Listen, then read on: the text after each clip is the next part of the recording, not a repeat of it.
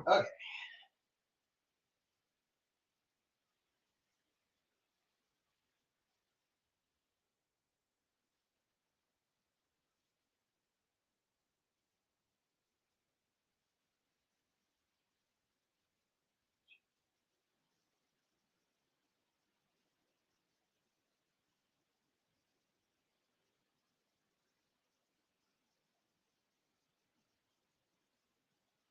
Hang on. I'm trying to get people invited.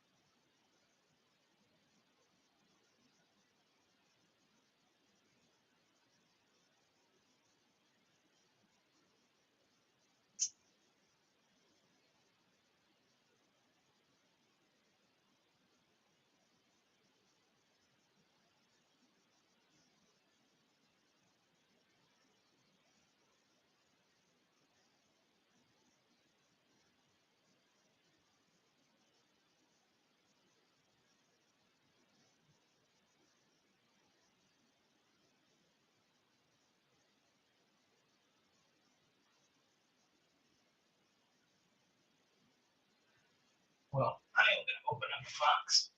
It's just me and someone else watching, but I can't stand the silence while we wait for other people to join. I got a box from Dennis at Cityscape Brewing. He sent me a bunch of beer. It just showed up today. Oh my god, he's got this thing wrapped up like Fort Knox.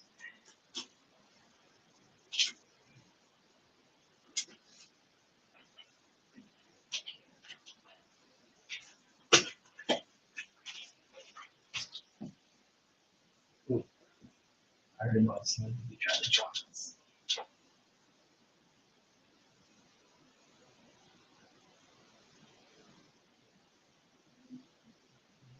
Same thing.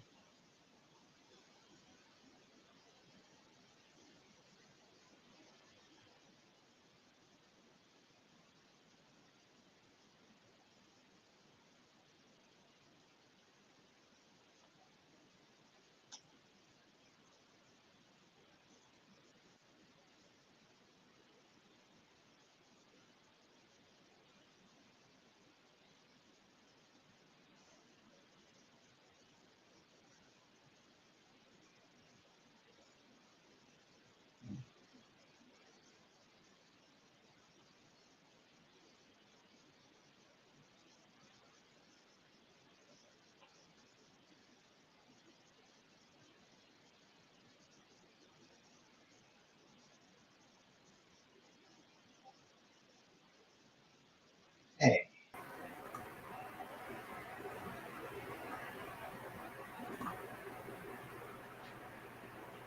Hello?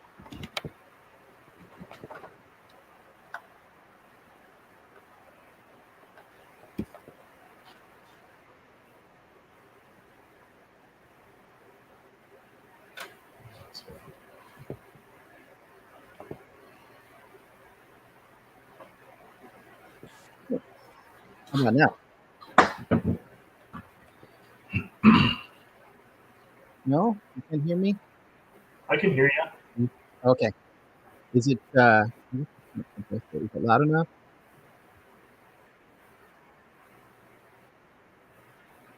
Hmm.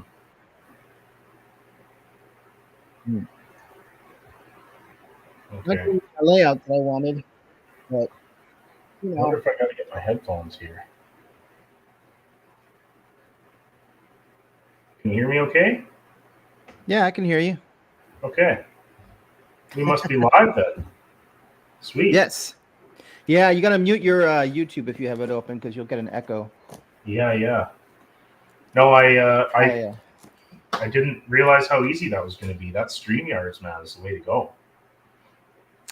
yeah, this is supposed to put us on a background. I'm trying to figure this out. Let me try this. Oh, there we go. That's not quite what I want though. Oh, cool. That's kind of cool though. Hey, that's better. Oh, that's awesome. Yeah. So I sent the link to a few more people. So if they right check on. their Discord chat, they can jump on. That's cool, man. I'm just opening a box from Cityscape. It just showed up.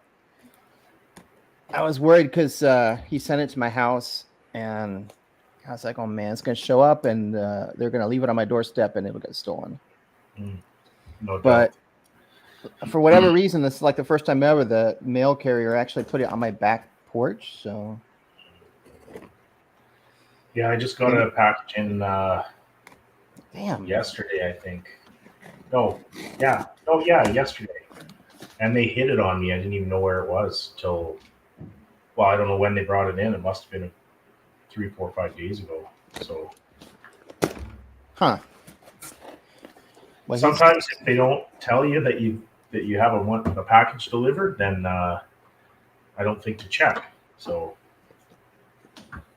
like at your house?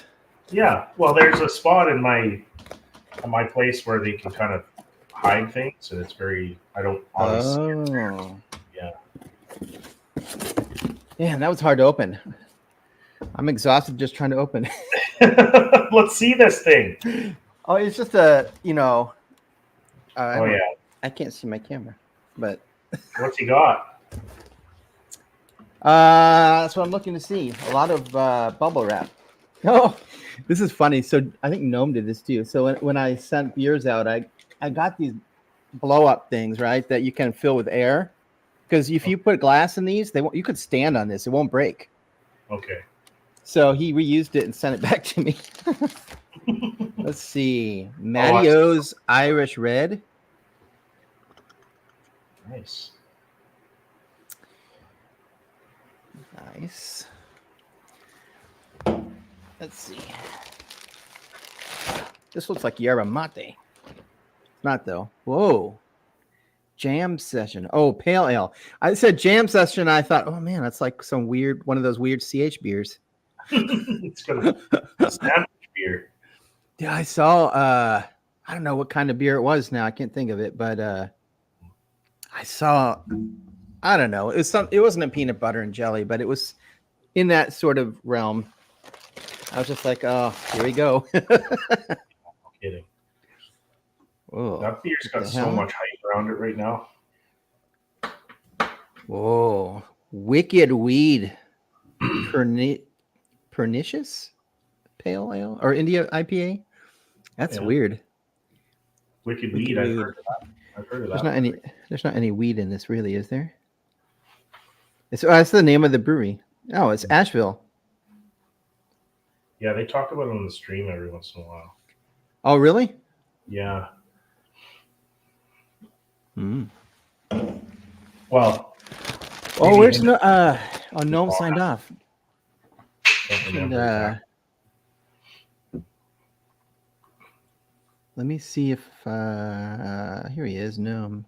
He's not on, but if he does sign on, I'll send him the link. Let me get a beer here. Now that I know things are working. Yeah. I was gonna keg tonight too, but I've got a keg of beer too. I might do that too.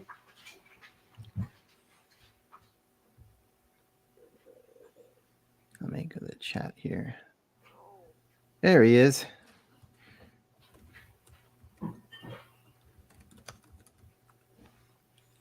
Let me send him a link.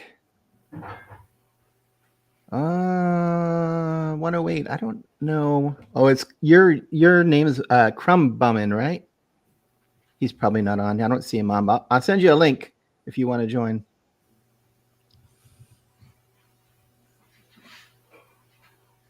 Blackwood. Blackwood, I sent you a link in your Discord private chat. Oh, I'm just unboxing all this beer from Cityscape. Oh, Icebeard Cold India Pale Ale. Savannah River. I've never had a cold pale ale. It's a lager, right? This is listen, is it a cold IPA or is it an IPL? We want to know. I think it's an IPL. It's a lager, right? So I mean, it's not. I don't know. Yeah, to be honest, I don't know the difference really. Well, Sure it's the there is same. one. It's the same. It's just a naming, like what you want to call it. Yeah. Chilquential. Cold. Another cold India Pale Ale. Mm. Look at that poor. He looks so sad. Look at that. He looks like he's wet and cold and sad all by himself. And you don't like the package. That's a depressing. I know. There's a lot of beers in there. Yeah, so you can fit more cans, I think, than bottles. But somehow mine are always like the box is bulging open when I send it to people because I try to fit more than I should really fit in there. But what is stuck on this can? Oh, they just stamped it in a weird place. Oh my God! I'll tell you what it says in a second. This is Peach Sour Ale. It's a cool label. It's got like an alien on it. And it says on the bottom where the date thing, it says millions of peaches. It should say peaches for free. Oh man. It just keeps coming. Dude, What am I up to? 2, 3, 4. That's 6 so far. Huge package. Man. That's awesome. Well, then again, cans are a little smaller. You can pack them real close together, you know. I got a package I'm about to send out with bottles, and it looks like it's the same size as the one you got, like it's the same physical dimensions, but I only fit 3 650 ml bombers in there. So. Oh yeah. Sycamore. Hey, is this Canadian?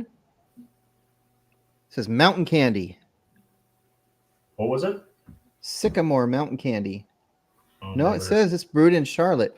I'm just guessing because isn't that a maple leaf or? Oh, that looks like a half-liter can. That's a big one. Yeah, this has got to be like a. I 500. don't know. Yeah, about a 20 ounce, close to a 20 ounce. Yeah.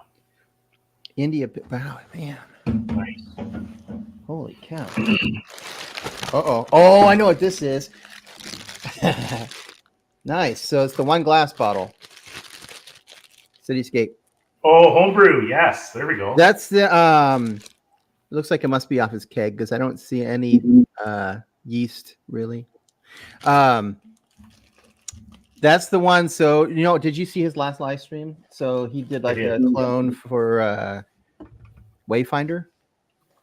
Okay. And he asked me to send him one. So I sent him 3 and then I sent him a bunch of other beer, but so that's his clone. So I have some Wayfinder in the fridge, so I can't. This one's not cold, but I'm gonna have to. Why did he send me all these? There's a bunch of like gallon bags in here. Sweet. Yeah, so I'm gonna maybe I'll do a video or something, but I'm gonna try his clone that he made and compare it because he has said everybody who had tried it said his was better than the original, and I guess Wayfinder is the original cold IPA. Oh, is it, eh? Yeah. Like they came up with it. So yeah. Crazy. I need a beer. Give me a second. Man. Like he I know. You're pretty much right across the country from him. Yeah. You could be a little further away from well, Nome was further. So I sent Gnome. So I'm not. I have one in the fridge still. I have that. So Gigantic Brewing out here made like a small amount of these. I don't think I call it what do they call it? The name is Gigantic Brewing, but this beer was like enormous or something. It was they're all like barrel aged, and this one was finished in mezcal barrels. I think I drank one when we were on like Discord chat one night. It has like a smoky flavor from the mezcal. So I was like, damn, Noam, you got to try this. So I was like, I'm gonna send you one. I was like, well, I can't just send him that. So I sent him a whole bunch, whatever I could fit in the box. Nice. So he just sent me a bunch back. In fact, I should go grab one of the ones he sent me. I think he sent me some pretty strong beers though. So yeah, hang on 1 second. Let me go. I'm gonna go grab a beer. Yeah. I'll hold it down. Talk to nobody. I don't know if we have anybody in the live stream yet, do we? Oh, there's a few people in there.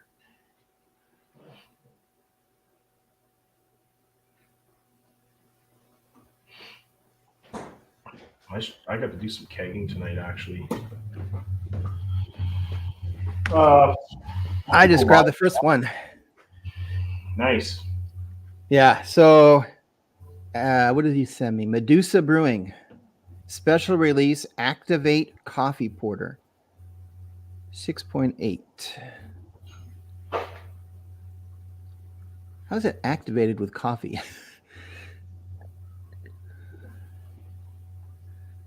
Black ale. Black ale is it a stout or is it a? It says it's a porter, but they're calling it a black ale on the back. Interesting. Cocoa and caramel. What the heck is Burundi? A lovely base to fresh Burundi. I'm not too sure. Berry citrus. Flip your switch. Yeah. Oh yeah, right on. So this must be, yeah, it's from Mass, Farmington. My grandfather lived in Mass, so I've been there quite a bit. Nice. No, I just looking around, I had a weird sound happening. I think it's my RO system trying to make more RO, and it doesn't need more because it's full, and so it was just kind of like vibrating a little bit. I'm not too sure. I've never heard that before, but anyways, it's all good. Was it No, you or?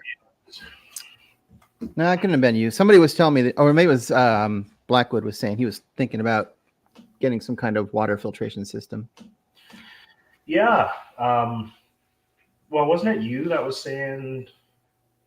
Actually, I can't remember either. It was something about your water, like you had to make a separate trip into town to get water at a home brew store or something like that, and you had wasted a whole bunch of your water for some reason. I can't remember who it was. They were telling me, you know, they had got all this water for brewing, and then they had to use it for some other reason. And it's nice to have your own system like at home.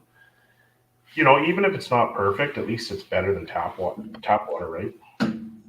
So, yeah, I mean, I feel like spring water from the store. I don't know. Some people will tell me the prices, and that's crazy. Like what they pay. Like it's not that expensive here. I don't know. Maybe it's because of where I live, but I can't believe in some places how much they were telling me it costs. But plus, I only do 3.5 gallon batches, so I'm not doing full 5 gallon batches either. But I just buy spring water at the store because it's got pretty even, you know, minerals and salts in it, and it doesn't have any chlorine or anything. Well, if it tastes good, so it's good to drink with for the most part, you know. Yeah, I'm sure there's certain styles that you want to make some adjustments for sure, but yeah. There's one place for where I live. They got a water kind of comes out of a spring, and they've created a feed that ends up running it through a copper pipe that's kind of built into a tree, and so it kind of comes out of the tree and just kind of sprays down into the creek. And so it generates somewhere upstream, I'm pretty sure, but they call it the peeing tree. And the water that comes out of this creek is really tasty, actually. And so when I first started brewing all grain a bunch of years ago, I used to drive up there and get water and schlep it back to town and brew with it. Jeez. And it was actually made some pretty good beers with it, but I found out quickly that it wasn't worth the fuel to drive out there, and I can't remember Yeah. how far, half an hour north of here. So yeah, it was just not really worth it after that. So No. No, I was. I think I told you I was looking at. We have a place out in the gorge out here that you can just. It's just like a. It's weird. They actually have like a water faucet coming out of the ground, but it's a spring, and you can just stop your car on the side of the road and fill up, your jugs with water. I was like, man, I should go out there and make a beer with that water. Yeah, dude, for sure. It's nice to try different waters out, same as any ingredient, give it a try and see how you like it and see how it maybe performs. And if the guy wants, he could get a test done on it, right? I think you can do whatever they were saying, Ward Labs or something in the States is what everyone's going with, but you can send it to any lab, I'm sure, take a few different bottles and say, hey, I want drinking water parameters. I think it's expensive. Yeah, it could be, but I mean, if you're going to use it to brew lots of batches, maybe it's worth it for you. But buying water and going to the nearest store it's a lot of time and money too. So yeah, I mean, I get they sell it in like 2.5 gallon sizes at our store, so it doesn't take. I just get because I brew once a month, so each week I'm at the grocery store, I just buy like 2 of those, and then I've got plenty to brew with. So yeah, it's good to have lots of water. Thankfully, the homebrew store in town here, they shut down a few years ago, and thankfully they offered me to buy their RO system. So I picked it up, and I've got the holding tank kind of over there, and it's big enough for me to do a full batch of beer with. So yeah, I'm pretty much set up here on site with that, thankfully. Well, you've got that good, clean Canadian water, man. It's funny, we do. The water is actually not too bad. The city water is not too bad, but they do chlorinate it, and it just it's not amazing. Like the water that we get in the neighboring communities is a little bit better, but yeah, it's pretty much all underground aquifer type water. So no shortage of it, that's for sure. And it comes out cold all year round. There's no pre-chiller needed or nothing. I see all these YouTube videos of guys going, I got to, the groundwater temperature is, really warm. And I'm just like, where I live, man, it's constantly just freezing cold coming out of the tap always. And there's no shortage of it. We don't get a separate bill for it or nothing. It's we're thankful for that. So yeah. Do you even need a fermentation chamber? You probably just need something to warm up your brew. Yeah.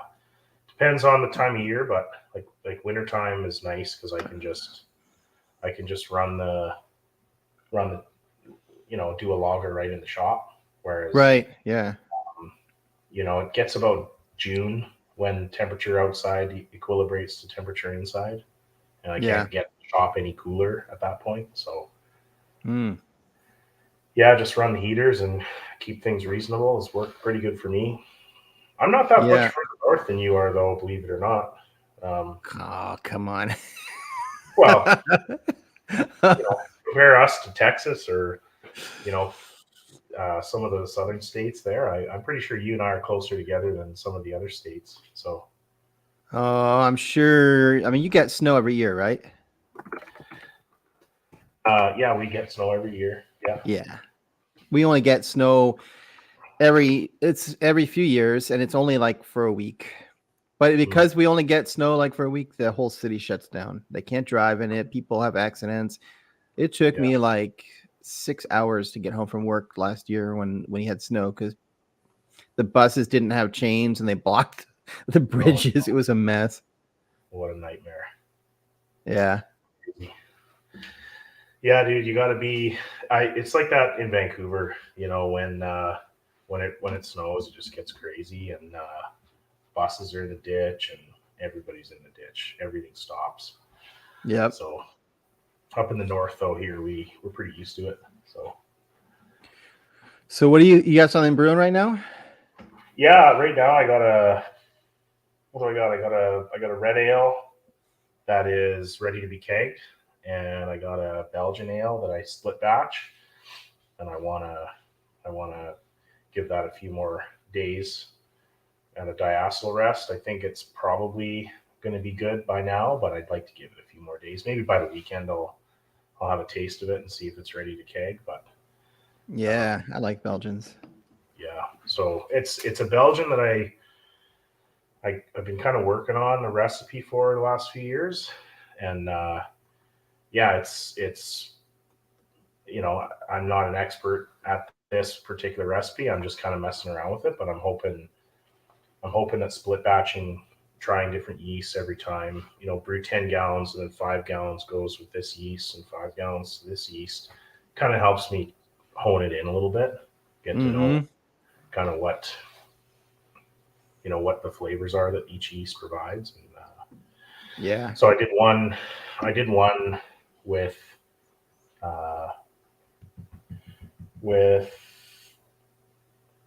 can't remember. The one is a Saison yeast for sure, and the other one is that Belgian Ardennes, and I've tried it. A lot of people don't like that Belgian Ardennes yeast, but apparently it's really kind of the smoothest, crispest Belgian yeast that you can get, that doesn't produce a ton of esters and is not terribly Belgian-y, for lack of a better term. It's kind of I know what you mean. It's just kind of like if you're going to use a Belgian yeast to brew a beer for, let's say, lots of people would appeal to them. You'd probably use that one, is what I've kind of read. But we'll see. I've used it once before. It turned out okay.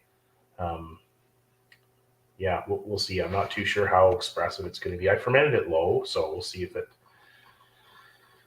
going to be real expressive or if it's going to be kind of in the background. The base recipe is kind of like a Pilsner malt with some adjuncts attached to it. Nothing real special otherwise. My favorite Pilsner malt. You don't like Pilsner malt or what? Not really. Yeah, are you your 2-row guy or a Maris guy or what? Yeah. Well, I mean, my favorite malt for base malt is Munich, but I don't know. Pilsner has a weird flavor. Like, I've done some smash beers. I tried like a whole bunch of base malts, like with smash beers, so I could see what they were all tasted like by themselves. And yeah, Pilsner, it's like the Swiss cheese of grain. Like, it has it's a weird taste that it's just odd. Like, it's that one cheese, that's like bizarre. Yeah. I don't know. Yeah, I like to mess around with them all, and to be honest, like sometimes you can find Pilsner malt at a reasonable price, but 2-row is kind of like the run of the mill. Like, you go to breweries, it's just mostly 2-row. That's kind of what they're using for almost all their beers, and then you go to some breweries that are very discerning, and I think they're using some Pilsner for sure. So yeah. Elementary joined in. We got the big hitters now. I don't think he's I was just looking. I don't think he's on Discord right now. I don't see him, or I would send him a link.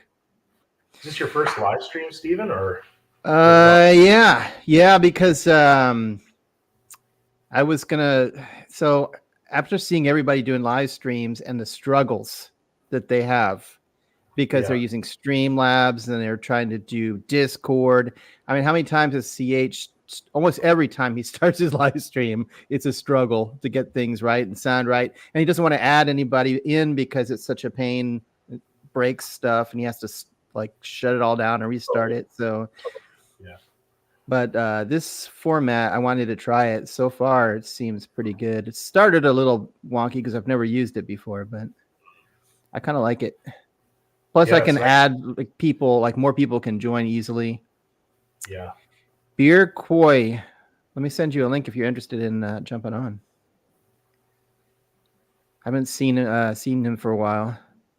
He's nice. Been recovering, right? Yeah, that's right. Golden Promise, yeah, elementary. That Golden Promise is one that I've never messed around with.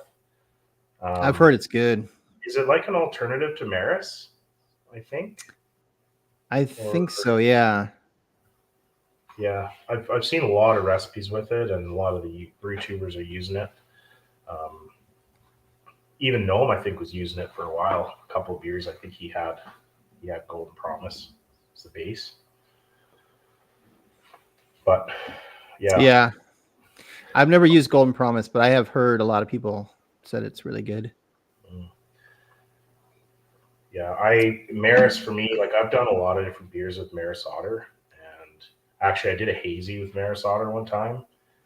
It was out of control. I mean, it was an awesome beer, and it had tons of flavor. It wasn't just all hops either. Like there was some actual depth to it. So yeah, something I keep using. It's really expensive to buy. Yeah. Where I buy grain, but compared to Two Row or Pilsner or whatever. But yeah, I definitely like it and will use it pretty much all English styles. Get a Maris base or a Maris mix of something. Same. Yeah. Every time I do a British, like my extra special bitter that's on tap has Maris Otter in it. Nice. Yeah. Nice. You know, I got a Schwartz beer in the fermenter right now, and I just bring it up to diacetyl rest now, but I'm nervous because I put a spunning valve on it, and I don't feel like it really did. The pressure didn't really build, and I'm hoping I just have a leak. You know, it's in a corny keg though, so. Corny keg. I know. Classic. Lots of leak points. So we'll see. I mean, I'm gonna have to take a reading like this weekend and see if it's. It has to have, right? I mean, it's almost impossible that it couldn't have fermented. So, what's that you're drinking? This is store-bought beer. This is a hazy IPA. I think this one's Fernie Brewing. Furry Brewing. Fernie Brewing, yeah. You know them? No, I thought you said furry. Oh no.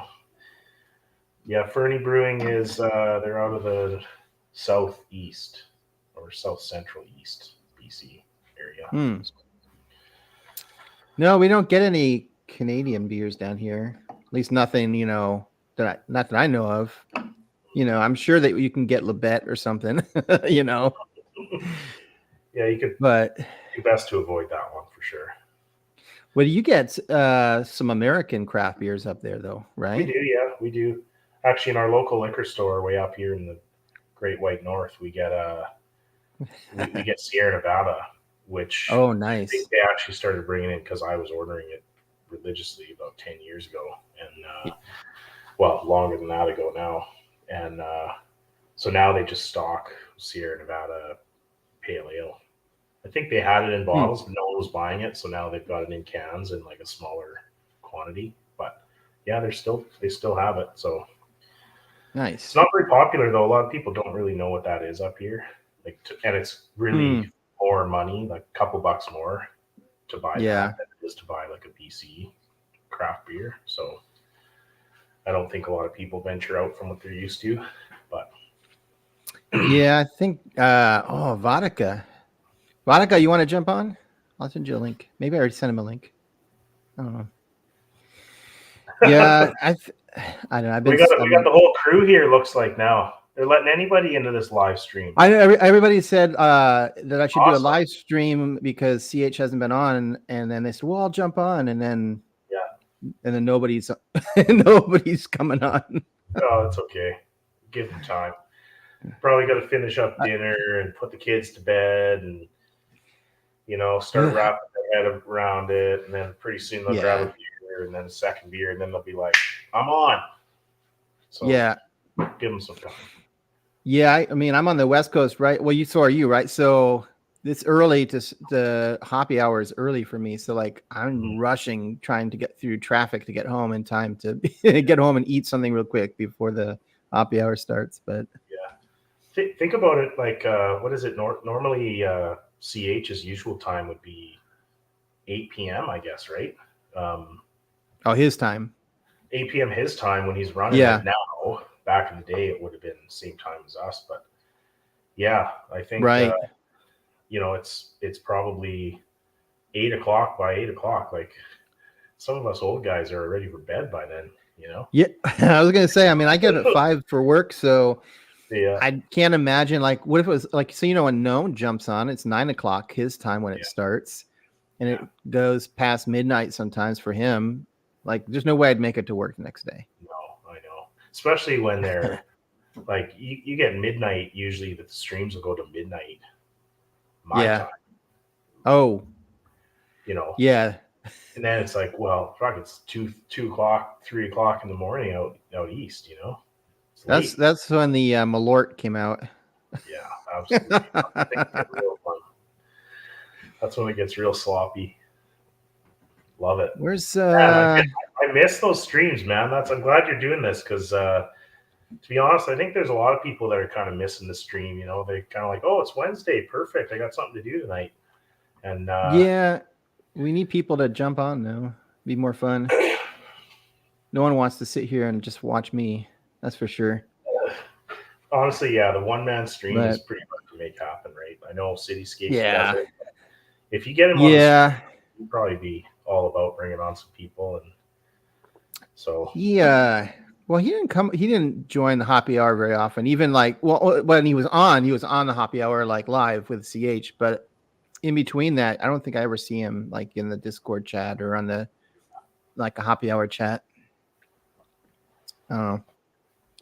Goose Fraba, what's going on, man? Yeah, so I may be having to either. I hope that Schwarzbier has been fermenting. Because imagine if it was sitting there for like almost 2 weeks and it just hasn't fermented, then I have to dump it. I mean, so you had to repick.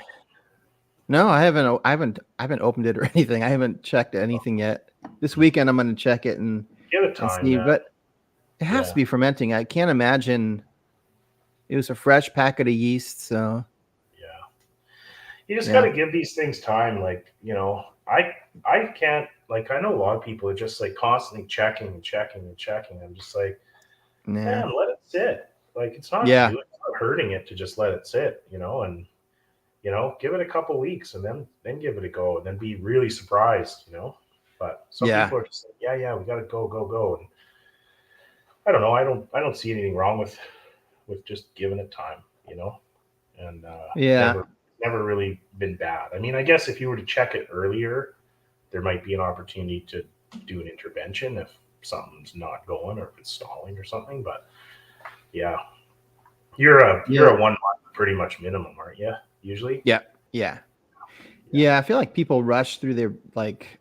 I can't understand why people are like 7 days and they bottle it, and I'm like, dude, that's not even done fermenting.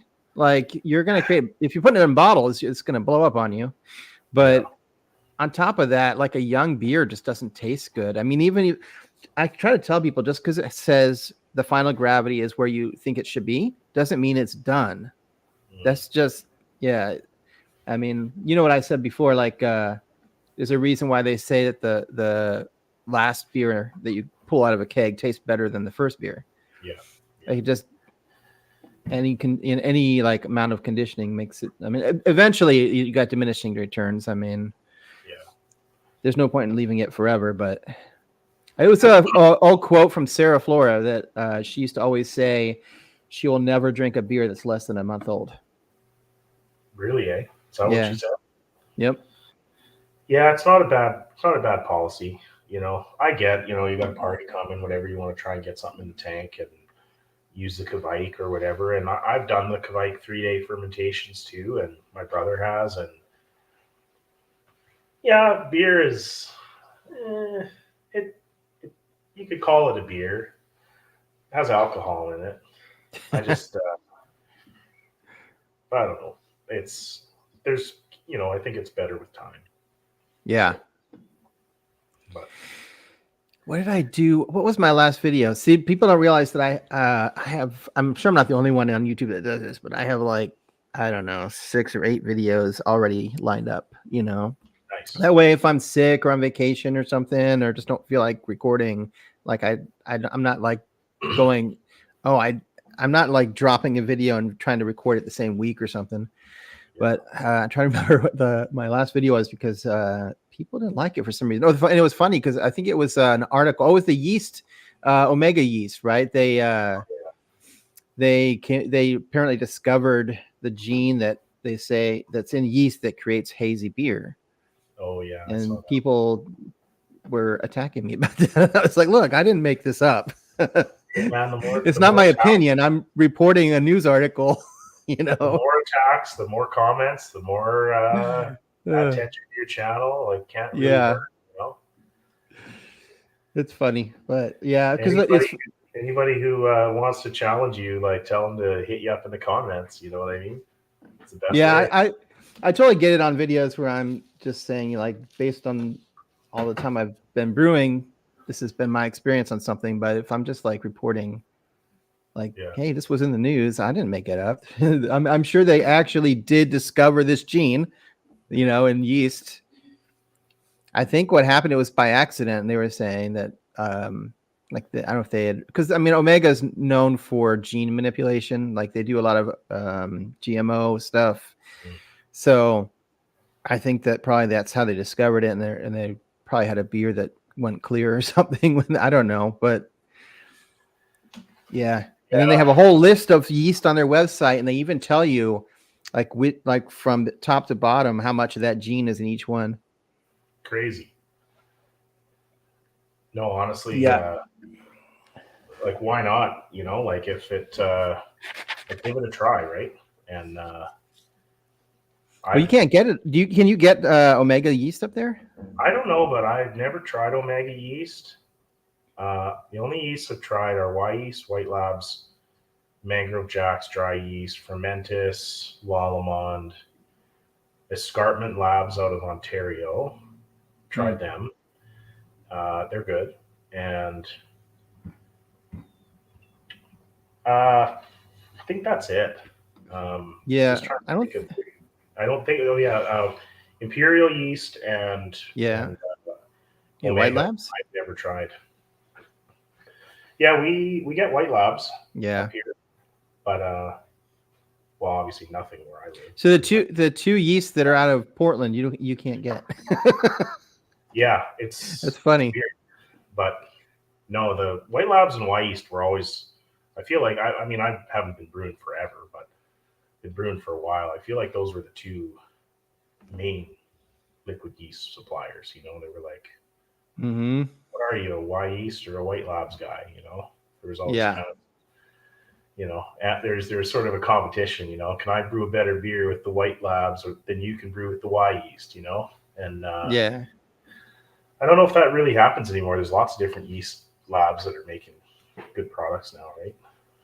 Yeah. Now there's that. Where's Angel yeast? Is that only in Europe? I don't think I've ever heard of that before. Oh, Dr. Hans has some kind of agreement with them, so he's literally hawking their yeast on every video. But I was thinking tonight. Did you watch the CH's video today? Yeah, I did. Yeah, I checked it out. Yeah, he had. I was thinking, like, oh, yeah, he got me because I was like, oh, this is a cool video, and then all of a sudden I was like, oh, now I know why he made this video. But the thing is, he's like the only person that I don't mind because I love his videos enough that it doesn't bother me. It was entertaining. It wasn't like generally. No, right, exactly. Yeah, exactly. It was entertaining, and I think he's done one of those ads before for those tinctures or whatever they are, or some other YouTuber was. Maybe it was Brew Show, or I feel like I've seen that before. You know, somewhere. Yeah. No, I can't do it. I get emailed from these guys all the time, like different companies, and I can't do it. I don't like, because I don't like it when I'm watching a channel and that stuff comes up. I get it if that's their main source of income, like if their YouTube is their job and that's they're like 100% making as much money as they can. But I might have a day job. This isn't, and I don't want to interrupt My videos are boring enough. I don't need to add, you know. I wouldn't say that, but you know, you have a certain beat to your videos that's different. Yeah. Than there's no question about that. But I don't need any yeah. ads in there. you know, let's just take a minute while I'm doing my tasting to give a shout out to some commercial supplier. The funniest ones are the ones that have nothing to do with their channel or like, you know, their subject matter. Oh yeah. Like they'll just come out of the blue and be like, so I've been going to a psychiatrist for mental health and here's a coupon, you know? Yeah. It's like, wait, what does that have to do with anything? No, I get it. Like I've been watching a lot of hockey channels lately because we're getting close to playoffs, right? And so there's a few hockey channels that actually have quite a few subscribers, and I've been noticing them start throwing in ads and stuff like that. But most of them are hockey related, so it's like, okay, you know, here's an ad for some kind of cleaning product for your hockey gear, or you know, here's an ad for like a hockey stick or hockey, you know, pads or whatever. But yeah, a lot of times something comes up and you're just like, man, that came out of left field. I don't even know what this is, you know. I wish we had a hockey team here. We don't have Portland does not have any. Well, we have a soccer team. You got the Winterhawks, I think. Yeah, that's a minor, like, you know. It's WHL, I think. It's okay. Yeah. I don't know what league it is, but should check yeah, it out. the only like big national like team we have is a soccer team. So we've tried forever to get baseball here, but it just never happens. So wait, didn't you guys have basketball at one point? Oh, you know what? You're right. I don't think about them. I'm not a basketball fan, so I just never consider that. You're right. The Trailblazers are here. There you go. Yeah. There was one point where, man, they had such a bad name because they were just all the players were just nasty and gave a bad name. But yeah, you play hockey? No, I don't. All Canadians play hockey, right? That's what I heard. I have played. I don't play. I have tried it.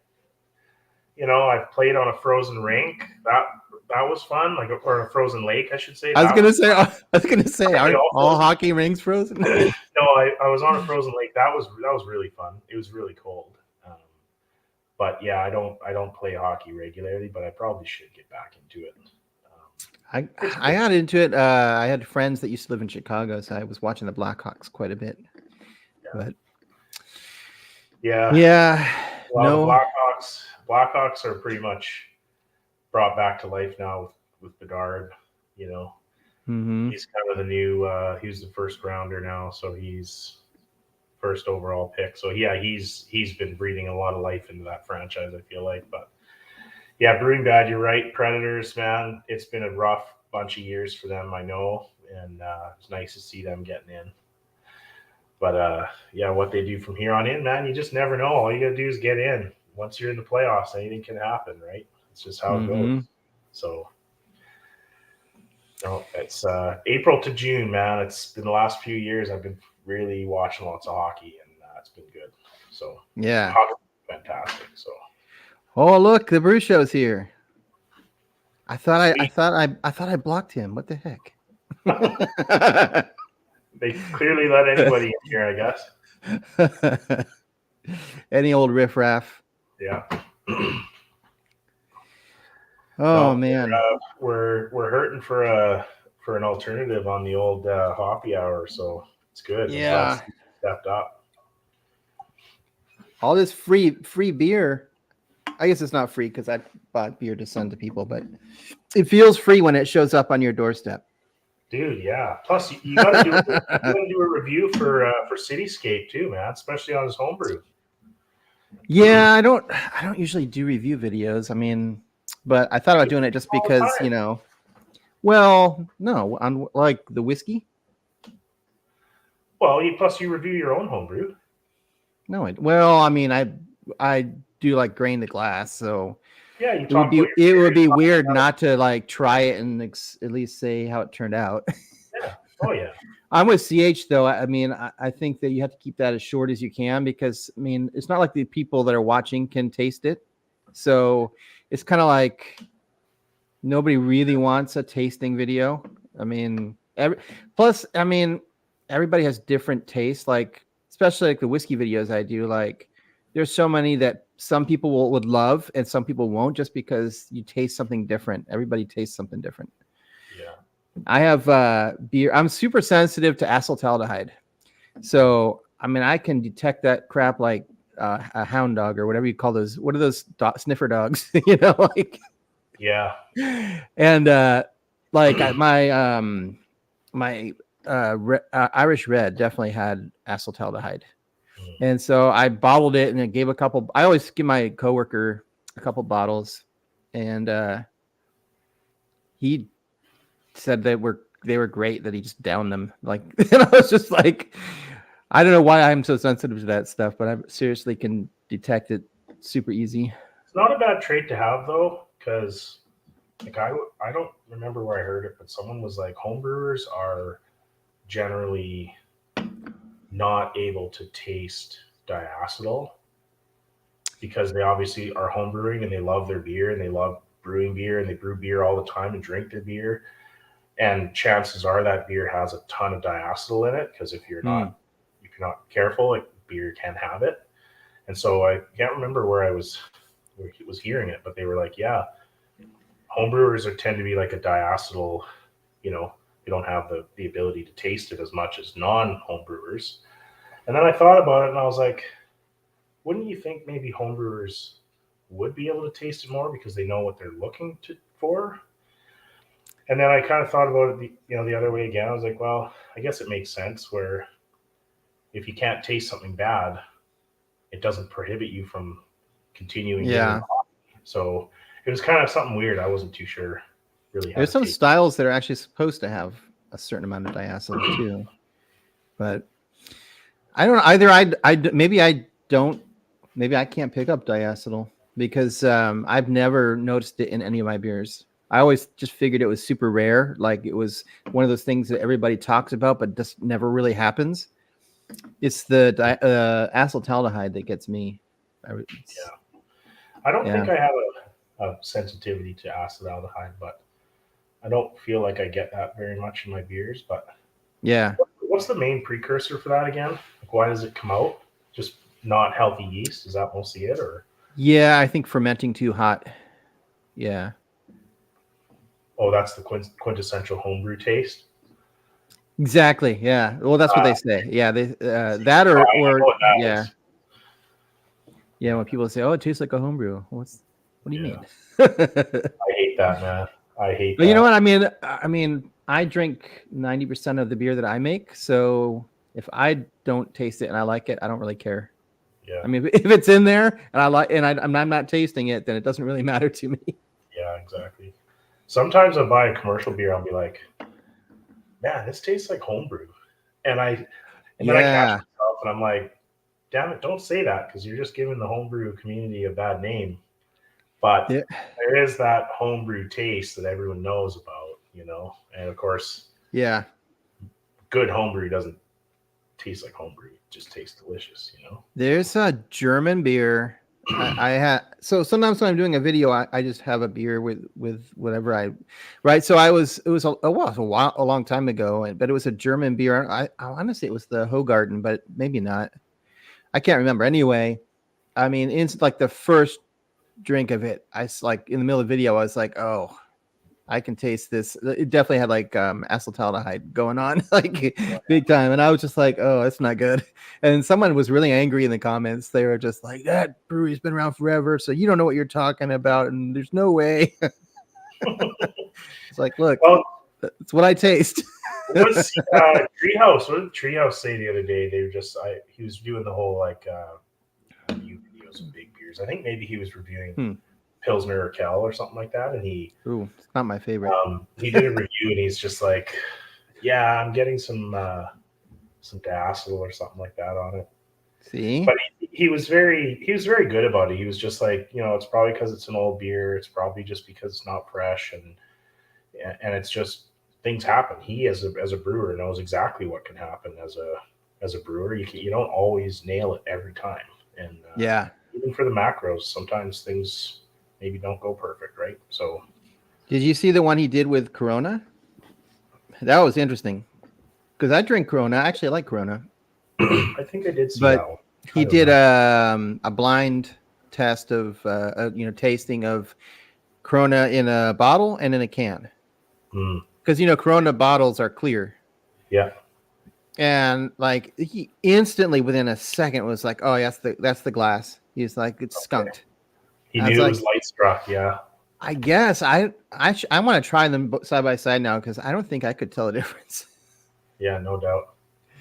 I don't know. I've never had a problem with the glass bottles. Like never tasted bad to me. To be honest, I've never, I've never had a Corona in a can. I don't think it's just always been bottled, but I have seen it to buy it. But yeah, I don't know.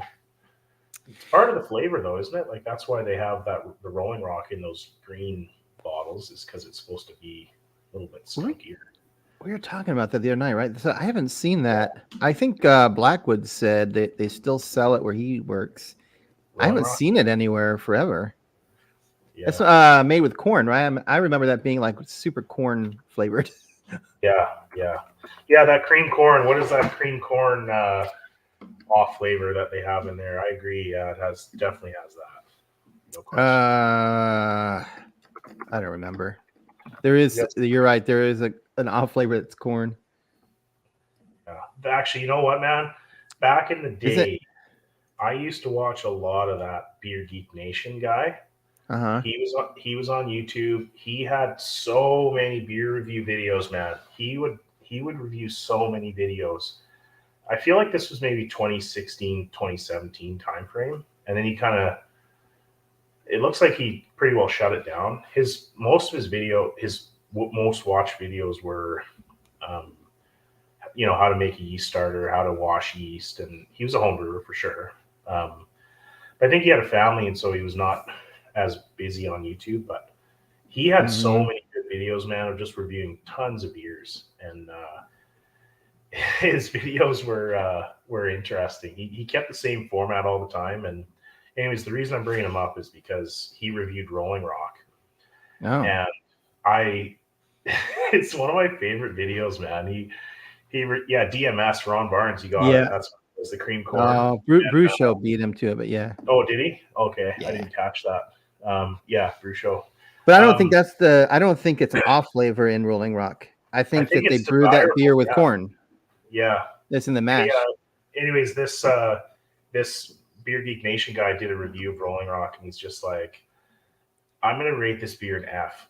It is the worst beer I've ever had, and it's just like, I just thought it was hilarious. So yeah, I saved that one. Jaggers, jump in Discord. I'll send you an invite. We got to get some more people in here. We got no hassle joining here. Because that way, when I go to pee, Bruce doesn't have to sit here staring at the screen.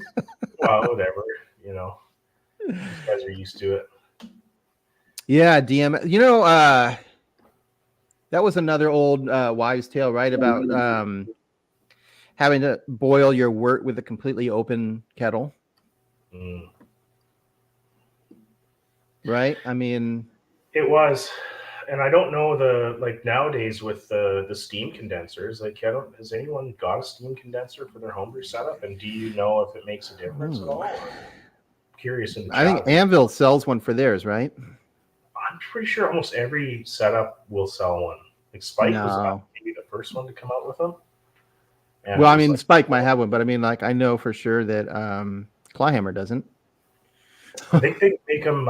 You make generic ones you can buy, and then you set it on a pot that is a generic size.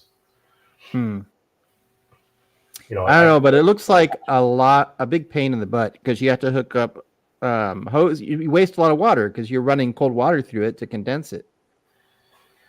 That's right, man. We got no shortage of that up here, though. Like I say, it's water has never been a concern up here for brewing, thankfully. But yeah, in places that are dry, like deserts, that would be a potential concern, no question about it. Yeah.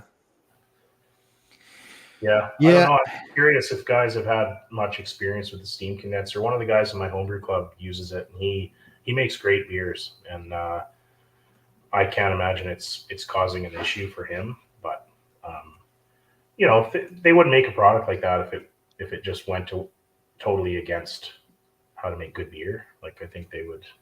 Like always for me, it's lid off all the time, vigorous boil.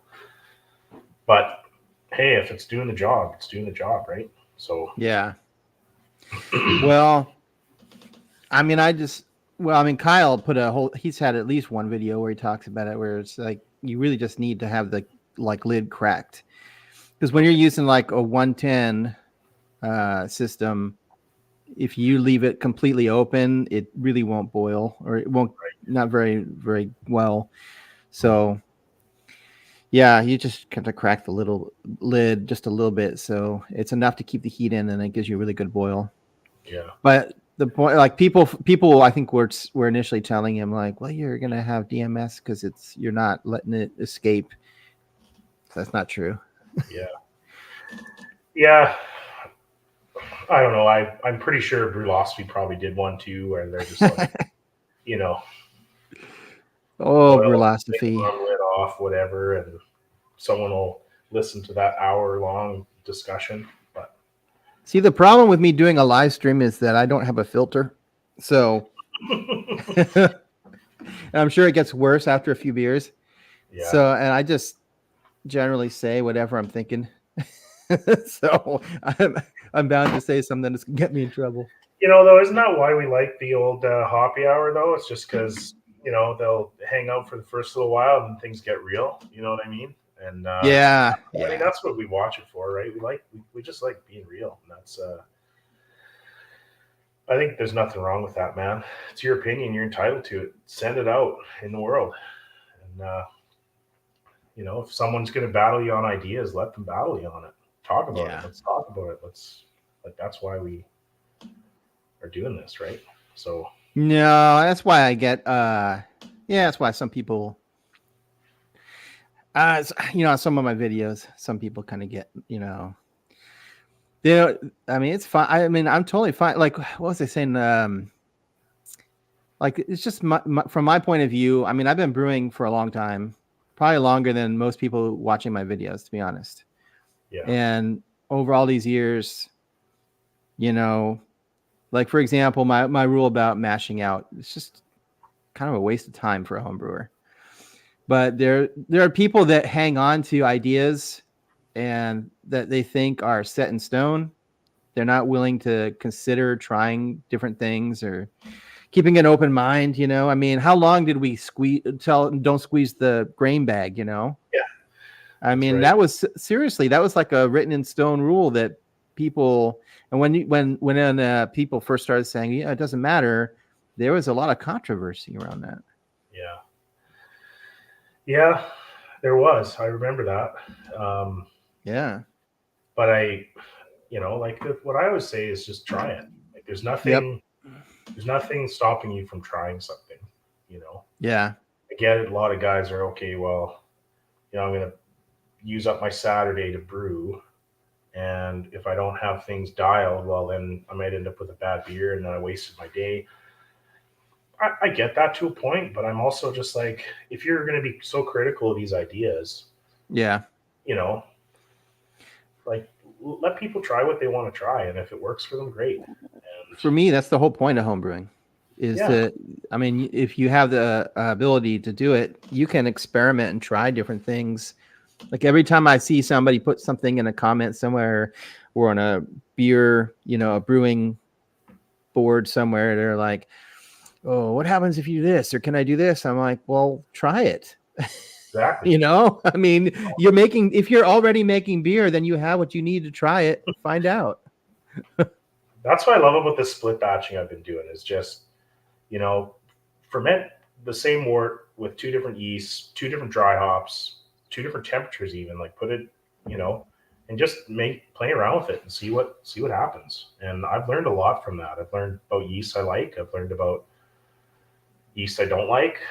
I've learned about things that make the process go a lot easier. You know, I've learned about some dry hops. I'm just like, I'm never using that hop ever again. And thankfully, it's only half the beer because the other one turned out great. You know, so it's. I'm never using SO4 again. Yeah, you had an issue with it, man. I've never had that same issue with it. What was it again that happened? You'll see it in my video on Friday. No, it just every time I use it, I get really two issues. I seem to get a lot of that acetaldehyde whenever I use it, and then I also have problems with it, like attenuating out. Like it just stops. Like you'll see, like on Friday, that's my extra special bitter. Mhm. Like it stopped at like 10:20 or something like that, or 10:21. Like it just, and I even put, like, I tried everything. I put more yeast. I put amylase. I mean, I warmed it up. Like it just wasn't going to budge. But I haven't having that issue with my Clyhammer PID. So that could be the reason. But I'd like to blame the SO4. Sure. Was that? You think you had an issue with mash temperature? Oh, I know I did. Like So maybe mash too high, or you end up with way sweeter wort with some unfermentable? Yeah, so the PID from Clawhammer, it fluctuates like insane amounts. So like if you set it for, do you use Fahrenheit up there, or do you use Celsius? We use a mix just like anybody. Okay. Like if I set it for 150 Fahrenheit, it could jump up to 160, and then it starts coming back down. Like it's got a 10-degree variance, and I've talked to Emmett. I've sent them my PID twice. The first time they said they repaired it and sent it back. The second time they sent me a totally different one, but it might have been a refurbished one. I don't know. But then he had me recalibrate it a few times, and like I'm done with it. Like I have one directly from Inkbird. It's the same thing, but I might just try that one and see if it's better. But I just have to, I guess, maybe babysit. It seems like once it's a half an hour into the mash or so, it seems to even out and it'll hold the temperature. Okay. But by that point, it's too late, you know? Yeah. Does it have an auto tune feature? I don't think those ones do. Yeah, that's what I was telling you about. That's that's what they had me do. I tried it at my last batch. Okay. Yeah. Yeah, because I know. In fact, it made it worse. After I auto-tuned it, it was worse than the previous batch. Like as far as the temperature fluctuating. Yeah. Oh. That's too bad, man. No, that's the worst. Like not being comfortable with knowing what your temperatures are and not having confidence in it. Yeah. Like when I brew, I've got 3 different temperature probes that I'm constantly using, and and then once it's dialed, I'm feeling pretty good about it. But back in the day when I used to do the old back porch brewing, it was all about the temperature, man. Oh shit, temperature too low. Grab the sleeping bag, run the sleeping bag from the house, cover the mash tun, kill the flame so you don't light the thing on fire. And that's like Jaggers. Jaggers Brewing does that. Back porch on the old propane burner. Yeah. Nothing wrong with that, man. Make great beer that way. 100%. Yeah, I think I'm just gonna next time I'm gonna just bring it up to something lower than what I want to mash at, and then just go up 1 degree at a time.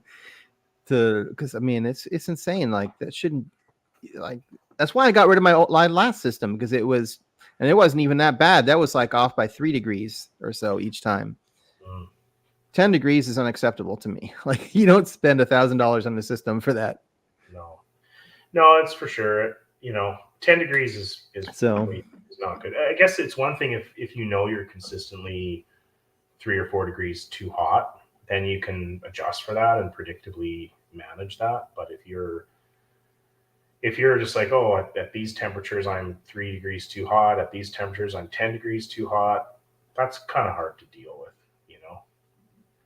Yeah, Jaggers, jump on.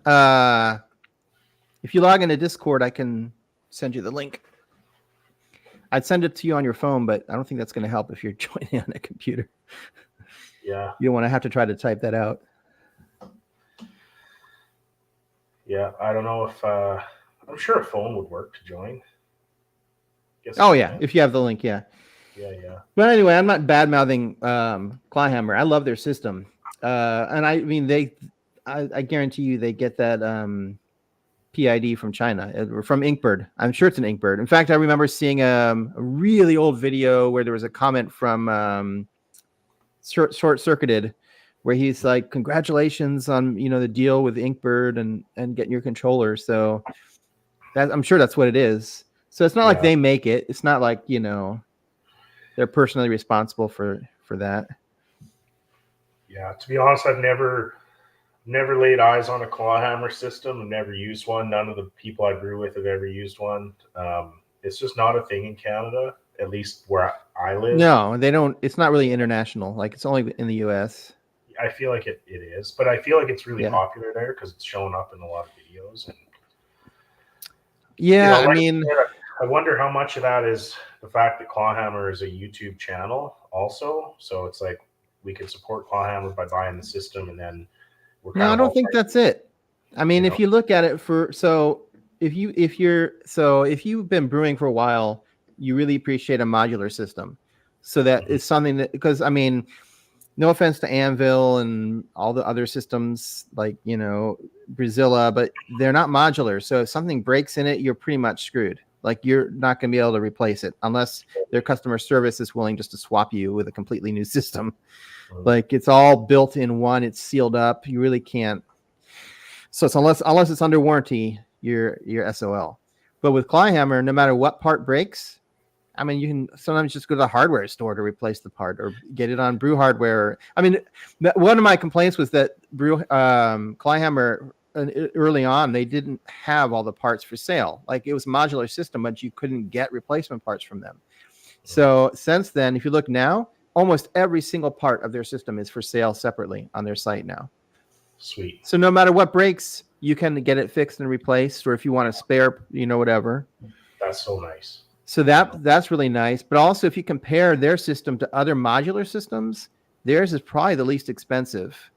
I did see that. Yeah, I watched a few of those videos. They compared the Spike Solo, the Blickman Brew Easy, the Clawhammer. They had another couple on there too. And they're those modular, but they're still like a one vessel brew in a bag style, big basket. Clawhammer came in the lowest price, and they were saying it's just as good as many of the other ones. So that's good, finding a cheaper one. I think it was under $1,000 US, I think is one I was looking at. Yeah.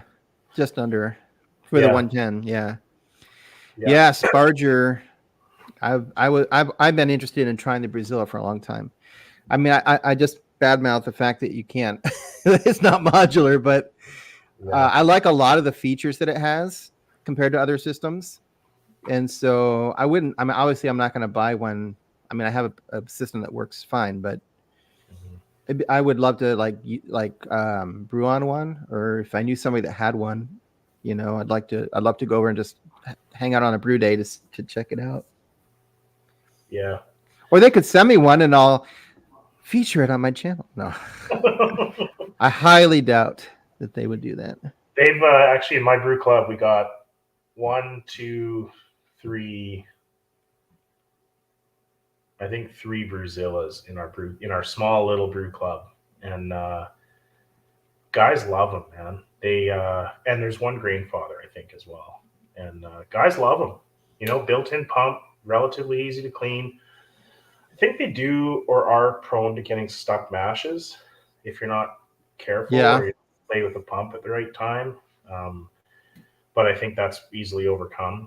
But they've been pretty reliable so far, at least. I can't speak personally because I don't have one, but I've been around brewing with them. I like the center drain on it. I mean, obviously, I think if you do Whirlpool, that doesn't work so well, but I don't Whirlpool, so I like that it has that center, and I think it sort of drains all of it out, because I know people like to leave behind the last bit of like protein junk in the bottom, but I'll be honest, when you're doing like a 3.5 gallon batch, you just basically want every last drop so that you're getting everything you can. So I usually just put it all in the fermenter. Brew Show, I didn't know he was still here. Brew Show, I don't know if you saw the live stream from Cityscape, but I sent him one of the graphs that I made from your challenge. And it had been like, how long ago was that? I mean, 6 months longer, maybe. And it was bottle conditioned too. So, and on top of that, because it has cider in it, there's a lot of simple sugars. And by the time he got it, it geysered on him right during the live show when he opened it. I did tell him, I warned him that it would probably do that. So he had like towels and stuff ready, but I loved it, man. I loved seeing that because I was just like, this is classic homebrew, and it's unfiltered. It's just honest, regular. Yeah, it's over carb. You know, I loved it. So, yeah, I mean, he said it tasted really good. Like after the part that he could like, actually drink. But yeah.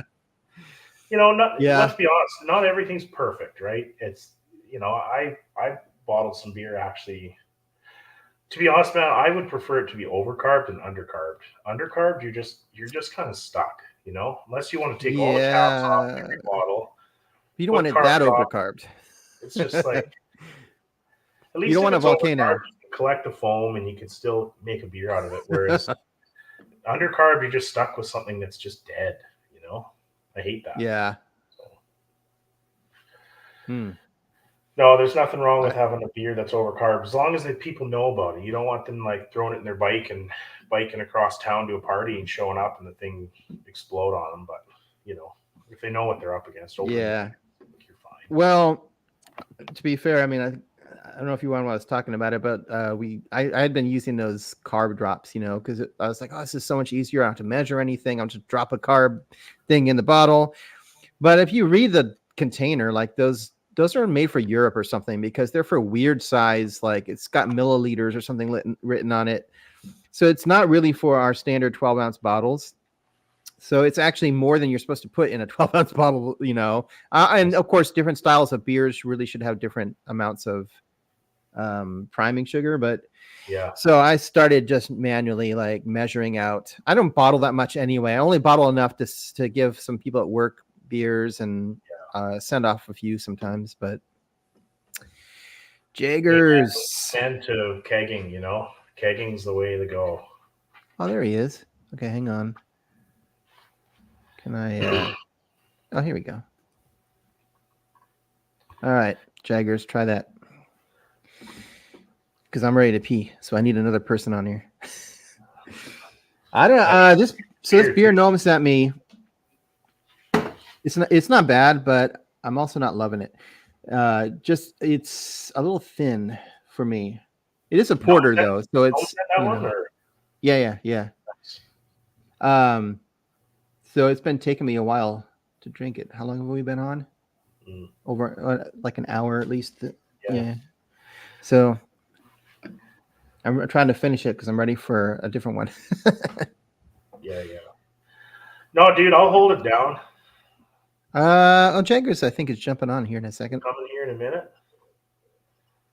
Yeah, I gotta get another beer. I gotta decide what I want to go with. You seen 108's stash? Man, he's got an out of control number of beers. Oh man, he's never gonna get through all those. Like he needs to buckle down and start, you know, religiously drinking them because he's got a lot of beers hanging out down there in his basement. Yeah. Did I have my pinky out, Goose? I don't think so, but maybe I did. Yeah, he has like a freezer or something. I don't know. He's got some kind of refrigerator. I think like because of where he's working, like I don't know, but the dude has a lot of beer. Some of it he is saying it's been in there for a long time. I know, like and it's not one of those things like wine where you can leave it for years and years. A beer can be aged. Certain beer can be aged for a certain period of time, but it gets to a point where you gotta get it drank. You know, like I hate sitting on beer for too long. It just doesn't do it justice. You know, the hops for sure disappear. Like IPAs, not worth aging. Certain English beers I don't mind leaving and give them a year. The big Belgians, I love leaving them, you know, a bunch of months and they usually get better. But yeah, I'd say drink it fresh, man. Drink it as fresh as you can. Yeah. I get it though. His collection though. Where he is. He probably has a whole bunch of those big like 750s and they're worldly beers. Jaggers, what's going on? What's up, man? Got to try to figure out how to work all this stuff again. Welcome. There, you're off the hook there, Steven. Have you figured out what beer you're gonna get, Bruce? No, I got a homebrew lager actually. I'll probably go with. Nice. Trying to save it because we're having a big show here on Saturday, and it's probably gonna. I want to make sure there's enough left for that, but yeah. Like for your brewing club or what? Yeah, no, it's not a brewing club. It's just kind of my homies are coming over and they all like drinking light lager, so Ah, gonna probably finish that keg and move on to the next beer probably. So nice. All right, well, let me go drain the main grain and get another gnome beer. do it. Do it. So Jaggers, you haven't been making too many videos, or I haven't seen anything coming up lately. What's been going on? Busy?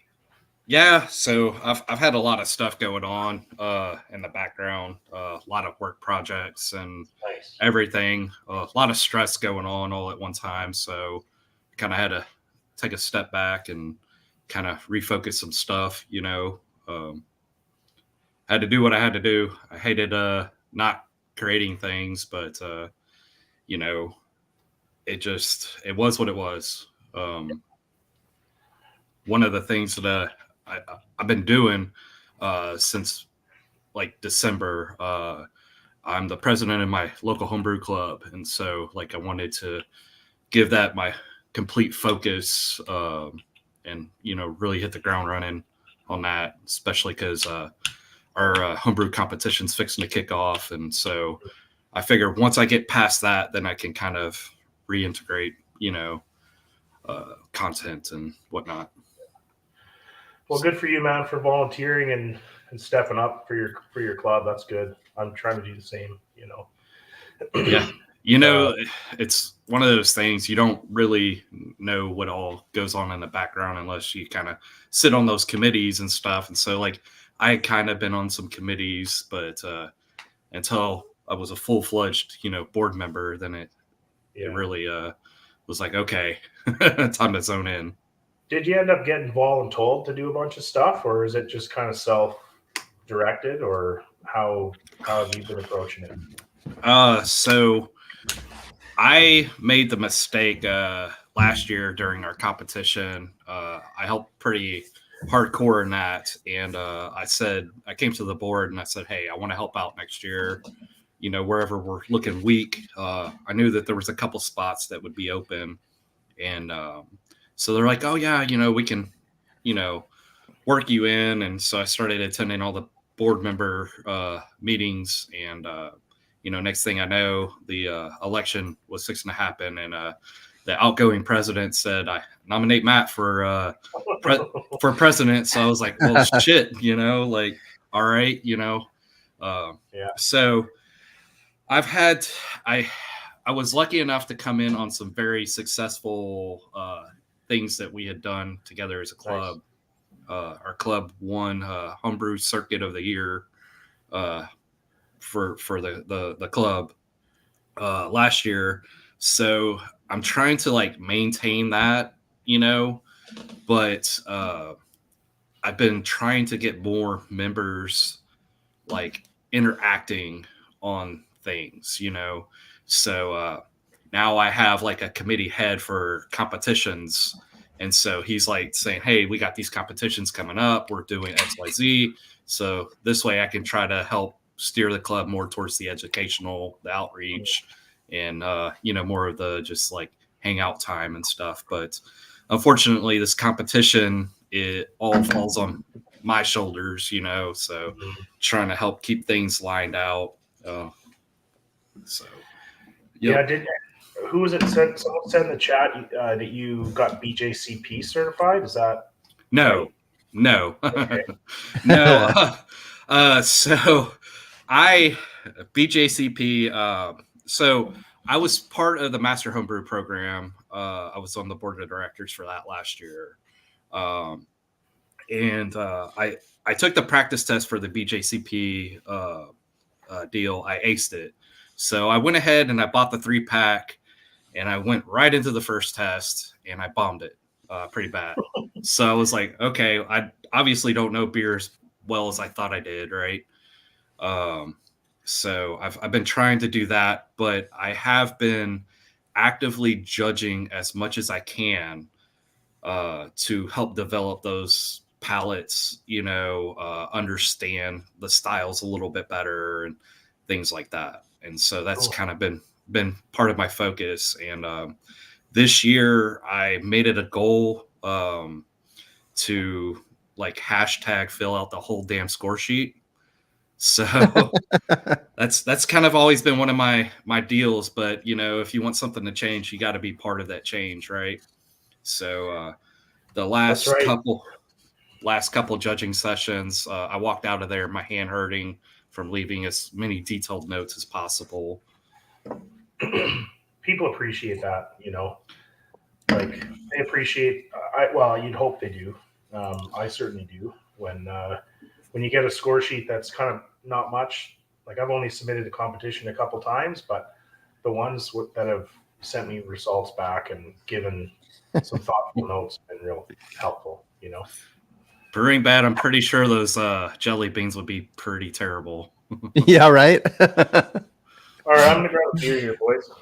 How many people you think thought that was real, though?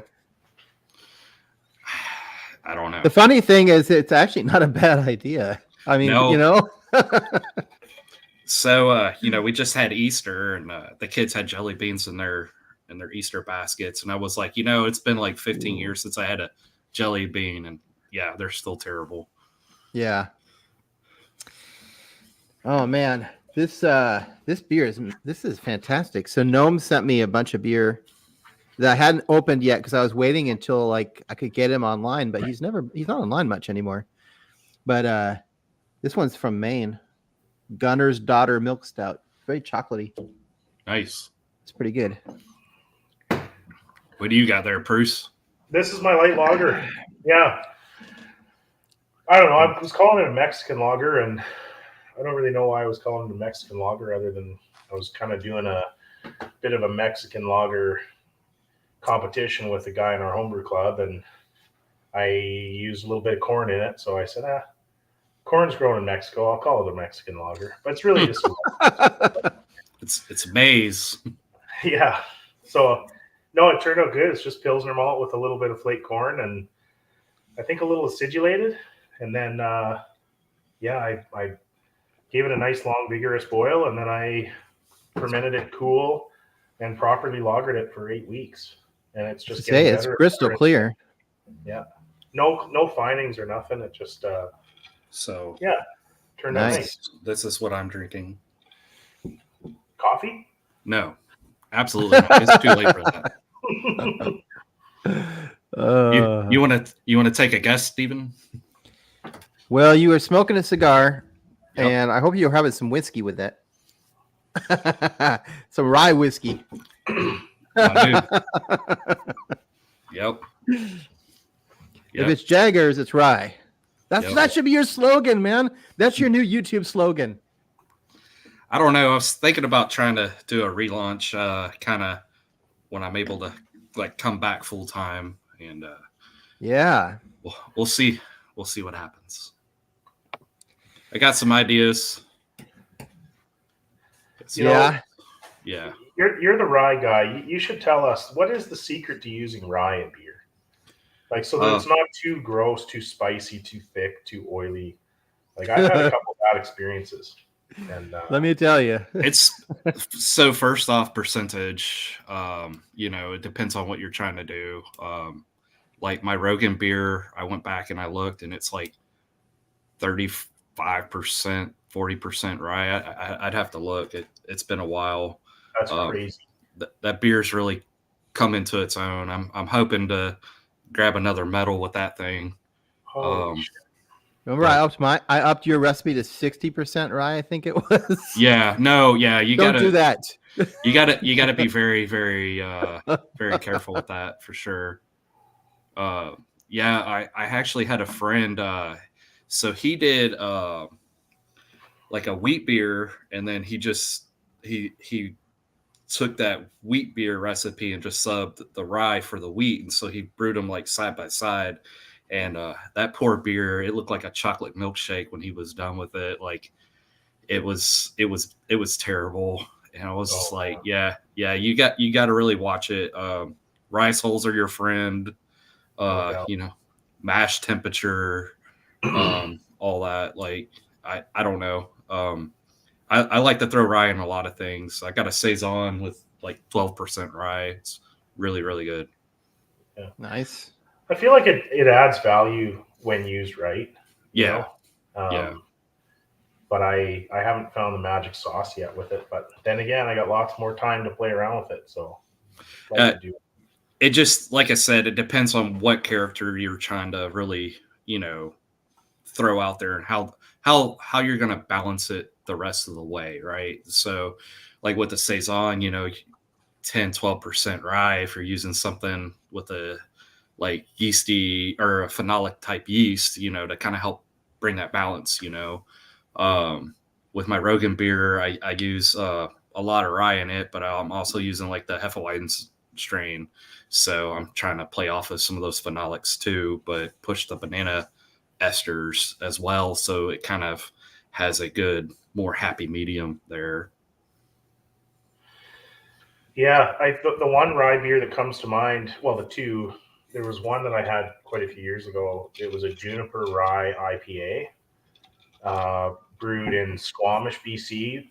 I loved that beer, man. It was so good. The flavors went really well together, and it was just well put together. They no longer make it, I don't think. And the other one was a rye saison out of Victoria, and it was Spinnaker's Brew Pub, I think, put that one out, and it was so good. And it just inspired me to brew with rye lots, so I tried, and I just failed miserably. So I shut it down at that point, but I got to pick it back up again and start doing something. But saison and IPA both, like, are those styles you'd recommend using it, or is it like? So I would say, saison for sure. I've just recently, well, I say recently, I mean, hell, it was 6 months ago, probably now. I brewed a rye IPA that was really good. And I'm not a very big rye person or IPA person. Yeah. Come on now. Yeah. I'm not a big IPA person. If I drink an IPA, it's normally gotta be like a juicy or hazy type IPA. Same. So I slowly but surely have kind of started, trying different IPAs to really gain that appreciation for them and stuff. So what I did was, honestly, I went to Mean Brews. I looked at his rye IPA, and I brewed that. I kind of fucked it up a little bit. It ended up my starting gravity was lower than his. My finishing gravity was lower than his, but man, that beer was really, really good. Like it was a little on the thin side. It ended up being like a touch over carbed, so I think it felt like it kind of hit a little bit of the inaccuracies there. Everybody that I shared it with was like, man, this is a really good beer, So I was happy with it. I would brew it again for sure. Nice. Okay, that's a good point. I'll check that out. I think I have seen that video.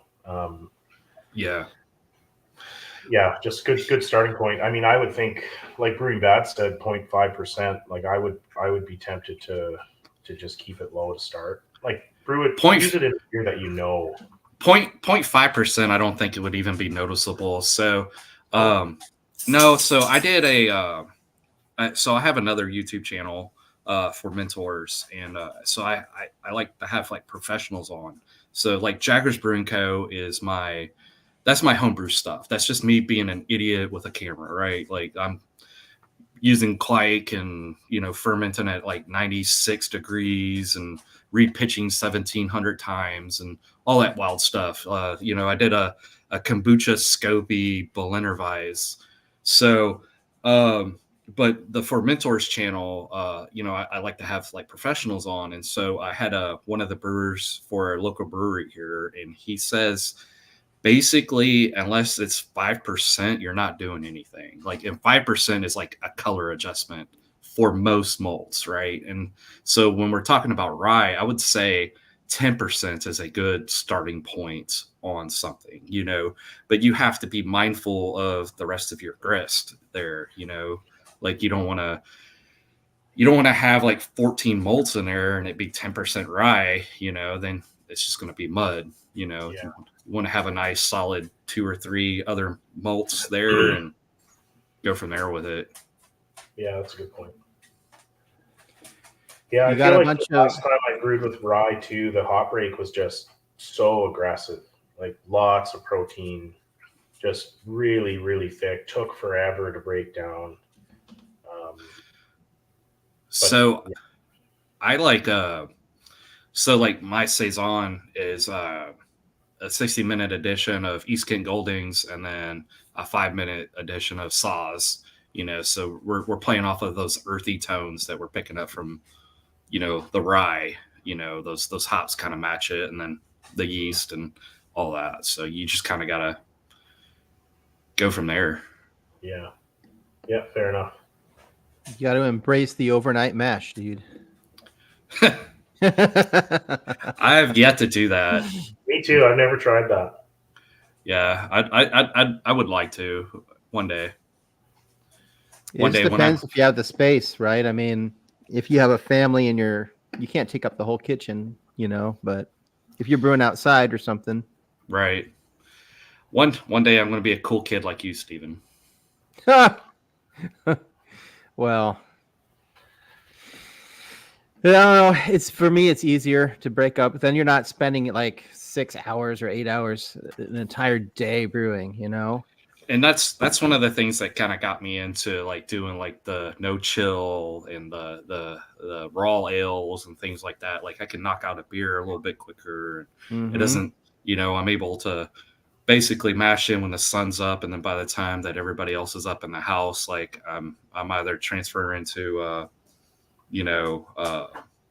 fermenter because it's a raw ale, or I'm letting it chill out, and then we go start the day. Yeah, man, I've eliminated. So I do overnight mash. I do overnight chill, and I've eliminated all the hoses from this Kleihammer system because it just became such a hassle to clean. Yeah. So now I don't use a single hose, and then when I'm done, I just stick the whole pot in the dishwasher. Nice. That's ideal. I'm still hand washing everything. Yeah. Or soaking, I guess, like, with PPW. Yeah. Well, it depends if your pot fits. I have to take out the top rack out of my dishwasher. Right. I used to use some bleach, but you could put like OxyClean in there with it or something. They say OxyClean's like the same as PPW. I don't know if it is or not. I've never really dove off into it, but I think you're a big proponent, right, of kind of making your own PPW. Me? Yeah, OxyClean, right? Oh, I buy it at the store. The OxyClean Free and Clear, yeah. Right. I don't know if it's the same as PBW though, to be honest. Beer Claus says Star Stand works great. I doubt that. Yeah, I was gonna say, sir, you are 9 days too late. You're not going to get me that easily, Beer Koi. Not today. I have not had enough whiskey for this. My brother and I, when we were in university, we didn't have any dishwasher soap, so we put we're like, oh, put some Dawn in there. I'm sure it'll do the job. It's dishwasher liquid, and sure enough. Oh no, I had a friend that used to do that. Only made that mistake once. Yeah. No, I don't know if Brewing Bad is joking or not, because I don't know how you would have that issue unless you're not controlling the temperature. How you're ending up. And also, how can you have 110.5% attenuation? I'm not sure that's possible. The math doesn't not work for that. Yeah, he got sugars that just magically came into play. Yeah. It created sugars. It ate sugars that he didn't even know existed. Matt, are you do you have videos that you've been working on that are just ready, or you haven't filmed at all? I've got a couple that I need to get in, finish editing, shoot the taste test or whatever. But Wazasi, Warren, welcome from Australia. yeah, Hey guys, thank you very much for the invite. Oh yeah, shit. Welcome. Good from, morning. from Australia to Canada. Yeah. Good morning, our fellow Commonwealth homebrewer. Yes. Is it morning there? No. Just turned the afternoon, 12:39 p.m. So Okay. Nice. which means it is safe now to have a beer. Absolutely. Yeah. Yes. Come on, man. Look who Beer you're talking to. I'm still waiting for the Wazak YouTube channel, man. I keep looking for it. Yeah, it's still in the works. Yeah. One of the things I was thinking is it can't just be beer, because I only like a few different styles to brew. I like drinking a lot of stuff, but I only like drinking a few different styles, brewing a few different styles, and that would get stale very quickly on a homebrew channel. So I've got a couple of other interests that I was thinking of making it. Yeah. Well, I mean, so I'm short viewing hours for becoming having my channel become monetized. So I started doing those whiskey videos, also because Bruce kept telling me to do whiskey reviews. Yeah. They haven't done very well, but still, that's why. Pretty sure I'm the only one that's commented on every single one of them for you. I know. Yeah, they don't do very well, but it sounds interesting. Needs more rye. There's been a few people that said they appreciated me doing it, but I don't know. Keep doing it, man. We'll see. Yeah, keep definitely. Keep it up. How much star sand should I put in my dishwasher? 8 ounces. Yeah. 8 ounces. Wow. We do know home brewing's and beer in general is struggling at the moment. So perhaps the whiskey markets the star sand. This much. Yeah. Put that much in there. Oh no. This is the Aussie version. Oh. A bit of a rip-off Stella Sand. Yeah. And of course it's made by Kegland. Yeah. There you go. No, those guys have monopoly in Australia. I'm telling you. They are the largest. There's Kegland and Keg King, and a few others as well. But they certainly probably have the bulk of the retail market. Yeah. Unfortunately, they've only got a shop in Melbourne, nothing in Sydney at all. So it's always shipping. Huh. Wow. Well, I guess I can't complain that they don't have anything here in the U.S. I mean, we can buy. You can complain. Oh, I do. What's the up, story Bruce? with Kegland? I'm curious because it seems like they came on the scene really fast. Have they been in Australia for a long time and the rest of the world didn't know about it, or what? Yeah, they've been around for a while. So how it started was Keg King was first. I don't know if you've seen their products. I have, yeah. And then the two founders of Kegland and the founders of they were all apart. They broke off due to some sort of apparent issue between the founders and those who were running the business at Keg King, and so they went off and started their own business. And I think they've taken they were very aggressive. First they started sort of copying what they had been doing at Keg King, but then they took it beyond that, and they were some of the first to actually go off to China and get their the Firmzilla and Brewzilla and those sort of things manufactured overseas, and they were doing them at a good price. And so they haven't been around all that long, given how large they've got in the market, not just in Australia, across the world. So basically, it's a front. It's a CCP front, yes. No, yeah, no, I mean, the fact that what's his name? The Scandinavian guy who does famous for his beer channel, Dr. comes Hans. over.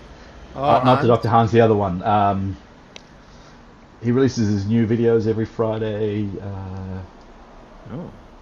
Oh, I don't know the this one. Norwegian people, or Yeah, he's Norwegian or David Heath. yeah, yes, Yeah. David Heath. Yeah. He Oh, he travelled I to didn't know he was Australia. Norwegian. Oh, he's Swedish or Norwegian. Huh. Or, Well, yeah, Okay. He is in Norway. I think he's in Norway, but Huh. he seems like he might be English or. Just I'm pretty a sure. drink beer. Oh, not with is that- Good not with for that you, accent. right? Yeah. yeah, that's it. Yeah. Okay. Okay. Yeah, that catchy little theme song. Yeah. Yeah, he travelled all the way to Melbourne to go and meet with the guys, and he interviewed them, and Huh. so you know they're doing pretty well if that's the case. Oh yeah, right on. That's cool. Well, you guys have is it the craft beer channel or something? You know the guy he was gone for a while because he had some surgery, but he's always getting Yes. gear and stuff like for free. Yeah, he's probably the biggest channel in Australian channel Yeah. for sure in craft beer. He's got a lot of followers across the world. He's good too. He gets stuff from not just Kegland but others as well, and he does giveaways and participates with the different ones on their Yeah. giveaways as well. So he did one for Cheeky Peak. I think I've shown you guys before. My most of my stuff for certainly the hot side is Yeah. all Cheeky Peak. Yeah. Mhm. There, I've Yeah. there seen you go, them Steven. all of them on Instagram. They're high end stainless steel. Yes. Yeah. Yeah. Very similar to the stuff that's what's the ones that CH often visits, the guys who Clawhammer. started there, Bruna Bag, Bruna Basket, Oh, Clyhammer? Clawhammer. Yeah. Yeah. Yeah. It's a little Dude. different though, because I feel like Cheeky is it Cheeky Peak? Yeah, Cheeky Peak. Yeah. Yeah, they have things like bright tanks and like mash Oh, tuns yeah. that have like the bottom drain where you got to open a separate, like Yeah. a commercial mash tun would have. Yes. You can empty from the bottom. Like that's, Yeah. that's high end like stuff. Yeah. Oh well, they're supplying breweries. They Yeah. go all the way up to macro breweries in terms of supplying. They'll go 300-liter mash tuns and bright tanks and things like that. Yeah. In fact, they've gotten so big in that space that they're now have given up all of their typical retail stuff. So they're no longer selling grain, no longer selling. They're just focusing on all of their brewing equipment. Yeah, Just big gonna put a sales on it link at the in the moment. chat for those people who want some high end swag. Ha! Yeah. Bruce, you know how I said I have no filter. So I was telling someone earlier, or was I telling you earlier? Maybe I was talking to you about the, oh yeah, we were talking about, I didn't tell Jaggers, but the video on, what is the video they did down in Australia? They distilled Mountain Dew, right? Oh, You see that? Yeah. They From traveled all the way Skillet? down. Yeah. Stillett and Clyhammer, right? yeah. Dude, they're milking that for everything they can, because I have seen like every week there's been like 2 videos from each of them, shorts and clips and this, or the same like footage. I just keep getting these messages popping up. Yeah, we distilled Mountain Dew. I'm like, I know. Yeah. Everyone knows by now. It's been Yeah. done. That was an Yeah. expensive plane ticket, though. Like, you got to get your money's worth out of that, right? Oh, I yeah. bet it was. That was to New Zealand, actually, wasn't it? Oh no, you're right. Yeah, he's in New Zealand. Yeah, because they then met up with that Kiwi guy's got the big channel on Yeah. distilling and Yeah. stuff. His videos are great. I've been a fan of his for quite a while. Yeah, because with New Zealand being one of the few countries in the world that actually allows you to make as much Yeah. liquor as you want for personal use. That's very cool. And you can Yeah. too, until you get caught. Well, yeah. Or they make Well- a TV show out of it. Yeah. It's legal in Texas, right, Jaggers? that's a negative. It's federal law there, isn't it? Not even state law. Yeah, it's around federal. Yeah. Yeah, but it's There's weird. There's some states. There. I can't remember who it was that just recently allowed it, but there's 2 states now. Missouri was one, right? I think so. I think Missouri was the one that just pulled the trigger on it. I can't remember. Yeah. Well, it's weird because like marijuana is illegal federally, Right. but there's a lot of states that legalized it. But technically, it's still a federal crime. You But know, there's- I was watching a documentary about that, and they were talking about how like all these dispensaries in Colorado had to like hire armed security guards to escort people to go pay their property taxes on their dispensaries with this cash because banks won't take exactly it. right. Yeah, so Warren, because it's illegal federally, these different dispensaries that are on every corner that sell marijuana, they can only take cash because banks won't work with them. Take that. Yeah. So imagine a business completely based on cash. They get robbed all the time. It's crazy. I bet. Yeah. Yeah, Uncle Sam can't rob them.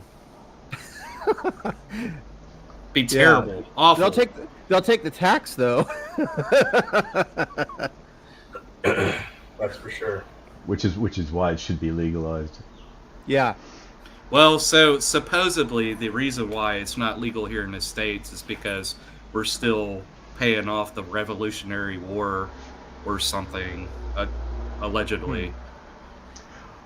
Wasn't it because there was the cotton growers in particular were worried about the material you can make from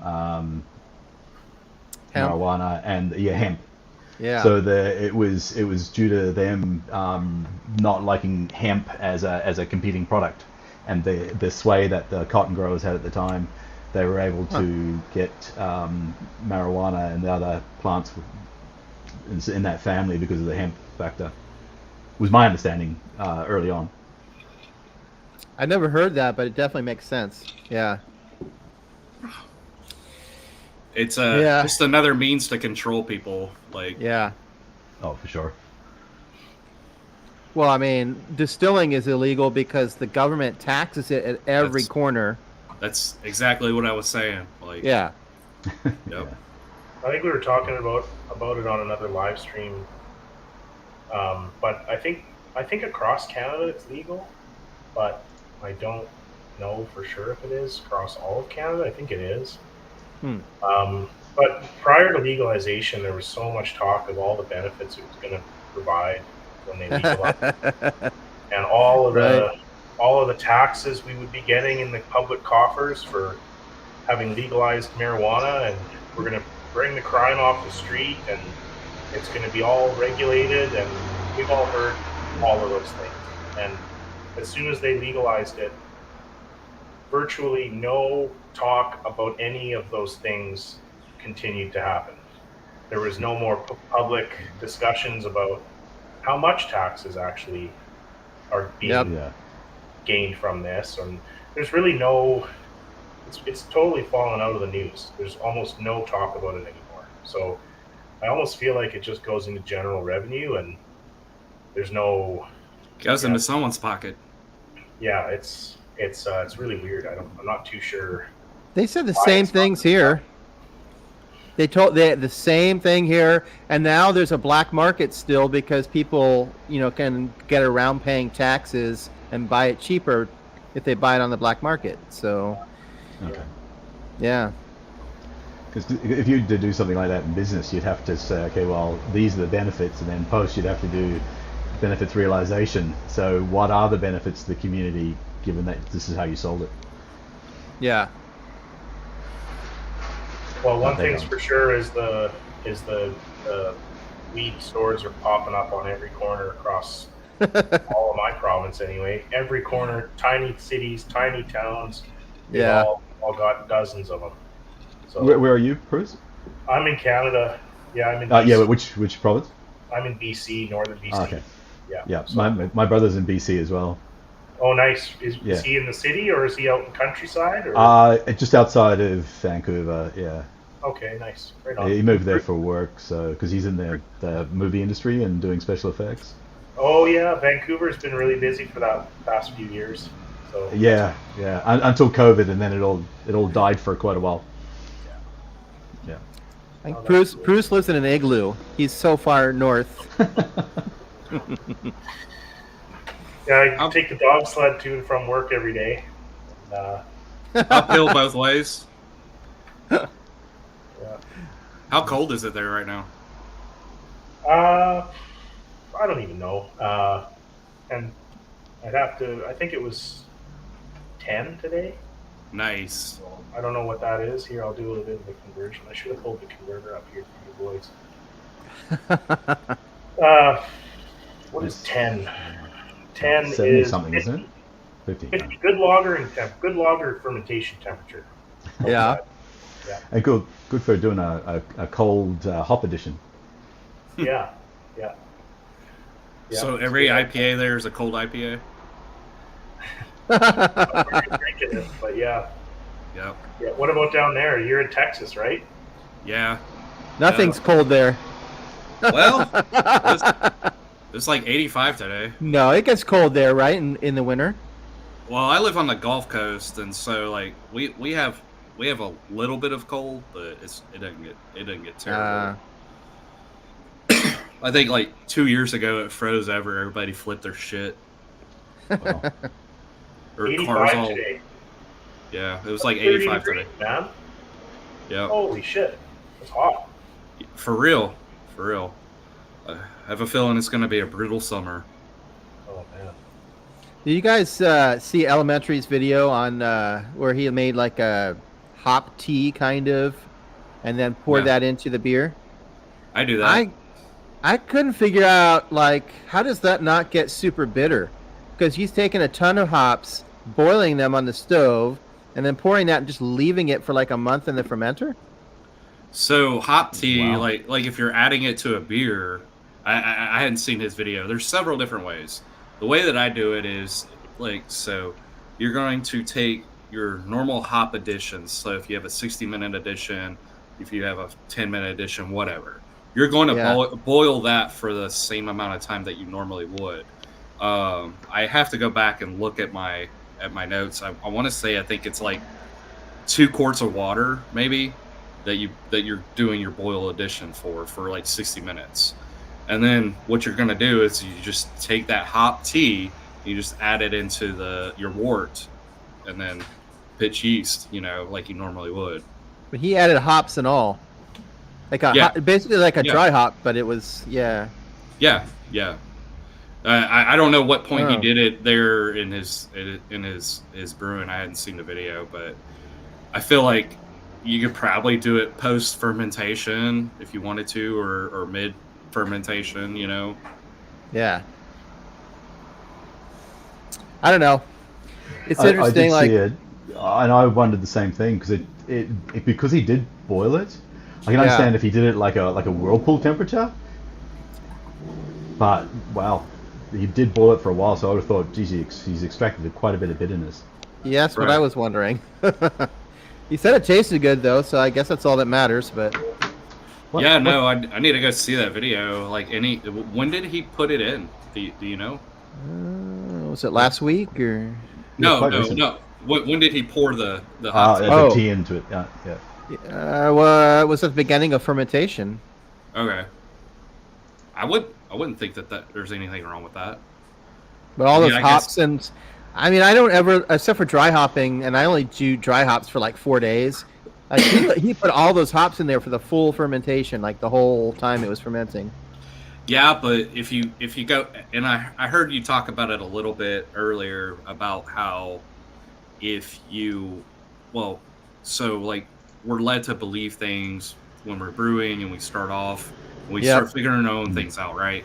So back in the day, like when we had all these extract kits and beginning brewing and all that, like a lot of that stuff got transferred into the fermenter, right?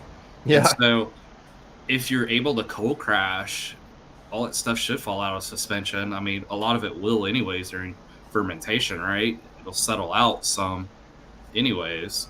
So I don't know.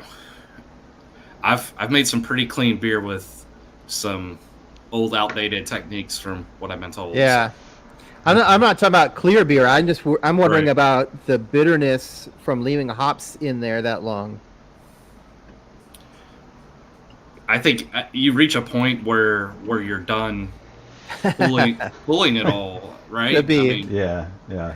I mean, it's only got so much to offer, you know, and depending on your hop, like say you're using Saaz and it's only got like what, you know, 3.2 alpha acids or something like that. Like, how much bitterness are you really going to add, you know? Beer Koi, his hop utilization is up there with Brewing Bat's 105% attenuation. But did you see what he said though? So he started off at 1060 and it went to 0.994. Oh, So- I get it. Okay. What beer goes below 0 or below 1? Saisons often do. I've never mean, had a it- beer go that low.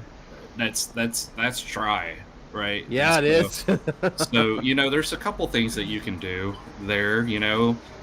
You get a little alpha amylase, you know, or beta amylase in there, you know. Yeah, but there's still going to Yeah. be some unfermentable sugars. That's You say- crazy. You say that, like, I had a Saison go down to, you know, 0.994, you know. Wow. That's too dry for me, man.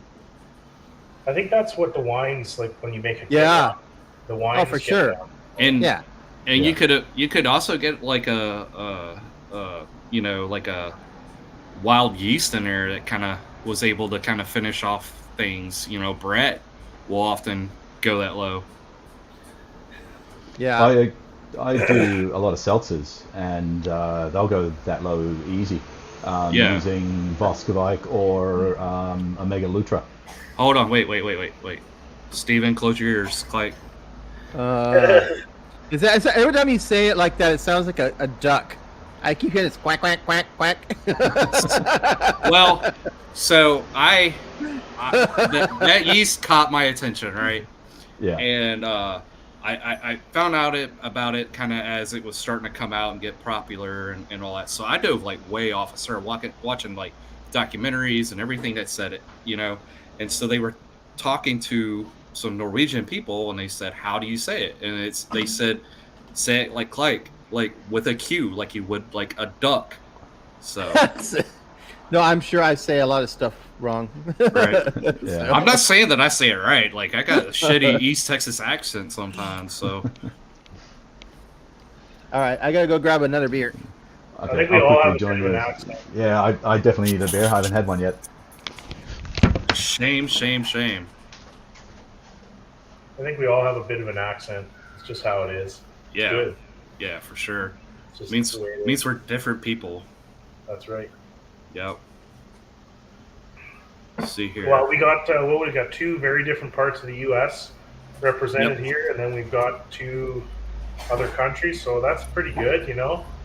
So you know, it's funny you say that. So like, about 40 miles up the freeway, I always call that the Great White North. Like, cause I hate it. I don't like to cross that highway. I try to stay south of it. Like, Oh yeah. so it's kind of cool to talk to a Canadian. Like, you're the far Great White North. Well, it's honestly, man, it's we're not even that far north compared to no. what Canada is. Like we're like, I know people who live in the actual north, and Right.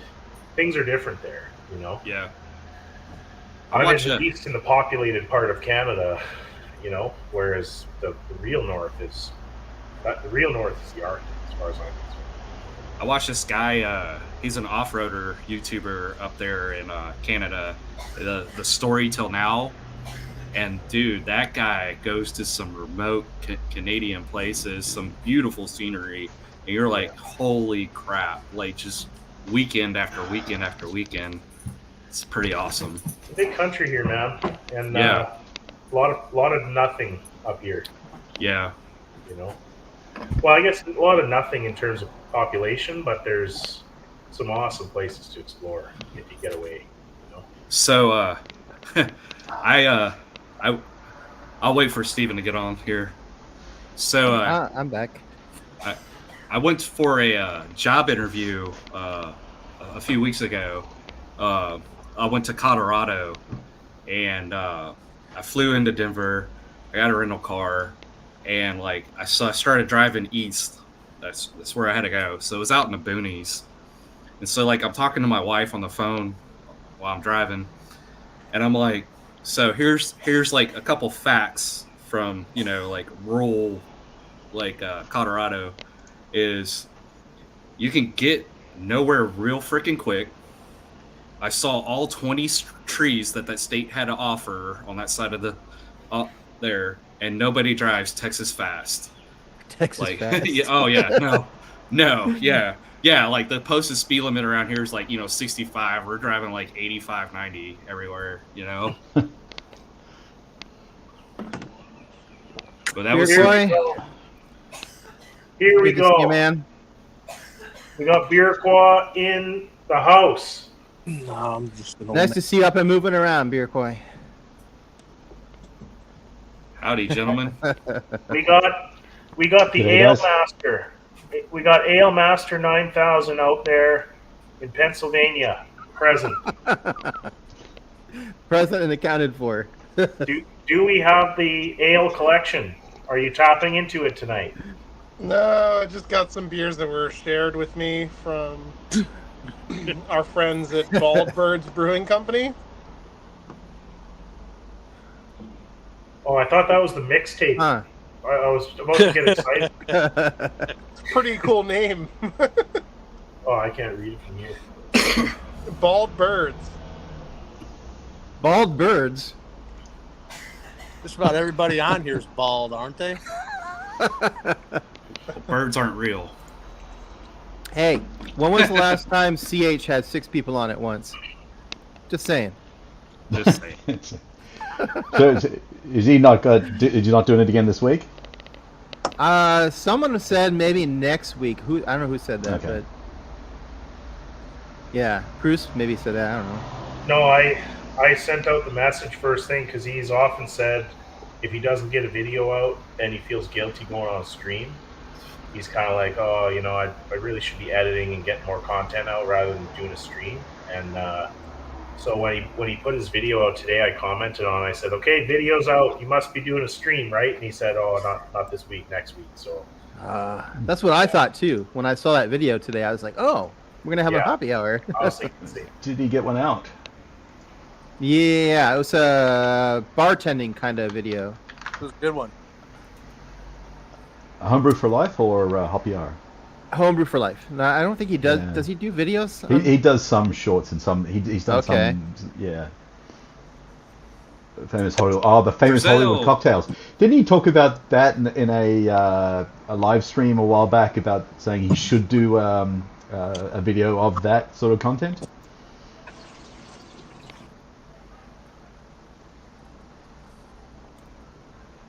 What was that? Oh, What was didn't he do? Didn't he mention that in in one of the Hoppy Hours that because his best video to date had been that one where he talked about bartending. So he did.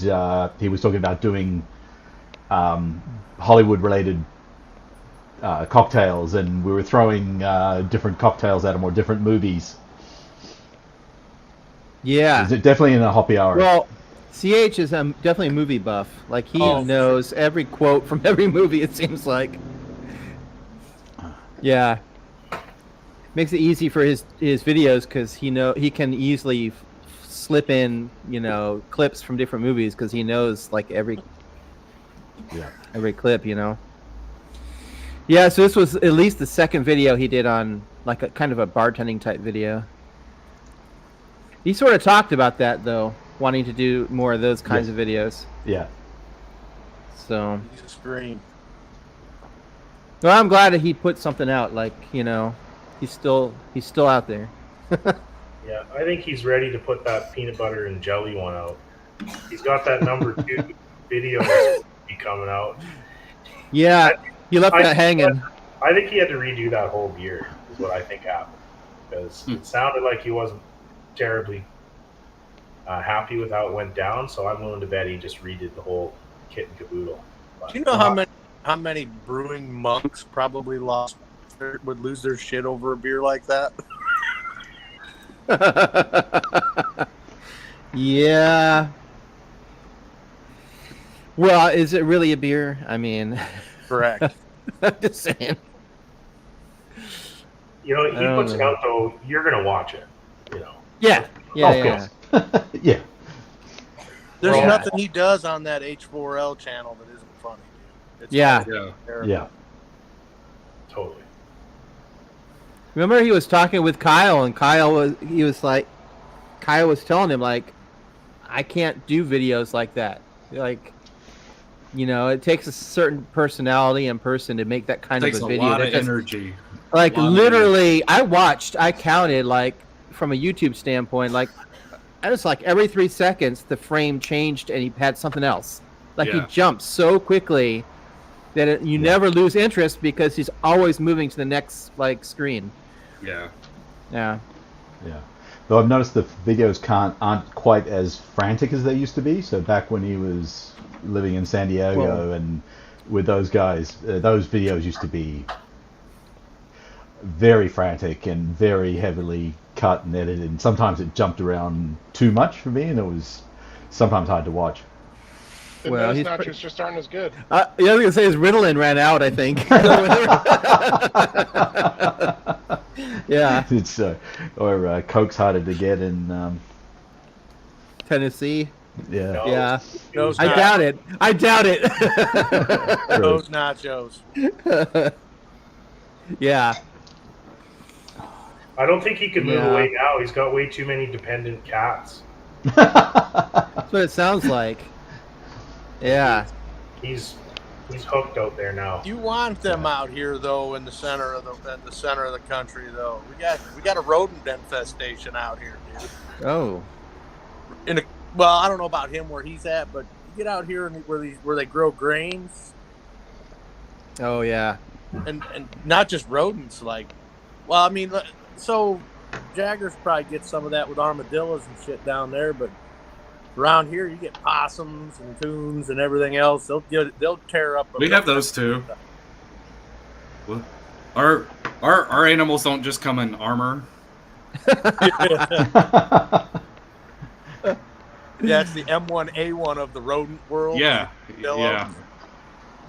The kids saw man. one the other day when we were standing out waiting for the bus. They flipped their shit. Jaggers, you got a bunch of animals in your yard, don't you? I just got chickens and dogs right now. Where was that? Is how do you say it? Was I? I just say was up. Okay. Where Yeah. he's at? All the wildlife. Yeah. Wants to, Everything's trying to kill you. Everything. yes, everything Yeah. wants to kill you. Yeah. Yeah. Fortunately, wait. if you're in the city, it's not too bad. Yeah. You guys got some spiders that freak me out down there. Yeah. Everything. Yeah. The worst is that funnel web spider and as And I that just King said about. Brown. Oh, King Browns. Yeah, you Yeah, you King and you Brown get them in the gets you. cities. Yeah, red belly black snakes. Yeah, yeah. There's a lot of things. When you go walking in the bush, you need to be quite careful. Okay, But- kick your ass. Yeah. The bigger ones, the big Yeah, reds, kangaroo will kick the absolutely. shit out of Yeah, you. yeah. But the further north you go, the scarier things get because that's where you get the the saltwater crocodiles and stuff like I had that. a buddy which- that flew helicopters in the Australian Army. He was he's a pilot, and he used to live in the out in the bush. He had a family had a 17,000 acre perpetual lease from the British royal family. It was passed down third generation to him, and he raised cattle out there, Yeah. cattle and pigs, and they'd eat sagebrush or whatever the hell grows out there, and he would herd them with a helicopter. That's how he got into being a pilot in the Australian Army. Yeah. And he had cerebral aneurysm, took him out of the flying game, so he's done. You know, it's funny you said the further north you go, the scarier it gets. The further north you go from like crackheads to meth heads here. It's wild country. Waiting for them to start putting on some armadillo armor. That's the wildlife that's scariest of all. Exactly. You have that kind of wildlife too down there, I guess. Oh, absolutely. It's We got no shortage of that wildlife up here, unfortunately. It's everywhere now. Yeah. Out of control, man. No, nature stuff. Even up, I don't know what it's like out by you, Bruce, but I didn't know they had rattlesnakes as far north as the Canadian border, but they do. Yeah, we get rattlesnakes in BC, usually in the warmer. Well, you don't ever see them here. Yeah, you don't have rattlesnakes out there, boss? No. We have venomous snakes here, but we don't have rattlesnakes. We had a coral snake the other day out here. Grizzly bears get chewed on by a grizzly bear pretty easily if you're not That's careful. nasty. Yeah. Ooh.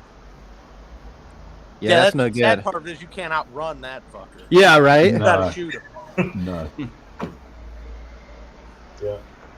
Yeah. I grew up in Calgary, and there's rattlesnakes. If you leave Calgary and you go into the prairies, there's a lot of rattlesnakes. And spiders. We got the black widow spider. I know that. I think there's others that are not ideal. Yeah, but do you ever see one? I've never seen one here, and I know they're here, but very rarely. Yeah. Very rarely. Shit, I see one at least once a year. Oh yeah. Really? Oh yeah. Yeah, no, they love where I work. Oh man. Ooh. A little brake clean and a lighter, you're good.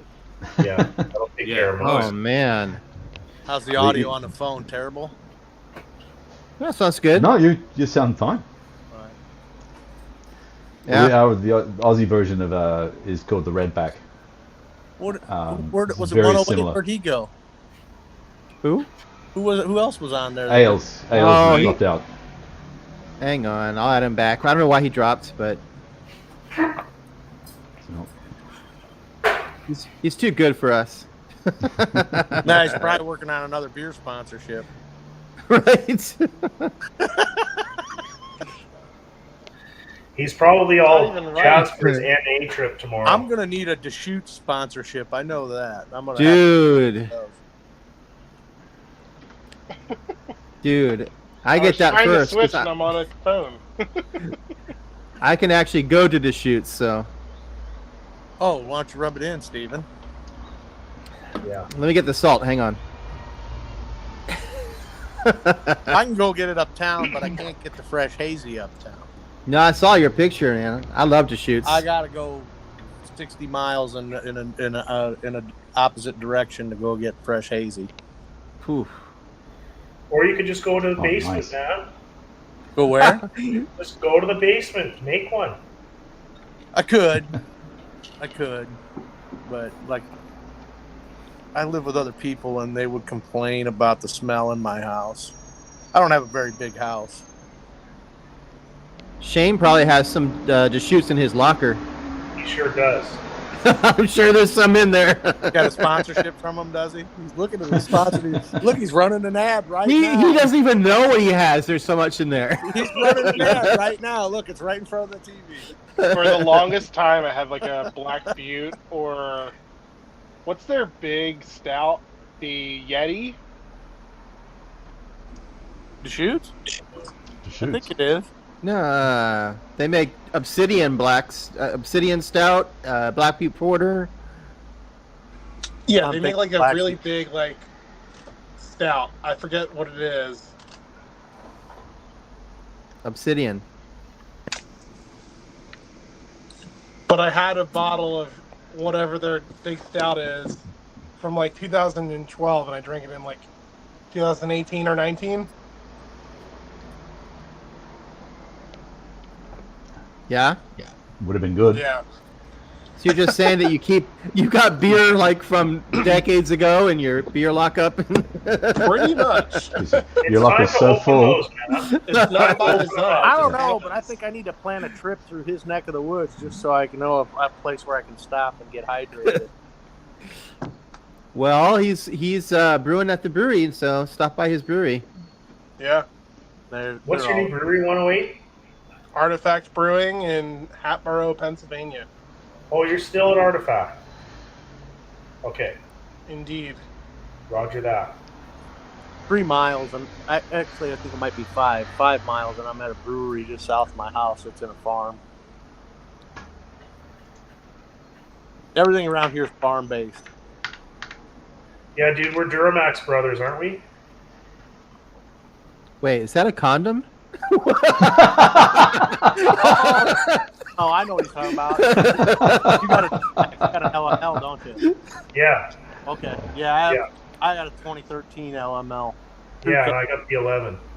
I got a crew cab, 2-wheel drive, not a 4-wheel. I wish I bought the 4. Right. Did you see the garnish today on CH's Bloody Mary?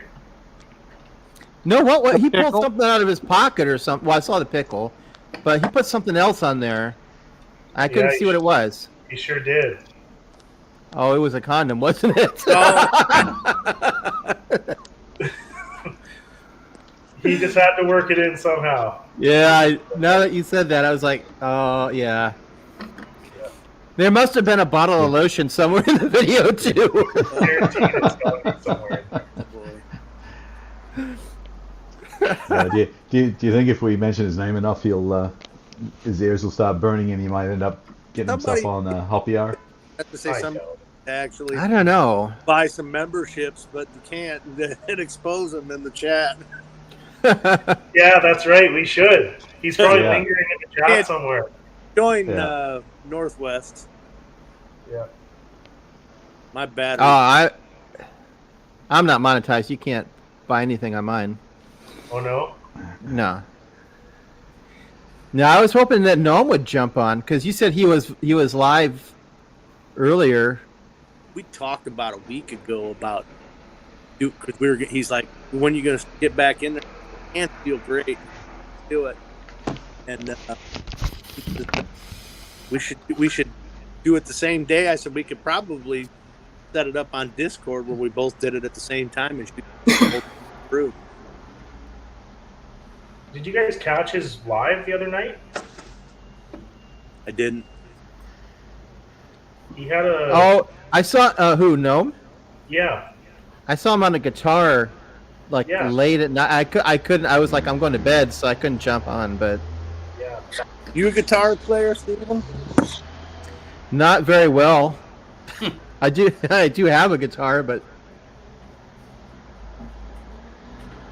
yeah, not very well. I'm sure Gnome is really good. What do you got there now? 108. What do we got here? From the collection? No, that's not a collection beer. Goblin. Hobgoblin.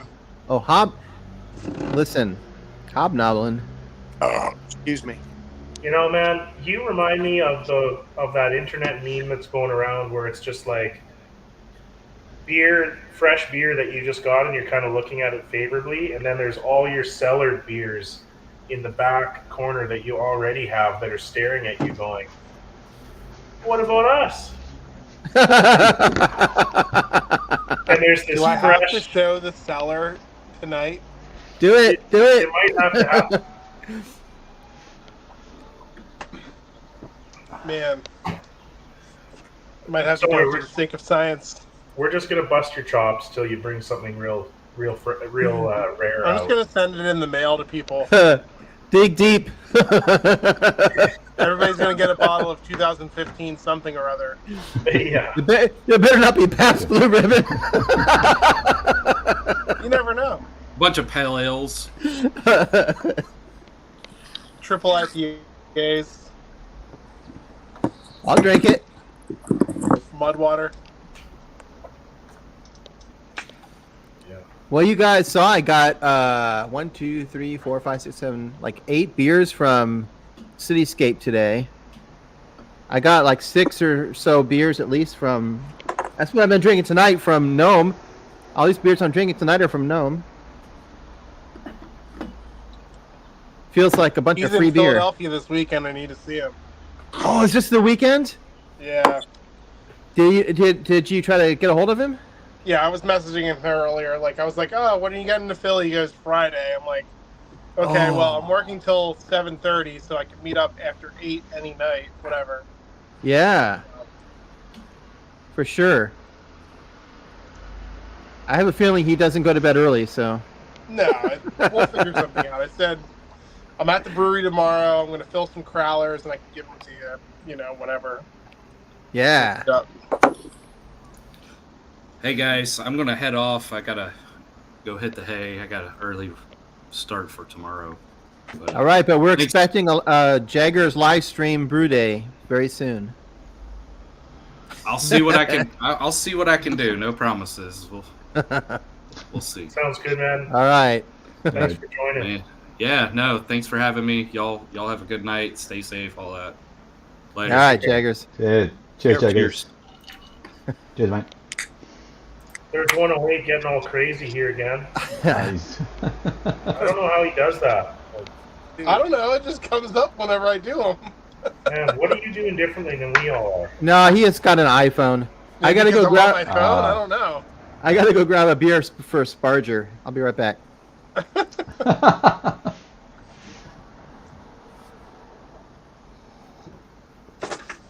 Very cool. That's a good amount of head.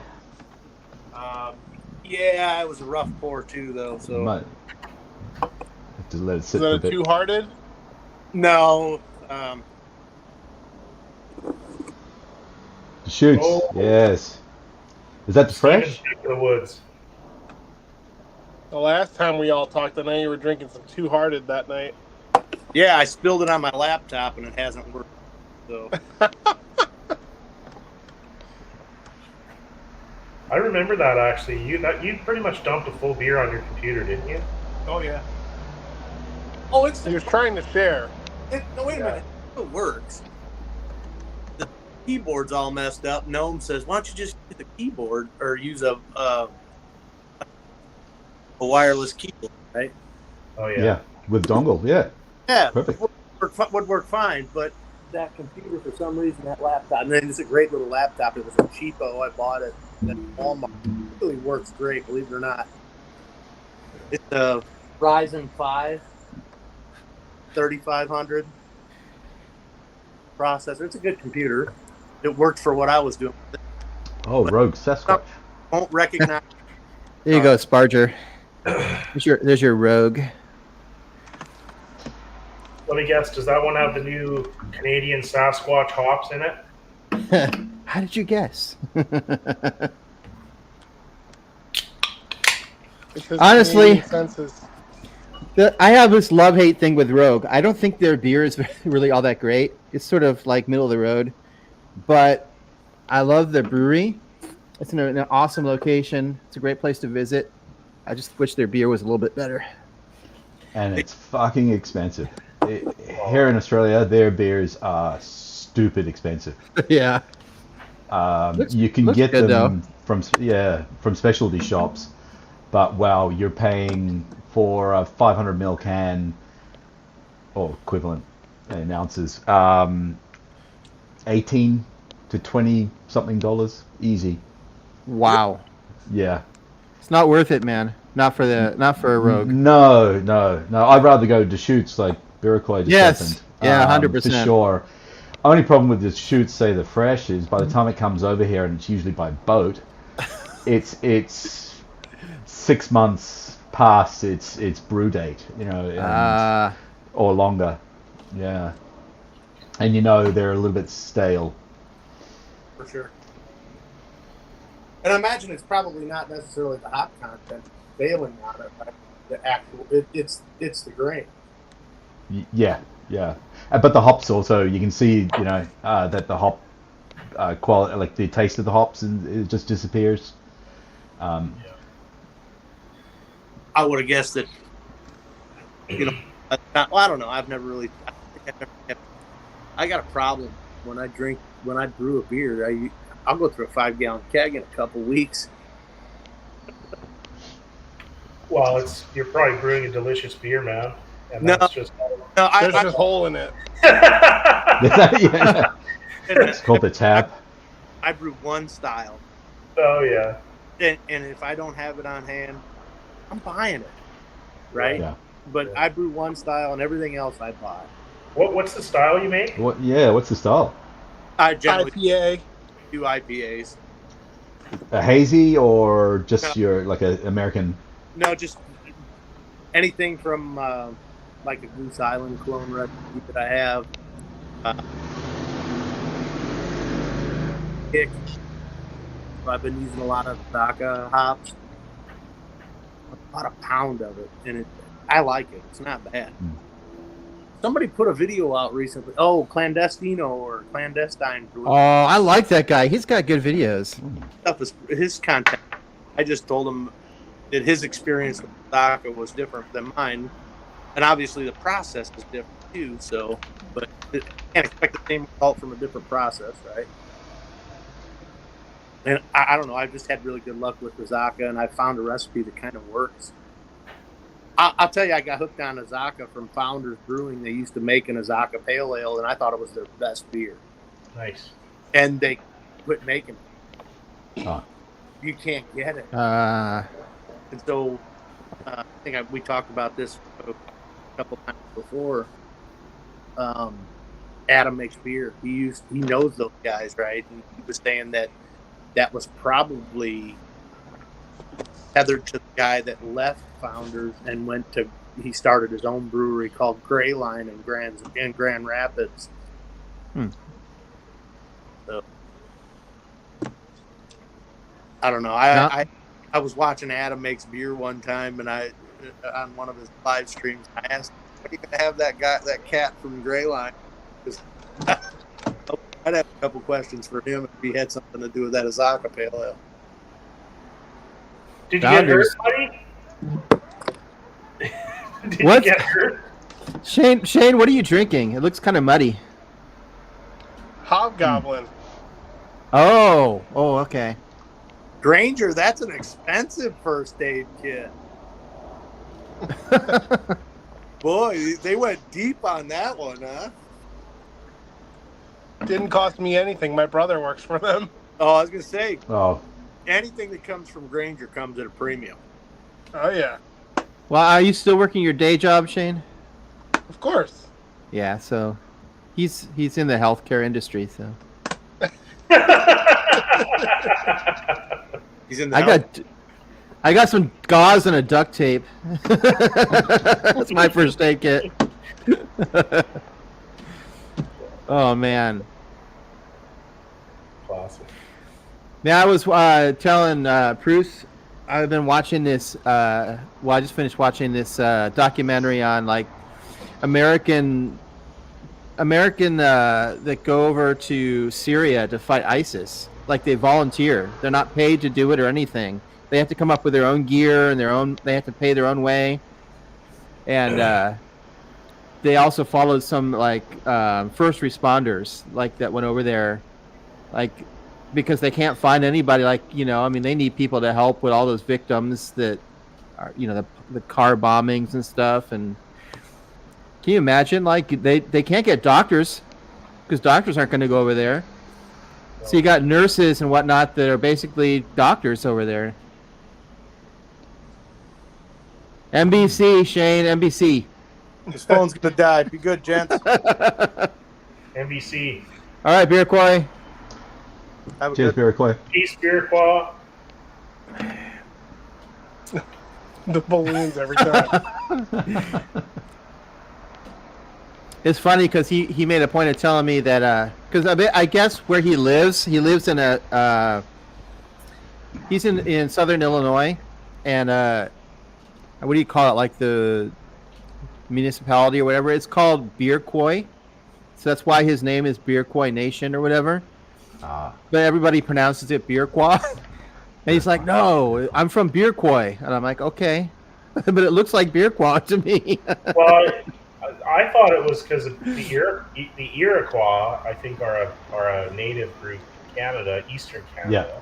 It probably is. They are. He Yeah. said Iroquois Nation. I think isn't that what his sign or what his logo is too? He's got like something going Probably. on. That's probably what that area is named after. I'm Yeah, sure. I think so. Yeah, it's got to be something related to that. So Yeah. And it's also a helicopter. The Iroquois helicopters used in a number of countries. Oh. It's a military Huh. helicopter, like the Okay. Chinook, and you got the Yeah. Oh yeah. Crazy. Hmm. Yeah. No, I thought he was in Michigan, but I guess not. No, he's in Southern Illinois. What He do I lives know?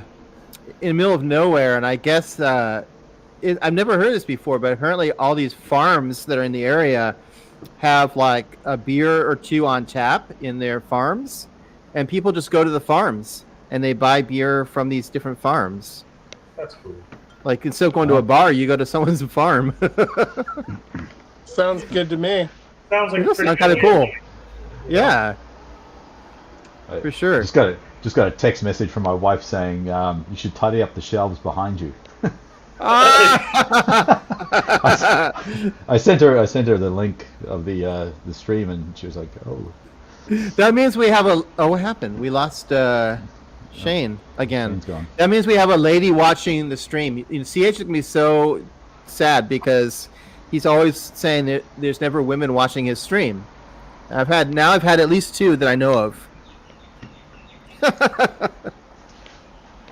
Can you see who's watching? I No, can't you know what see. it. Well, just It in the just chat. tells you then. No, yeah, I unless she 16 watching now. because you told us she's watching. Yeah. No, somebody I knew earlier. Well, she still might be watching. I don't know, but somebody I used to work with was on. But no, I mean, there's very, very few women in the brewing industry. So Well, yeah, Yeah. you know, it's 50% of the population, so or thereabouts. So I don't blame a lot of these channels for trying to reach out and try and do more content Yeah. that maybe appeals to everybody. I don't know why For homebrewing sure. doesn't appeal to women that much, because like I know a few women in our homebrew club, they love it, and there's nothing Yeah. like it's just Yeah. gonna be something that really attracts them. But you know, the channels that are doing cocktails and trying other things, like it's just, you know, it makes sense. Try and get more people watching. Yeah. Yeah. Well, Well, I mean, I think there's some I'm trying to think. Isn't there some all women run breweries? I think there are is. here. There Yeah. are here in Australia. There's a few, and they do well. They generally do well, but they often do beer, Oh, but there he also is. bring in some other things like they've always got a seltzer on tap or a ciders and sparkling something or other, just to attract other women into their breweries. I think it's just one of the things, right? With stigma, homebrew used to be old man, like my grandfather used to do it, right? Going back years and years ago. And it was the worst stuff you could ever taste. He always added extra sugar so that it would be higher in alcohol. Oh, yeah. And bottle bombs. My mum still recalls when she was a child and she would hear from the shed in the backyard in New Zealand, middle of the night, pop, smash, as another bottle's broken because it was Yeah. overpressurized, that sort of thing. And all that stuff was just, it was garbage for so long, right? All of that stuff, that was the kits. My brother got a kit for his 21st, and he's 50 something now.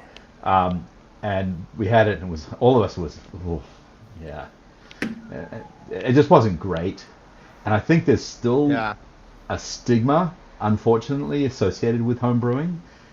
People don't understand how much it's progressed unless they're watching channels, and that's because they're usually interested in it. But generally, it's unfortunate. But people hear you home brew and they're like, "Oh, what do you make? Oh, it's those extracts and the tins and the plastic buckets and all that sort of stuff." And there's still plenty do. My boss, he's got a plastic fermenter. He buys fresh wort kits. He doesn't even add the hops in that they recommend or anything like that. he just ferments it as quick as he can and then puts it into his kegerator. Yeah. Kegs it into his kegerator. Yeah. So I feel like that's the story that you hear a lot, right? Is, oh yeah, my grandpa used to brew beer, and everybody's grandpa used to brew beer, you know? yeah, At least in my neck of the woods. And now, you know, like homebrewing is just tanked, considering the new age. Like back in this, Yeah. what, the 80s and 90s, like homebrewing was popular because everybody's Yeah. grandpa was making beer, right? Yeah. yeah, yeah. But I don't know what it is. Like, even when I went to Australia and traveled there about, whatever, 12, 13, 14 years ago, we went to one of those U-brews. I think I talked to you about this before. Yes. Yeah, Adelaide, we did U-brew there, and it was fantastic, but it was very popular. And, Yeah. you know, I don't know. I don't know what it is to get more people into brewing. I wish I knew the magic formula, because I've been really trying. But It's too expensive, man. I mean, just to start, it's hard to convince someone to spend that kind of money. yeah. Yeah. It's tough because it And- doesn't have to be expensive, right? It can be a Well- pot, a burner, and a bag, and Yeah, siphon. Yeah. Oh, like that's That's how where I I started. started. Yeah, me too. Yeah, Yeah. literally, 19-liter stock pot on the fridge, on the stove, yeah, you know, with a bag, a paint strainer bag from our local warehouse, you know, hardware store, and it's very catching once you get into it. It's such a good hobby, and it's going down a rabbit hole. But unfortunately, there's just, you know, as you said, Stephen, it can get expensive. You know, I know I've spent a lot more Yeah. money than I had thought I'd wanted to. The other thing that's scary these days is how much the cost of the ingredients have gone up just in the last couple of years with inflation and Yep. yeah, the fact that grain worldwide, because of the Ukraine war, prices have gone up. I know most of our local homebrew shops are struggling to keep grain, the full, you know, raft of grain on stock, and you have to literally shop around. If I want to do a hazy with some unique grains, I've got to go to 2 or possibly even 3 homebrew shops and order separate grain components for my grain bill. Were you telling me? I mean, Australia gets most of their grain from Europe, right? No, we grow heaps of it here, Okay. and New Zealand. So New Zealand does a lot of grain growing. So the biggest supplier of grain for home brewing is Gladfields, which is a Kiwi company, and they even own some of the Australian here as well. They also import a lot from Brees and Wyman's and stuff like that as well, if you want the more specialty grains. But generally there's some local home grows, but Australian grain is not considered that great in terms of quality for home brewing. It's very good for breads and things, and Okay. you know, and they export a lot. But for home brewing, because you know you need the 2-row style, you know, it's not a lot of that grown here. That's weird. It's so expensive. Oh, I guess if there's not that much for brewing, I was gonna say that's weird. It's expensive. Like I know we have lots of grain in the U.S. Like I don't buy Yeah. much from Europe unless I'm making a special beer. Like if I'm making a British ale or something, I might buy Maris Otter or something. But Yeah. I mean, I just go down to the store and buy a bag of a 55-pound of 2-row or Munich or whatever, and you know, and stock up. And I know they have. What's the Canadian grain? Is it BS? Not BSG. no, there's a few. There's Canada Western Malting. Yeah. I think there's a Great Canadian as well, and then the RAR. I think RAR malt. RAR, Is yes, it? yes. Is that Canadian? I think RAR they're is Canadian. Alberta, Yes. I think. Yeah. And then there's other ones like Gambrinus, and I've been seeing guys with videos. Oh, yes, yeah. Yes. Yeah. Gambrinus is from BC. I think they're just a maltster. I They're think. they're owned by RAR. Oh, is that right? Okay. Yeah, Okay. yeah. But they're doing a lot of like specialty stuffs, because I've seen on the Yep. YouTube videos where they've gone and got a bag of this because it's a specialty malt. You know, it's Yeah. Yeah. I did I not post it yet? I did have a video that's coming. If I didn't post it yet, they make an IPA malt, which I was like, what? Like, how? I did. I don't know. I think it's a marketing scheme, but I don't know. Yeah. And what version of an IPA are you actually targeting? Right. Yeah. I don't know. I mean, Yeah. IPAs now are probably the broadest of any. Yeah. You can call lots of things an IPA. Yeah. Is Breeze not a Canadian malt? I don't know if it is. I don't think it is, but Maybe not. Maybe not. I thought only know Breeze what I was know. from So- Europe, but Yeah. No, there was actually at That's HomeCon when I went down there, they had a whole bunch of maltsters that were represented there, and they had Reese was there, and actually the Reese booth was very well attended. They had tons of samples, tons of different grains, and they had all of them in different like individualized samples, so you could taste them, you could crunch on them, you can Nice. talk about them with the sales reps and when to use them and why. And I got a lot of value out of that. I felt like they really put on a good show there, and because So I think Breeze a is lot American. of folks don't get a chance to do all that. They don't get to try all this stuff all the time, so Yeah. it was good. And they had great swag, of course. So so yeah, Breeze is American. okay, yeah. Yeah. Oh, okay. Doesn't say where, but it's family owned apparently. Okay. Huh. I don't know, but I don't know why. I mean, the grain has gone up in price for sure here in the U.S., but I don't know. I think Shipping's it. I gone mean, up, really gone up. I think for a lot of Oh. people I've been talking to, the shipping is what's been killing everybody. Oh, maybe more so in Canada than other places, but shipping's been really tough. yeah.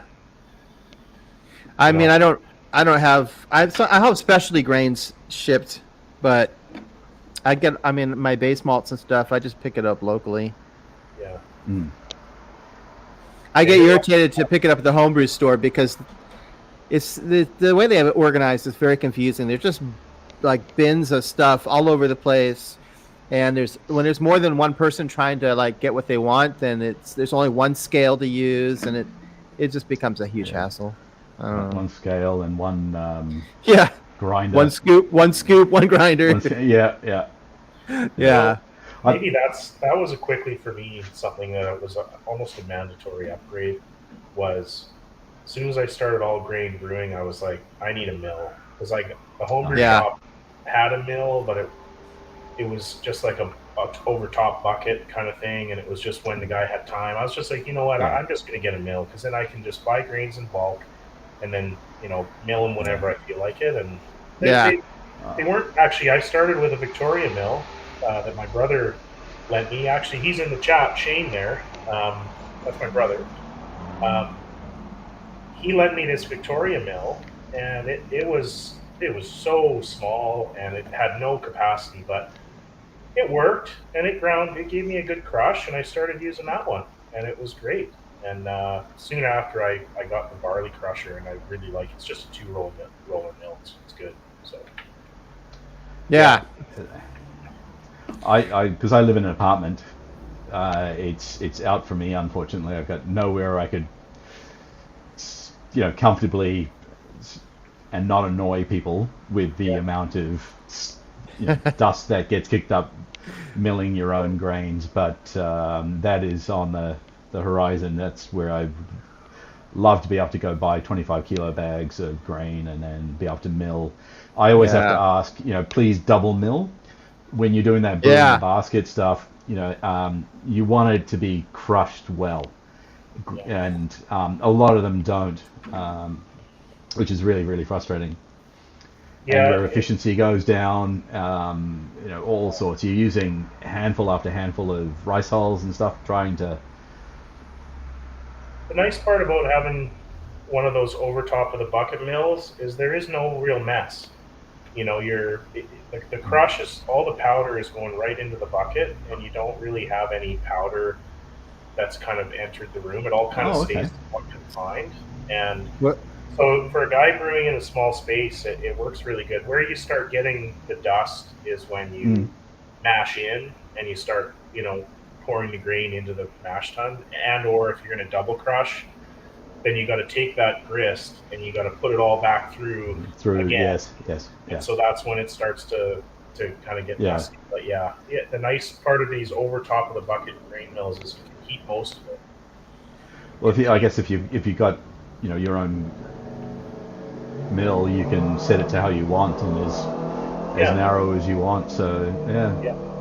I don't know if you've seen, like, on my videos when I mill, I put a bath towel around the mill at the base, so any dust is kept in the bucket, and you can mill your grain the day before, and then you can keep all the dust just in the bucket. Yeah. But I always have mine set to the tightest setting. Forget the credit card thing. If you're doing brew in the bag, I do the tightest setting it'll go, and I mill it twice. And I add like a couple big handfuls of rice hulls. Tightest setting it'll go? Oh, yeah. Holy shit. 100%. So you're pretty much, you got almost flour by that point. Not quite, but yeah. Wow. Okay. Not quite, but because those grain mills are not meant for. Hang on, Beer Koi's trying to come back. Those mills are not. He charged his phone. No, I'm plugged in now. So. Okay. Yeah, those mills are not made for making like bread flour. So even on the tightest setting, they're not going to give you like a really fine. So if you're doing brew in the bag, Yeah, I've been told you go tight on a brew in the bag, but I never knew it was that tight. I do, and I've never had an issue. Yeah. But I do add rice hulls. So. Yeah. Beer Koi, we have not heard about kreuzening for a while. Well, if you're gonna laugh at me and not try it, no, the joke's on you. No. The joke's on you. We're just busting your chops. You like doing it. That's all. No, well, so here's how it works, right? You're saving. Not only are you saving having to buy tablets or whatever, right? You're already brewing beer. You're already brewing the essentials you need to carbonate a beer. You don't need to add. You don't even add CO2 to make it. No, it's true. Yeah. So it just to brew to scale up enough to get an extra quart and a half for every 5 gallons. Yeah. I like the idea of saving enough of your wort and putting it in the freezer while it's fermenting. Even if you just use it as a guile, you don't have to pitch. Yeah, that's what I mean. Yeah. You don't have to pitch yeast to it. You can just use it as a guile. You don't have to. Right. You could guile your beer. Right. I like that idea. Here's the thing. So when you do that, and you're bottle conditioning or your keg conditioning. Cheers. You're cleaning up your beer. Where if you're just using sugar, it's focusing on the sugar in your beer, right? That you've used to carbonate with. It's not. I don't think it's cleaning up anything, right? Because it's processing the sugar that's left in the beer. But if you're pitching a guile in there, it's going to continue to condition and clean any off flavors up. I've wanted to do it for a while. I'm going to do it one of these days. It's on my list. I'm going to tell you who told. See, I was under the impression that you could only do it with lagers. This was back when I was pretty green and brewing, like 2015. Yeah. Probably 2015 is when I started brewing. And Logan from Genus, him and I had a little exchange on one of his videos, and I asked him about it. He goes, "Oh, you could absolutely kreuzen an ale. Why can't you? Right? It's the same process. Yeah. You're just doing it because I only brew ales. I only use ale yeast. I don't make lagers. Okay. But anyhow, he's the one that compelled me to do it, and I've never had a bad result. I've never had a bottle bomb. I've never had any negative. I feel like there's just so many variables involved in that. Well, there's a calculator on Brewer's Friend for doing the guile. It works. It Yeah. works. I swear, and that's the one I use. Is Brewer's Friend. It works. Okay. Yeah. You know, I think that's just a testament to you as a brewer, though. Being No. able to know that there's all No. those variables. You know how many? Wait a minute. You do realize that people were doing this like in the 1500s in Germany, right? It had nothing to do with me. I appreciate that. Maybe I don't fully understand the whole process of it. Because It's really, really basic proofs. I'm telling you, you're overthinking it. probably I do that. When you brew a batch of beer, Yeah. you're brewing. You're setting a target. You're setting a target volume, finished volume, right? You're targeting 5 gallons. Let's use that as an example. Yeah. You want 5 gallons so you can have 2 cases of beer. If you're targeting 5 gallons, if you run that calculator for how many volumes of CO2 you want in your finished beer, you pour that in, either Guile or Kreuzen. Kreuzen would be fermenting, right? It would be at high Kreuzen in your in let's say you're using an Erlenmeyer flask. It would be at high Kreuzen. You'd pitch that for your Kreuzen. Or Guile, you're just using unfermented wort that you've saved from that same batch you brewed. Exactly. It's got an identical sugar chain length. It's no different. You dump that in. That yeast is going to continue feeding on that and clean up any off flavors that are in it, right? So it's the only thing that really would get you would be oxidation or infection. Yeah. So are we talking? We're talking the same beer that you're carbonating using the Krausening method as the beer that you did brew to get the Krausen? Correct. You can do that. So that's why I did that to all my spike. I bought 3 spike. Well, these. The Give us a tour. The Spike Flex fermenter. Tour time. And I had. You're on mute, Iroquois. You're on. Beer Quam, you muted yourself, bro.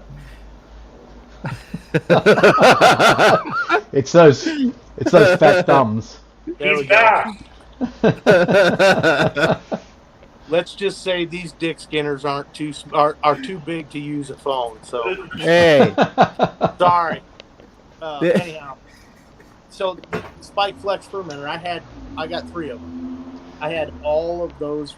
I had the cone drilled out and welded new bungs in the bottom so I could put an 1.5-inch tri-clamp on them so I could drain the yeast off the bottom. Okay. So, and it doesn't take a lot of yeast, right? So I can come off the bottom of that bottom port, collect yeast that's already precipitated out, right? It's not dead.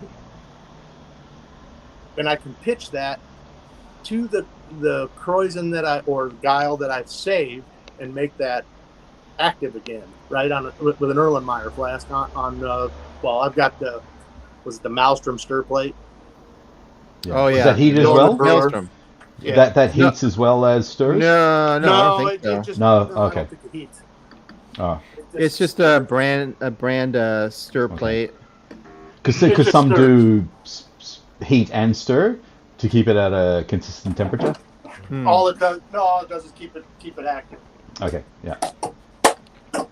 Shane, do not encourage beer koi, please. Why? Why? What am I going to do that's going to be so off-putting, Steven? So anyhow, what you're doing is you're just creating a small beer that's at high Kreuzen to dump in there, right? You're adding a little more. You're adding the same yeast that you brewed with if you took it off the bottom of the fermenter that you're doing with if you're using a conical. Yeah. You can drain from the bottom. And you're pitching that to the top of your bottling bucket. So if you've drained that off, you've run your stir plate, you've got it at high Kreuzen, you've drained that off to your bottling bucket, which I use a bucket still. Yeah. And you leave that. You want it at high Kreuzen, so you're looking at what is it? You're looking at another 24 hours or so to get it to high Kreuzen. He's a troublemaker. I'm not no troublemaker. I can't see who the hell it is, so I'm scared to ask. It's Blackwood in Blackwood. the house. He's Was it gonna Blackwood? Yeah, he's here to challenge your No, he's not. poisoning Blackwood's good. methods. He knows No. what You know he's what? talking I actually, after listening to this, I totally appreciate the variables are maybe not as vast about. considering No. you're brewing So the the- same beer at the same gravity and you're taking the Kreuzen at the same time Correct. of every single beer. So it's not as if, okay, the beer is already largely fermented out. Most of You the sugars basically, are for gone. 5 gallons, you've just scaled up a quart and a quarter or a quart and a half. I mean, isn't yeah. this is how they make So- German beer, right? It's part of the Rhine Correct. whatever that. Correct. I get it. Yeah. No, I I mean, mean, they- It's straight. Yeah, For Rhine Steven- Heitzgewalt. Yeah. For Steven's lack of Oh, here we go. let's say it comes straight from the fatherland. I know my brother. He loves the old ways of doing things, and Well, you're I'm a speaking. bit of a You're purist. speaking a lot of sense to him right now. He loves the old traditional methods. You know? I love Gnome. He's one of my favorite people. We talk all the time. And I appreciate what he does. In fact, everything he does that I get to see online, I love watching. Even Brew Show about using adjuncts and stuff. Look, I got enough problems brewing beer with 4 ingredients. If I start adding fruits and vegetables and all kinds of other shit to it, I'm going to fuck it up. So I stick to the 4 ingredients, and that's just where Yeah. Remember the movie, what was it, Hitch? With Will Smith? Never Yeah. seen it. Yes. Yeah, Yeah. you know how he told him that dance? You're right here. You live right here. I'm right here. Yeah. Gnome's doing Yeah. the sprinkler and all that, and I'm doing this right here. Yeah. You know what I mean? With a sprinkler. I respect that. I respect that a lot. Yeah, Uh. I'm trying to keep. So you're trying to tell me that what I'm doing is sophisticated. Look, I'm dumber than a bag of hammers. I'm doing this with root. Well, I mean, I do have some. I did sprinkler some good equipment, but I Hang use on. for myself. Yeah, you've got 3 of those spike fermenters. Right? Yeah. Keep talking. 'cause- I am not. Just let me clarify this. I am not sponsored by Spike. Yeah, that's right. Oh, I no, bought but- all 3 of these, Yeah. and should- then, Oh, no, man. and then I cut them apart. Oh, man, that's you're doing. cool, man. I love that. I love just trying to apply traditional methods to a modern product. I Well, think that's, and if you look around my brewery, you never see a CO2 can. yeah, Why is that? Because I don't use CO2. yeah. I mean, I use Well, it too. Hang on. How do you Everything? transfer, like your wort or your cleaning, your Stella sands and things like that in and out I have a of pump and vessels? gravity. So Okay. I have a You bottle all your beer? not all of it. I do keg. I love to bottle, to be honest. But I have a Blickman Riptide pump. Well, how are you pushing the beer out of the keg? Out of the keg. Yeah. So I do use CO2. In that. Oh, But you do have a CO2 bottle. Yeah, right. Liar. And so before you use a keg, you fill Yes. it up with Star San. How do you get the Star San out? Are you just pouring it out, or are you? I pour it out, and I'll give you another little hint. If you make a pigtail line that goes from the top of your conical fermenter to the liquid line on your corny keg, it will purge the corny keg of all the oxygen. yeah. And if you daisy chain them, if you Yeah. connect one to the next, you can purge 4 or 5 corny kegs by the time a brew is finished in 2 weeks. Well, that's true. Yeah, with the amount of CO2. Yeah. Correct. The volume yeah. of CO2. CO2 oxygen- generated. Absolutely. Yeah. Oxygen is heavier or is lighter than CO2. No oxygen. Yes. Oh, yeah. Lighter. So CO2 Correct. will push it out. Yeah, Correct. Yeah. So by the time Yeah. you've fermented a beer out, you've got however many you've daisy chained together, give or take. You could have 2 completely purged keg. Yes. Yeah. Yep. Yeah. I'm just going to yeah. use 2 as a low example, but I'm sure you could do more. Because I've been fermenting under pressure, and I've been using the pressure to push out the beer Are you using a daisy chain Are you from spunding that? fermented keg. I do spund. Okay, so what pressure do you spun at? About 8 psi until the end. Okay. Yeah. Noam and I were talking about this because we weren't sure what kind of pressures we could get from specific yeasts, right? Some yeasts are going to probably vary. Oh, yeah. They're going to vary at what pressure they will go to. So all these conicals are good for 15 psi. Yeah. And I don't think anybody goes to 15 psi, but you could. No, it'd be crazy to. Yeah. Well, I don't know. Is it crazy?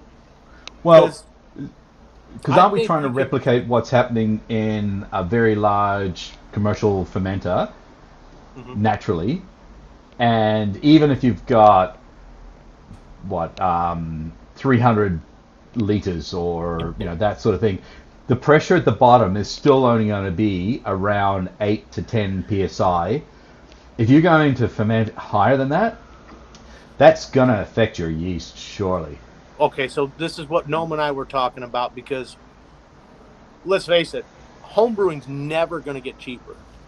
Oh, God, no. We were talking about that earlier when you It's never going to get cheaper.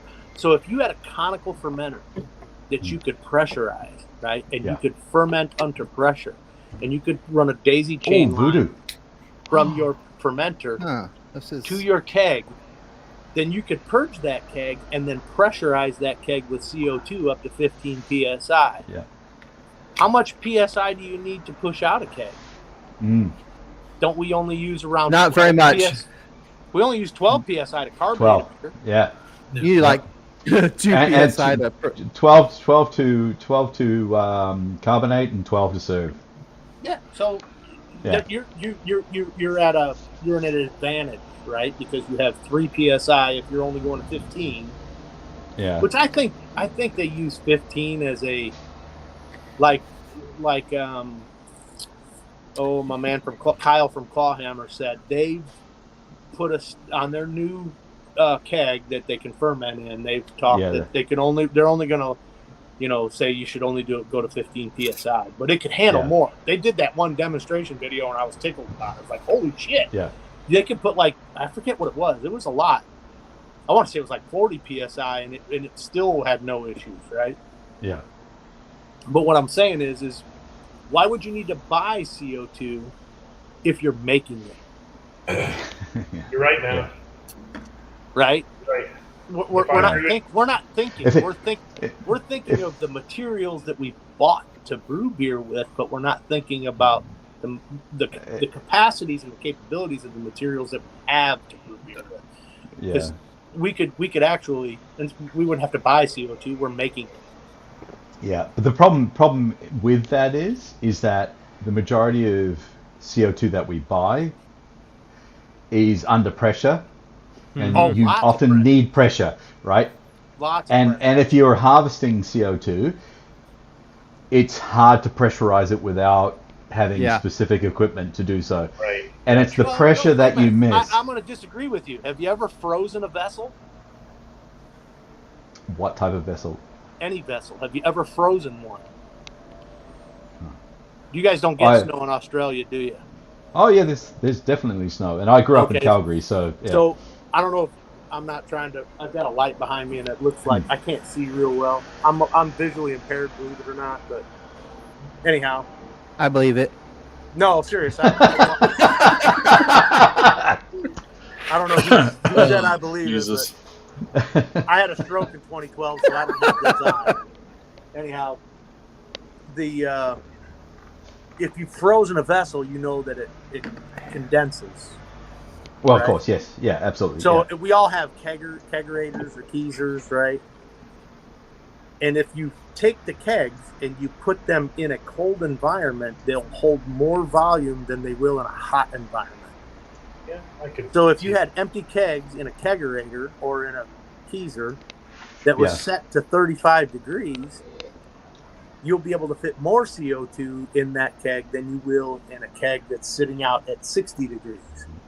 You could even drop that temperature, I bet, and go actual freezing. You betcha, and it would condense even further. What Yeah, I'm saying that is, then when you reintroduce that to warmer temperature, it's Then going to expand, and you're expands, going to have yeah, even yeah. more pressure than the 15 psi you fermented at. Yeah, yeah. Iroquois, are you a Yeah. homesteader? Look, I spent like $20 for 5 pounds of CO2 that lasts me 6 months, so I'm not really worried. I get that, Stephen. Yeah. Stephen, where do you live? Portland, You Beer live in City. You live in Portland, Oregon. It's Yes. 70 miles for me to the closest home. Oh, that's very That's farther sexy. than What me. is- Wow, What is Dan that? Cruz? That's black, man. It's like tar. It's 70 miles for me to the closest home brew shop. Is that a black Okay. IPA? What is a black IPA? A BIPA? No, that looks more like a porter. This is a mystery beer. I don't know what this is. What? What? I'm gonna Mystery see if I can figure it out. Did you get that from Shane? 108's like chest. No, he hasn't sent me beers. He hasn't even sent me the stickers yet that he owes me. Oh my gosh, dude! I haven't got my glass yet from what's his name? Hobson Gnarly. Yeah, I don't he think was nobody has. I don't he was think that making thing's coming. promises like crazy. What's up, Blackwood? Nothing. What are you How you drinking, doing, buddy? Blackwood? Voodoo Ranger. How you been? Good. Ooh, I think happened we there? lost. We lost. What's his name? Beerquoy. And we got some weird background. I was wondering if Noises. it's on my end or if it's. I think it's Waza. Oh, okay. Yeah, we can Yep. hear his street noise pretty well. Oh, that's what. Okay, I kept hearing everything, so I changed Like- my. Buses to- driving by and stuff. Well, I had my headphones on transparency so I could hear background noise. So I thought it was that, and then I put Should I it let him on, back in? No, I So- think it's there's some background noise from Waza. I think I've heard like the road he lives beside. Yeah. Trucks Yeah. going up and down a little bit, and then after all, he is across the world. I mean, Yeah, is there a yeah. He's able a that cool runs- dude. I like having him on. He's a cool dude. I like his perspective.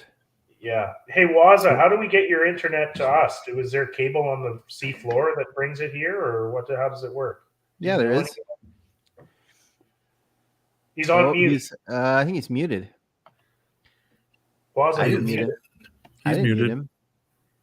Hey, See if I can unmute. If I Waza, force. you're muted, bro.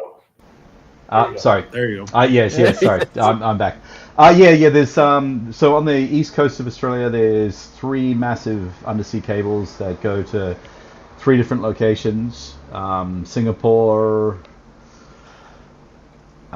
somewhere else, and Malaysia for feeding, and then the west coast of Australia has one that joins the rest of the world. But yeah, it's we get pretty good connectivity these days. It used to be pretty shitty when you're doing the overseas stuff. Yeah, apologies. I mind-boggling. actually forgot to take the headphones off, and I walked out and probably caused a bit of noise and feedback. No and stuff. worries. That's fine. Yeah. Just want to. This is my. So going back to what Birakoy was doing. This is my most technical beer to date. I use pretty much every technique I've learnt so far and every bit of stuff that I could. So it's Marisota, Gladfield rolled oats, golden naked oats from Simpsons, bitter lactose, but importantly we got incognito citra was used, as well as high temperature alpha amylase. Okay. So you know what that one is? Yeah. So Well, high temperature alpha amylase helps You put enzyme in the it, right? starch. Yeah, the enzyme to help that starch conversion. Yeah. So you end up with a even more effective mash. Yeah. Yeah. And I've noticed I've been using it for a little bit, and it works really well. I've just started using it too. Yeah, for the brew in the bag stuff where and especially me, I'm always having to buy my grain from the homebrew stores, and even though I ask for it to be double milled, it comes in various levels of milling. Yeah. And that has helped efficiency a lot. Like, it's amazing. You only use about 10 grams into your mash at the time when you're putting all your grain in. Amazing. I went and bought the David Heath. I don't know if you saw a video he did about a month and a half ago, where he's got the one that he attaches a stirrer that he attaches to his drill to help mash in. So I bought one of those. Yeah, I have one too. Oh, wow. It's a game changer. Game changer. Complete game changer. Wow. So I still mash in with my paddle, make sure there's no dough balls, but then just run that in and out for a good 5 minutes before I then start the countdown. Wow. Yeah, really, really good. Warren, Blackwood was telling me you can, and I don't know why I didn't think of this, you can use that to aerate your wort later. That same Yes, you paddle can. with a drill. I've been doing that as well. I've only just realized that myself. Yeah, so this one I aerated the wort before I pitched the yeast. Yeah. I mash hopped, then added so it was cryo hops throughout, mash hopped. Oh god, what's that kiwi? Oh, phantasm powder. Oh yeah. In there. And what I've been doing in the last few brews is I bought a second from Zilla. From Zilla, but the all-rounder one.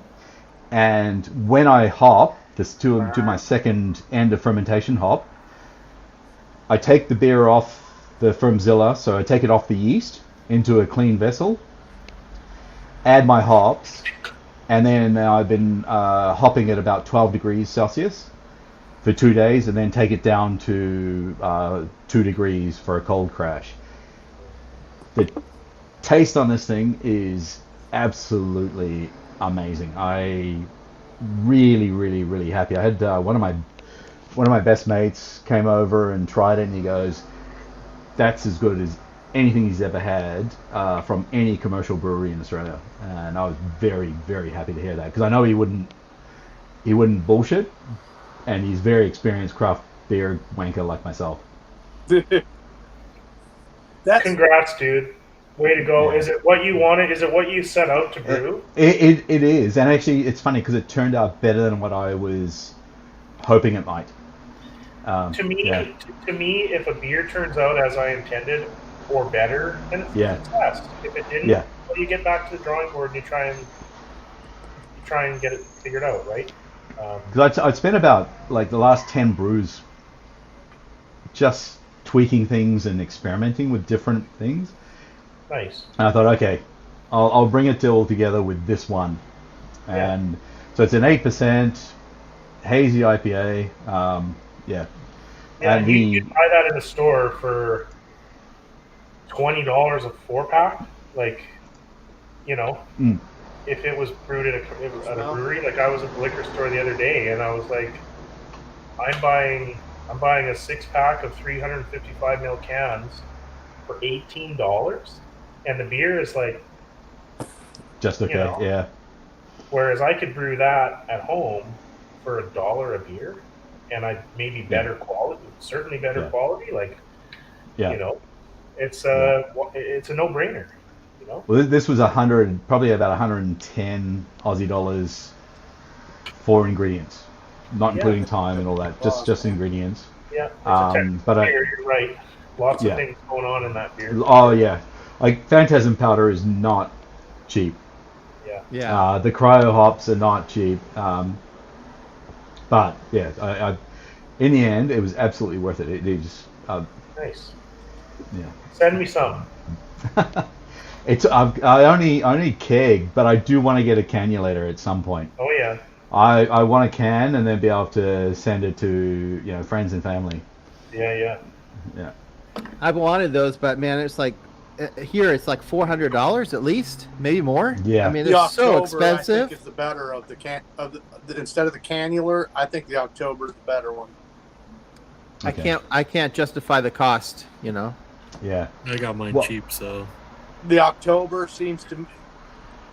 I think it's got less hang-ups. Is that the one where you have to connect your drill? I think you can get them either way. Ah, You can get them motorized too, right? There's a beautiful thing about Canada too. There's a big movement in Canada. They're basically Canada's producing a lot of engineering minded people. They have this place called Fidgets where you can buy motors and mount them to shit, right? They're into creating auto steer for tractors without having to subscribe, for thousands of dollars of componentry. Canada's got some shit going on up there that's pretty good. You're always welcome here, man. Well, so I have an old tractor that you can't really buy an auto steer kit for. And Ag Open GPS, the guy who designed it, is from Canada. So, and there's a big movement across Canada for all those farmers up there that keep getting screwed to make their own auto steer systems for their tractors. And of course, there's a market there to produce that stuff. Like I've got 3 of those. I've used one of the motors on my grain mill. It's Fidget's motor to power my grain mill, so I don't have to sit there and hold the drill on it. Oh yeah. For $60, I put a motor on my mill. Cool. $60, I think it was $10 for the chain and like $8 for the gears. Yeah. And all I do is hook my DeWalt or my Milwaukee tool battery to it, flip a switch, and it just goes on its own. I can walk away from it. Do you guys think grain mill speed, like roller speed, makes a difference in how the crush goes? yes. Yeah. 100%. I feel the same, and I've always been very slow when I grind. I don't just like go as fast as possible. I like to keep the speed nice and slow. You guys find the same, or? Slow, yeah. Yeah. I kind of like just going slow. Like I feel when I go fast, maybe things aren't quite being processed the right way, Brewing Bad likes it slow. So does she. Yeah. And Biracoy has Black Panther on his lap, so Yeah, he's got one eye. He was a barn cat that was born with one eye, and I figured he'd be hawk food if I let him stay out of the house. So he's the only one in the house. Ah. it's a decent sized cat. You have to have. I have 3 other cats here, but they're outside. This is the only one that comes in the house. Actually, this one stays in the house because he's got one eye. He'd be dead if I let him out. So. Ah. What's the I'm not temperature like completely- out there right I'm not now? You guys completely freezing, or I'm sorry? what's the temperature out there like right now? Do you guys have snow? It was Is actually freezing, or- 65 or 67 today. Oh, sweet. Yeah, I'm 100 miles south of Chicago. Yeah, there's no way he has snow that far south. I This got time of snow, year. I got snow like a week ago. Where I don't you know at? where. Yeah. Pensy, right? Huh? Or no, you're in California, aren't you? Yeah. He's in California. Yeah, Northern Cal. No, I'm No, he's Southern. like LA-ish. Ish. yeah, I'm about like an hour and 10 from north of LA. Yeah. You and I talked before. You're out there between like Harris Ranch and LA. So, out of nowhere, we got some snow for a day. Crazy. I bet the kids love that. They were in school, so by the time it came down and it melted, it wasn't Oh, okay. like it didn't stick or anything, but just out of You guys' nowhere. ground you know what I mean? temperature too warm for it to stick, Mhm. right? Yeah, true. Yeah. There's times though we do get snow and it will stick. Really? Like yeah, one year we got on Thanksgiving it snowed really bad, and then the day after Christmas that same year it snowed really bad. You're still south of San Fran, though, quite a ways, right? Yeah. Okay. So, but it happens every once in a while. And But you're the out on mountains the desert side. You're not on the coastal side. Yeah, I'm in the desert. Gotcha. But the mountains around me get snow all the time. So I'm trying to remember. Mount Shasta is what, 100 miles north of San Fran, or 150 miles north of San Fran? Yeah, so probably about 7 hours from me. 8 hours. Oh no shit! Yeah. Yeah.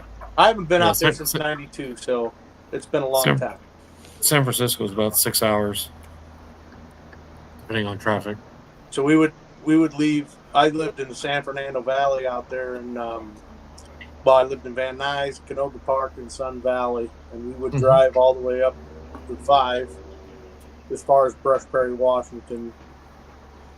Yeah. You get north of San Fran, it's God's country, man. Everything south of San Fran just was desert. Nope, I'm about 45 minutes to an hour from San Fernando. And you, if I remember right, your people were working at Air Force Base. Your people. Yeah. I'm a- No, I mean That's a bit rough. no, his family worked at the Air Force Base. I think with NASA, right, or no? Yeah. Okay. Lockheed. Okay, yeah. Yeah. Yeah. Did you say your dad flew airplanes? No, he was like a chief engineer Okay. for all the building of it, all the top secret stuff. Ah. Like the skunk work stuff. Yes. Skunk Works. Oh, damn. Yeah. Wow. He was there before the Skunk Works became a thing. Okay. That's Yeah. one thing. Military aircraft are I'll never not be impressed by military aircraft. Well, The B-52 is an amazing platform. Well, yeah, but what Skunk Works does is it's even before it hits the military. It's the CIA aircraft, the U-2 and the SR-71 Blackbird and He was who knows what since then. Think about that, though. Wow. Think about what you just said. The SR-71 Blackbird, that's been obsolete since when? Oh yeah, Still fly it out my house. It was removed from service in the early 2000s. The SR-71? Yeah. It was Wasn't like that in 90. the 80s and 90s that was taken Oh, was out? it late 90s when they finally? Oh. No, I thought it was still flying missions in the 2000s. Was it? Pretty sure. No, late 90s. Late 90s. Yeah. Okay. So I'm not saying it's obsolete technology because it'll never be obsolete. Oh no. It's an amazing platform.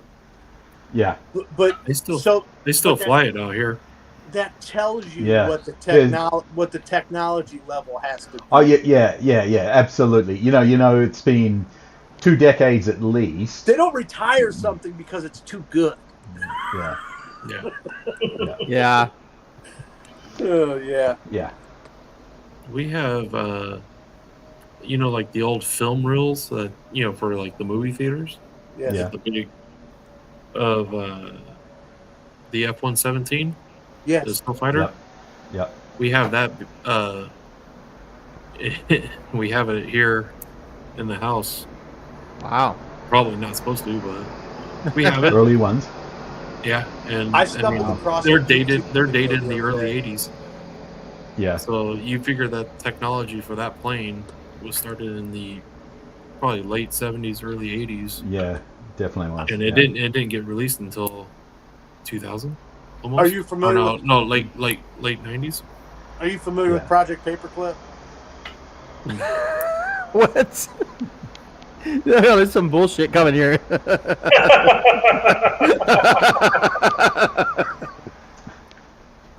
Okay, so when Nazi Germany was collapsed and was defeated by the Axis or by the Allied powers, right? That was We collected all of their science. all the scientists, and especially the You betcha. rocket scientists. Yeah. Oh, And, yeah. in fact, von Braun was the one who headed up the NASA program before it even Yes. had an American Yeah, in the space program, right? because he was the one who responsible headed for that the up. V1, the V2. The V2 rocket Yeah, was yeah, what gave him the ability to head the NASA program, right? He was yeah, a wickedly smart German scientist. yeah,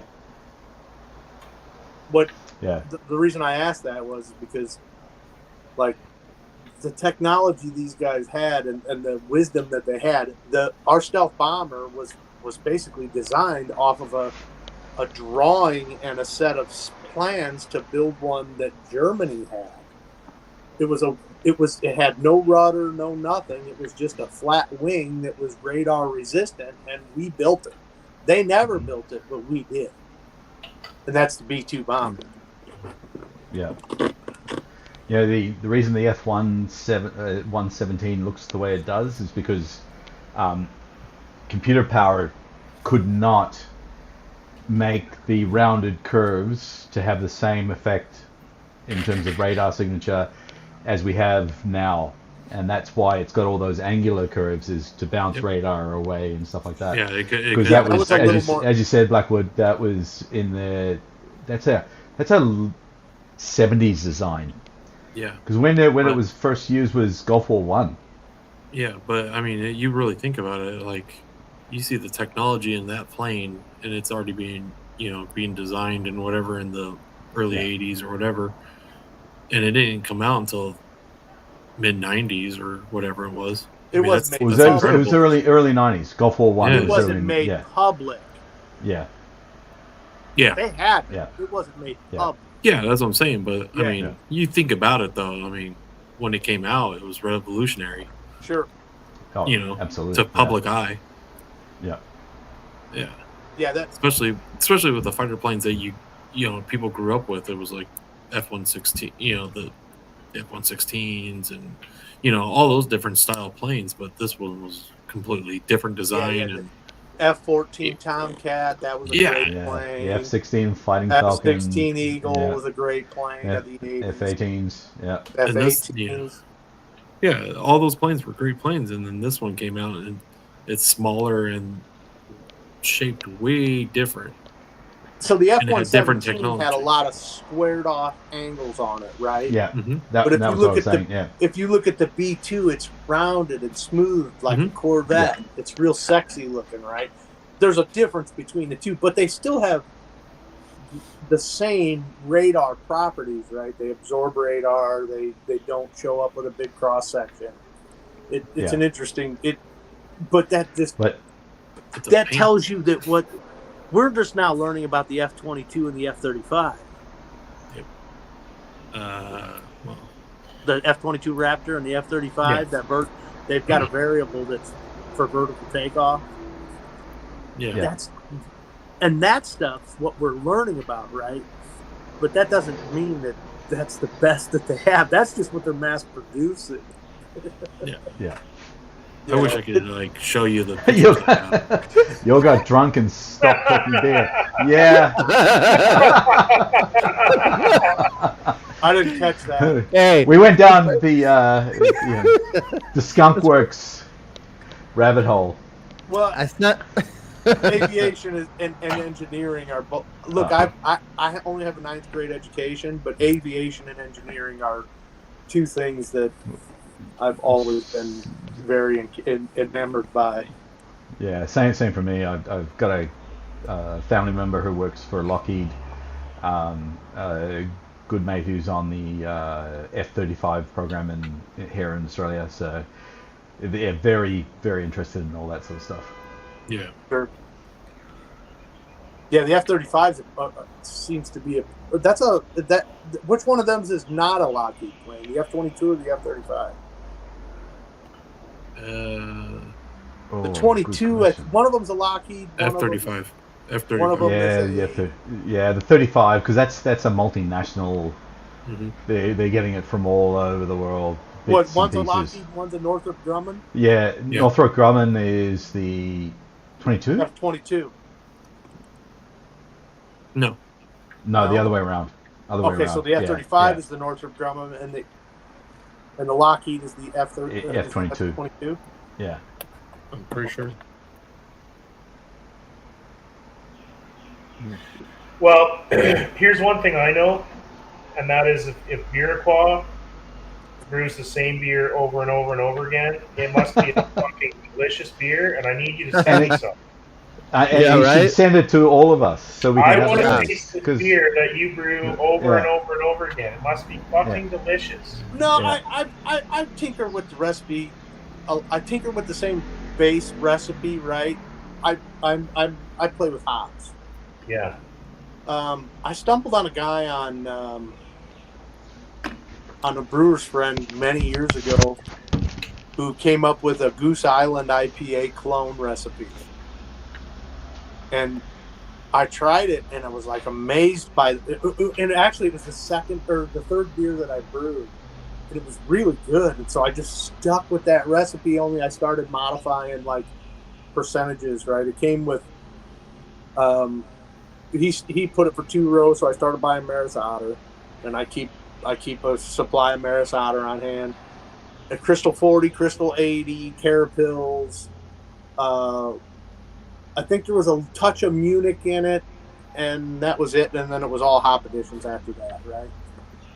And so now I just brew that same beer, but I try to only use I use 5 malts, and I only use 1 hop. And so my go-to lately has been the Azaka hop, but I used to use Cascade, East Kent Goldings. I mean, I think there was 3 or 4 hops that I was putting in that beer. And I like that you're not afraid to use Crystal in an IPA. I really like it in an IPA. I know a lot of it, it's not really fashionable anymore to put it in there, but well, it's fashionable. I like Fashionable don't mean shit. Drinkable is everything. well, that's what I mean. I like a little bit of that sweetness, Yeah. that caramel in an IPA personally, but you know, Drinkable it's is hard to everything. find one on the shelf anymore. They're all just straw-colored IPAs. It's hard to Yeah. find a proper IPA. This is 60 miles from my house. If I go out to get beer, I usually try to go get that one. 6 miles? 60. Oh, okay. I was like, man, you should be getting grains from them. So there's wait a minute. There is a farm brewery that is 5 miles from my house, Okay. and they've got a barn. They're called Artesia Brewing, and I think they've got an Arga or a Thawville address in Illinois. And I've drank their beers. They make great beers. The guy even told me you could buy grains through me, but I still think that the best deal for me is to just buy bulks online for more beer. Yeah. You know, because then I don't know what his scheduling is like, and you know, it just makes sense. There's a guy that I recently learned of. I have an organic farm, and this another organic farmer I recently learned of down in a town called Paxton, Illinois. He has a distillery, and his place is called Silver Tree Beer and Spirits, and they make. I don't think they make beer at all. I think they only distill liqueur, right? Yeah. And they're trying to open a tasting room, I think, at this point. And but they're all legal, ready to go, right? They're a big deal. But they're an organic farm. I learned of him through another organic farmer in our area. Right And on. anyhow, they got to mash that stuff, right? So we were just talking because they're taking our process in a different direction than. I mean, they're mashing a mash and then they're distilling that down. We're mashing a mash and then just fermenting it, right? Yeah. To get our alcohol content. Where they're distilling it to get theirs. So they're getting higher, obviously a lot higher. I'm not allowed to drink that stuff. I used to drink liquor, and my wife would divorce me if I still did. So I just don't do that. Fair enough. Yeah. No, dude, you got to send me one of these packages here, man. I'm ready. I'm ready to accept it. You got to get your ass down to the States, Bruce. I'll be take- down Hey, there. I'll be he's down gonna. there. Bruce's gonna get on his chopper and then he's gonna drive down. I'll take you deer hunting. I'll take you fishing. Would love it. I Even though gotta, I gotta get to even make though sure it's you're winter fishing- time so my dog sled team can make it. even though But aren't they going to Even be a though- bit tired going to work and back every day? You know, take you down there. even though the fishing in Canada is far superior to that in Illinois, I do have a perfect little spot. I'd be honored to see your perfect spot, man. What kind of rod should I bring? A fly rod or a gear rod? No, just any old open face will work. We only have bass and bluegill in our pond. Oh, okay. I got a 6-acre pond For that. Uh, Nice. with lots of largemouth bass and bluegill in it. There is some catfish in there, but I don't eat them. So That's cool. Yeah, Bruce was going to come down to the States, but you're right. Brewing Bad, they canceled Homebrew Con, and no, Bruce, you said you might still be making a trip down, maybe, right? I wanted to go down there so bad for Homebrew Con. I was saving up my holidays, and a bunch of us from the Homebrew Club here, we were going to make a pilgrimage down there again. And it's been 5 years or 6 years since they had it, more than 7 now, I guess. what do you do? What's that? What do you do for a living? I'm a consultant, so I do like environmental type work. So I Like can take off, a couple weeks in the summer, right? And environmental, like hazmat stuff. more fish and wildlife type work. Oh, okay. So a little bit of everything, and but I can take a couple of weeks in the summer, and we were gonna all get together and go down and bring our beers and Sure. go to Denver. And then we heard the news, and it was like, yeah, Homebrew Con is on the back burner, and it was pretty sad to hear, man, because I was pretty much committed, stoked to go, and it's just not going to happen. So I'll have to figure out another plan. So you guys, When was that? When was that, Bruce? Where was it, or when? When? This was maybe about 2 months ago. They decided, or the American Homebrewers Association put a post out on their website saying that they were going to reimagine HomebrewCon this year. And I don't think they're going to come back. What the hell does that mean? Warren, there's build it a back whole thing about the Homebrewers Association. It's going it's in the can, man. They're gonna build it back better. Oh. They're gonna build So- HomebrewCon back So- better. My understanding is they misappropriated, their funds, and they screwed shit. up. Yeah. So So what was the one that Tony from the Brew Show and Steve from the Apartment Brewer went that's to? it. That's it. That's- But they went oh, to San okay. Diego. It was in yeah, San Diego. That was the San Diego one. Okay. right. So this year, And this is- year it would have been in Colorado this year. Oh.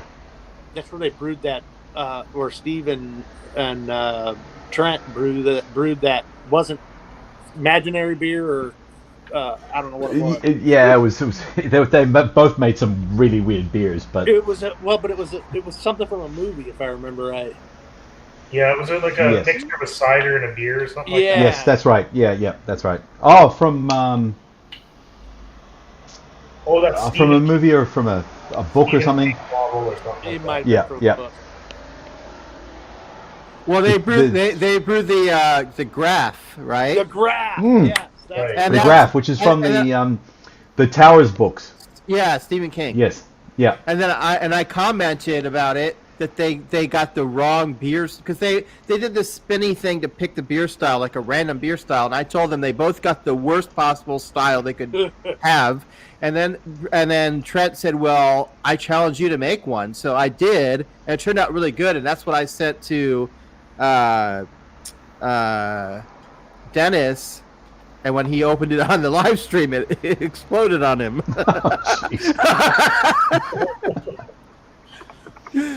Yeah. I try to get Brewing Bad to jump on, but Brewing Bad is Come on. chilling by the fire, probably drinking hard liquor. he's probably he had that outside fire pit, right? Yeah, he's probably hitting the bourbon hard tonight. I can feel it. He's on the nose. He's on the nose nachos. Was that Indonesian? Yeah, that is Indonesian vanilla beans. Oh wow. in Dude, in boy, that looks like some illegal shit right there. no, Yeah. you take, No, that's some primo vanilla bean. yes, And you've Oh. been soaking it in alcohol, it started. vodka or something. All right. Look at the date on it. I can't see that. Started 1/14/23. Wow. Wow. Well, here's a question for you. Yes. What's better, vanilla beans in your beer or extract?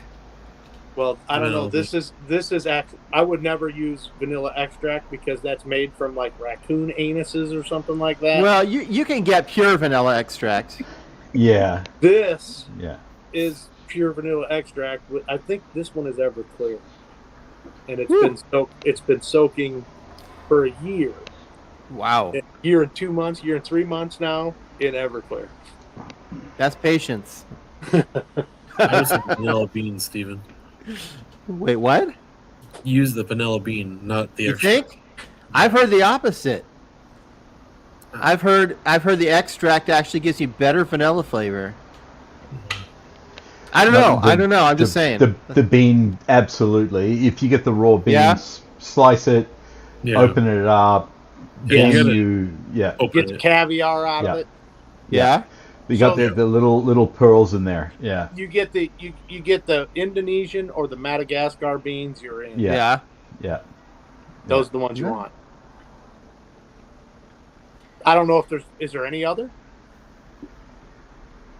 I don't know. Oh no, well, no. It's so because there's been a shortage of vanilla pods worldwide. A lot of other tropical countries are producing them, trying Okay. to.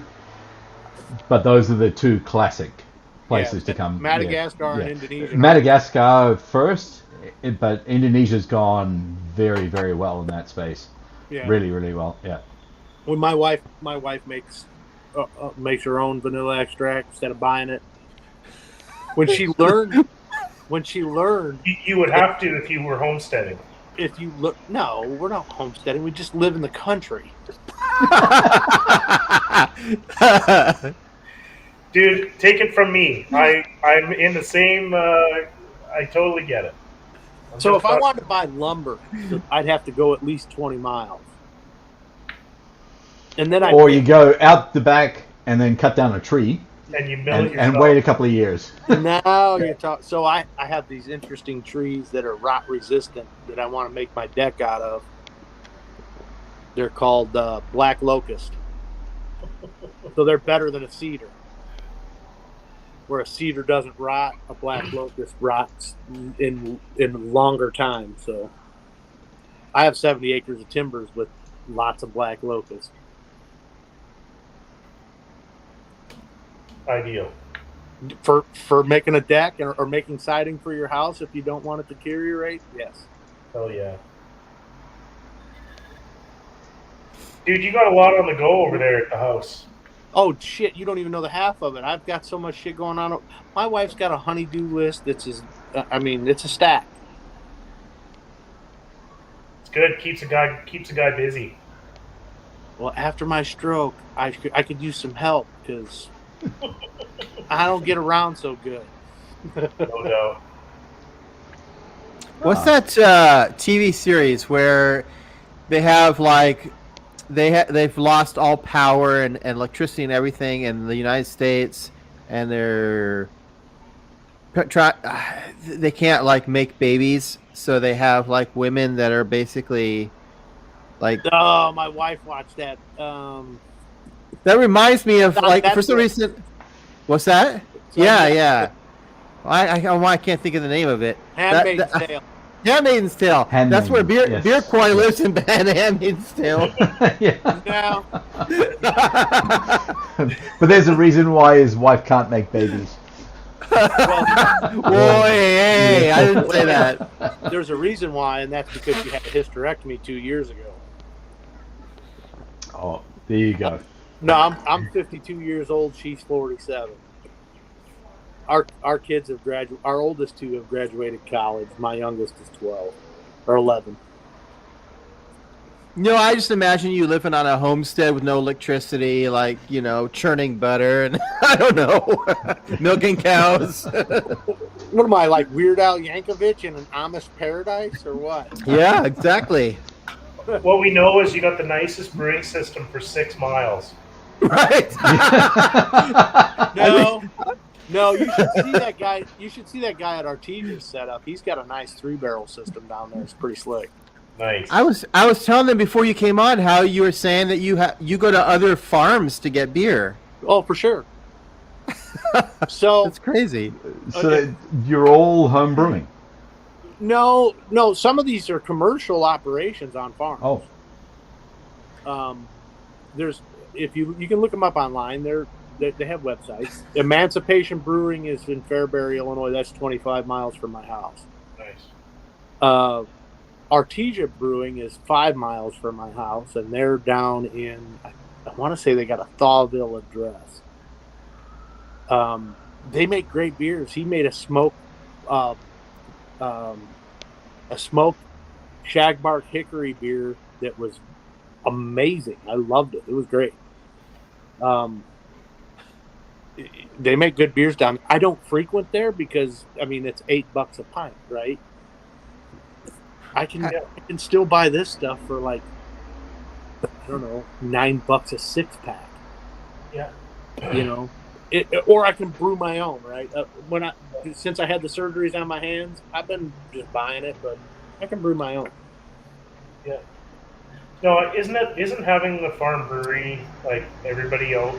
Like it just makes sense, right? You have grain, you have adjuncts galore. You would think, but we can't grow barley here worth a shit. No, the malt you'd have to bring in for sure, but Right. but there's a lot of the things that you have that make sense. Even like the large dairy farms have those big tanks that they could use And to even- store grain in, and The can use- networking, right? So organic farmers here in Illinois actually have contacts with organic farmers out in Montana that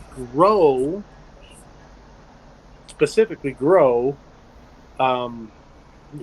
barley, and they have they're contract growers. So whatever like Anheuser-Busch contracts them to grow, they can Anheuser-Busch might not contract them to grow on all of their ground. Yeah. They might only contract. Let's say they contracted 1,000 acres, but the people have 11,000. sorry, Barry. They usually contract for the volume rather than the amount of land. So they will go for a certain amount of tonnage, and that's if they can produce more than that, then that's what they can then sell on an open market. Yeah. Yes and no. That depends. So Okay. because there's been a lot of problem with that, because if you can't make that contract, you have to source that grain from somewhere else. Yes. Yeah. In other words, you have to go to another grower and buy that grain, Yes. and that yeah. grower has contracted with someone else to produce the same grain, right? If they haven't contracted with Anheuser-Busch, they've contracted with Miller Coors, right? Or instead of AB InBev, they're with Miller Coors, right? So how that's been shaking out lately is Cargill contacted me, because I have an organic farm here. Cargill contacted me about producing, and I told them that I would not contract, specifically because if I fall short on that contract, then I'm responsible for the balance of that contract, either financially, or I have to source that from another grower. Yeah. So they're getting flexible on those contracts because they want to maintain those connections to growers, right? So those growers they're not necessarily, they don't give a shit about organic or not. Where I'm an organic farm, they're not. They're just growing whatever. They can spray whatever they want on them. I can't do that. Yeah.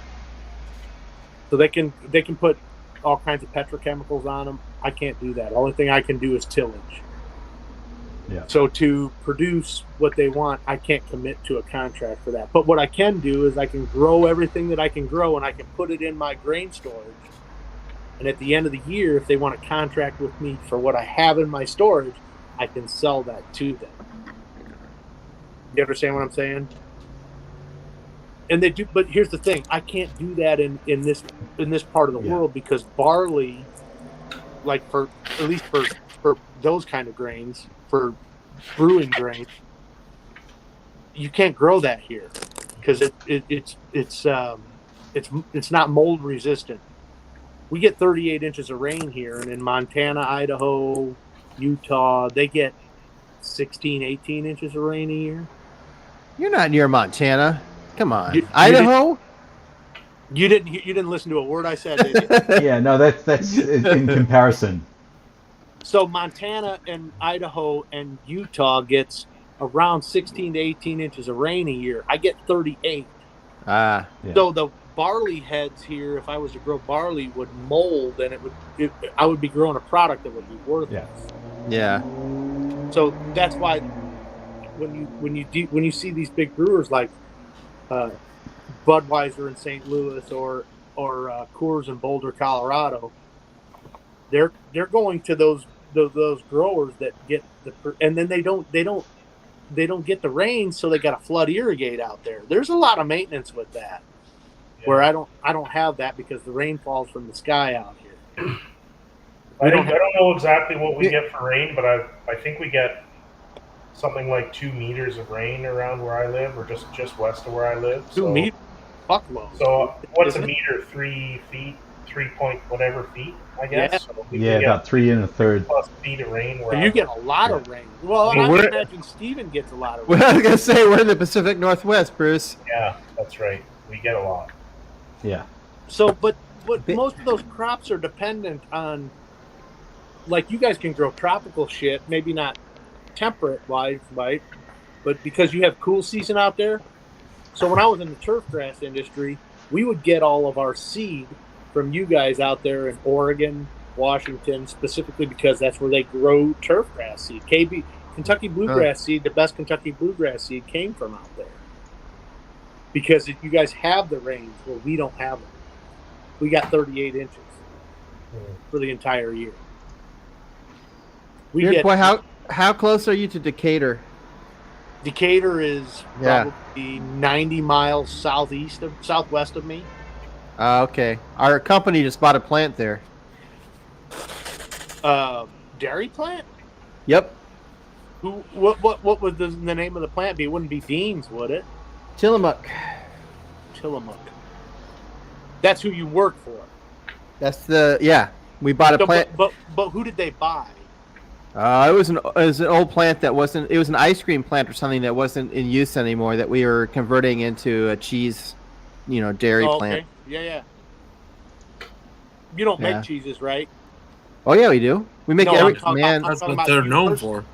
Yeah, they make fantastic cheese. No, I'm talking about you personally, Steven. You don't make cheeses. Oh, I work in IT. No. I do computer stuff. Yeah. Well, you do realize you can use your brewing equipment to make cheese at home. Yeah, but I do bread sometimes, but mostly I just like the beer. We only do sourdough breads here. Nice. I like sourdough. We only do No sourdough. carbon dioxide, no commercial yeast pitches. I like it.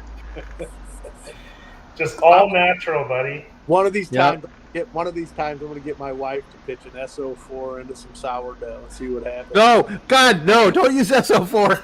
Steven's got a big hate on for SO4 right now. Should It's I- all out on these chaps, Should I give her Chico? probably. I give her SO5 Chico. Yeah. Or some like German lager yeast or something. Yeah.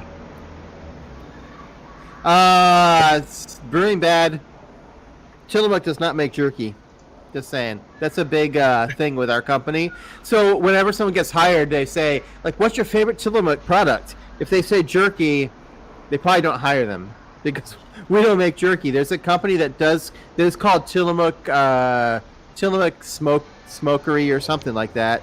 They do make jerky, but they basically stole our company's logo and name and everything, and they make jerky, and yeah, but that's not us. We do everything else though: ice cream, cheese, cream cheese, yogurt, sour cream. I don't know, anything that's dairy related. Yeah, it's good stuff, man. Yeah. Well, I mean, it's like there's no preservatives or whatever. You know, like there's no. It's like. It's full fat. It's not diet stuff. So it's why it's so good. Is because it's the real stuff. Real. You know. Yeah, real. Yeah. Yeah. No, my folks, when they go down there to the States, they always pick some up. They make it a priority. Brewing that. I told you that's not us. We don't make jerky. It's a dairy company. Oh, guys, I've got to drop off for a work meeting. So All right. Yes. Hey, thanks for joining us, man. No, if you're still going, happy to come back. But yeah, about 15, 20 minutes. Sounds All good, right, Dave. man. All right. Cheers, guys. Cheers. Yeah, Tillamook. You know what's funny is there is a that Tillamook jerky place is just south of our plant in Tillamook. And so occasionally when I've gone down there, I do stop at that place because they have an outlet and I buy some jerky because they do have good jerky, Oh, despite the fact that there's a negativity with our company because they stole our logo and everything. I can't help the fact that they do make good jerky. Yeah, it sucks with the whole liability name thing and liability and stuff like that. But yeah, if you make a good product, and you got to respect that, right? Yeah, right. No, honestly, man, the price of meat up where I live is going crazy. Like I was in the store the other day for some beef jerky. Like I'm talking one piece of beef. Yeah. This big. Okay. $6 Come on. for one. Come on. For one piece of beef jerky. Well, it was actually more. It was like $6.74 or $6. No, forget that. And plus tax. So you're like, yeah, like you got to be making it yourself, or That's insane. You know, like it's getting pretty expensive. You know, food up here, and so I've got a whole grocery bag of deer meat in the freezer that is destined for jerky. Zach. I haven't gotten around to it yet, so. Zach, jump on, Zach. I sent you the link. We got Zach in the house or what? I know. Who He's in the bailed? chat. Oh, was I bailed? He's scared to join. Was I bailed? There, you guys are back. I'm going to go outside for a quick break here. I'll be right back. All right.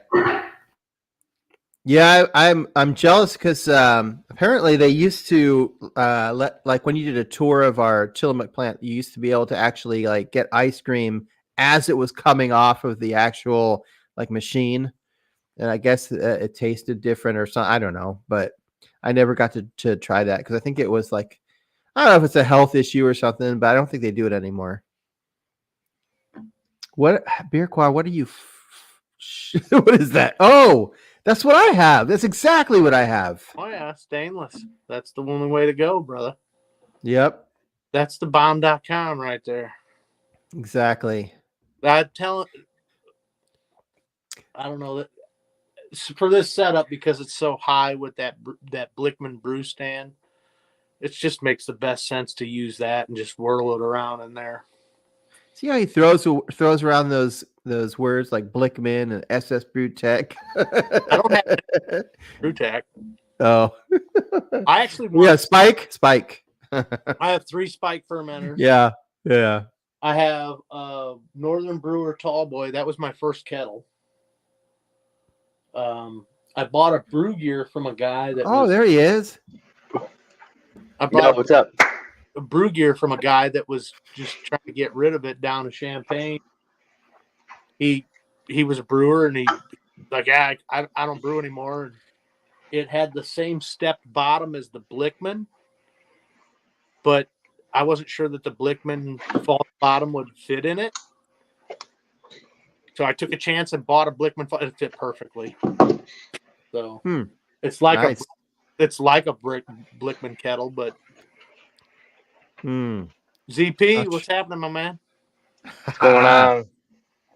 What's up, everybody? What's that YouTube they used to do? Or no, was it YouTube they used to do about the vans? What was it? Remember I that? just got the. It's not a sponsor. It's just a shirt. It's easy shirt to No, get. Like but it just made me think of that. they did what with the Vans? Yes, yeah. No, you don't know what I'm talking about. Nope, not at all. Oh man, there was this. They were even on like TV for a while because they were like so popular. Did they do like redo like VW those VW Vans or something like that? Like No, specialty things or like shoes. oh I know nothing about that. I literally Damn, Daniel, that's what it was. Damn, Daniel, back Oh. with the black Vans or whatever. Nobody knows that. Just me. Look up Damn Daniel on YouTube. Damn Daniel. It was a thing, man, for quite a while. Van skate shoes. No, Damn Daniel. Look that up on YouTube. yeah, like I wrote I thought you were talking about his shirt. I This wrote guy- BMX and oh go ahead. What are you drinking, Zach? Local brewery, Arrow Lodge Brewing, Westy. Nice. Let's see if I can get it up there. There it is. Mm. Is that a tapered can? No, it's just the way it looks in the camera. Just a regular camera. Okay. Yeah, they make really good IPAs. And I was waiting for him to say a $5 milkshake with Malort in it. No. But I have a new idea for a new YouTube series. It's called Malort It. Oh yes. And like You should do it. I literally just take like, oh, do you have a shitty 7-month-old beer like an Oberon that you bought at the liquor store for $3? Well, here you go. Put that shit in there, Malort it. Yeah. And like I was like, I don't know if you guys are on the Pilsnerish Discord, but I highly suggest it because it's all a bunch of memes. Like everyone is just goofy, and it's like people in the industry and they like rant about it and like it's also like just like a big gag. It's like a big gag, like if you follow him from like what the he had like what the fuck Untapped. He like would post all the reviews, yeah. So now it's Pilsnerish. And him and Wart Wrangler have like it's funny, dude. Like just following both of them and just like if you want some good like meme stuff on Instagram. That's honestly like it's good too. How many people out of Chicago would know what Malort is? I mean, it's becoming more and more of a thing. Like in LA, there's a show called Frosty, Heidi, and Frank, and they started like doing like the worst alcohol challenge, and it was Malort, and they called it the Malort challenge. And so people found out about it that way, especially out west, But honestly, like it was one of those things where like you go to a bar and it'd be like a Malort and like a PBR, and it'd be like $4. And you get a shot of Malort and a PBR, and like you just take the shot of Malort and just chug it down with a PBR, a little bit, and it was great. And that was like that was at like the punk rock dive bars, and so like that's where I like got like into it. But that's not Beer Quad's toilet, is it? Because no. What's going on up there? Is he upper decking his own toilet? Oh no, it's like an animal. I haven't heard that for a while. That's fucking awesome. That's funny. Oh, my buddy did that once at a party. Actually, You can't see what that is? yeah, Yeah, chickens, buddy. Wait, there's stuff moving in there. Why is there stuff moving in your? What is that? I don't know why, but I thought that was his mash kettle or whatever. Like, I was like, why is there stuff moving in there? It's chickens, bro. Well, Like, you need to clean that shit a little bit more often. What are you talking about? That was just clean. There's nothing in there but chicken. If there's stuff moving in your mash kettle, you need to clean it more often. No, that's chickens. yeah, it's that time of the year, isn't it? Yeah, the worst part about it is I got.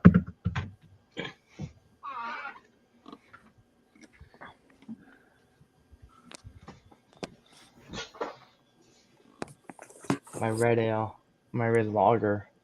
Ooh. It's hard to see. Like it's really clear though. Excuse me. Like it's clear. Nice. It's nice and clear and red. It's hard to see though. Like on this though. It's red. That shit looks Oh, good.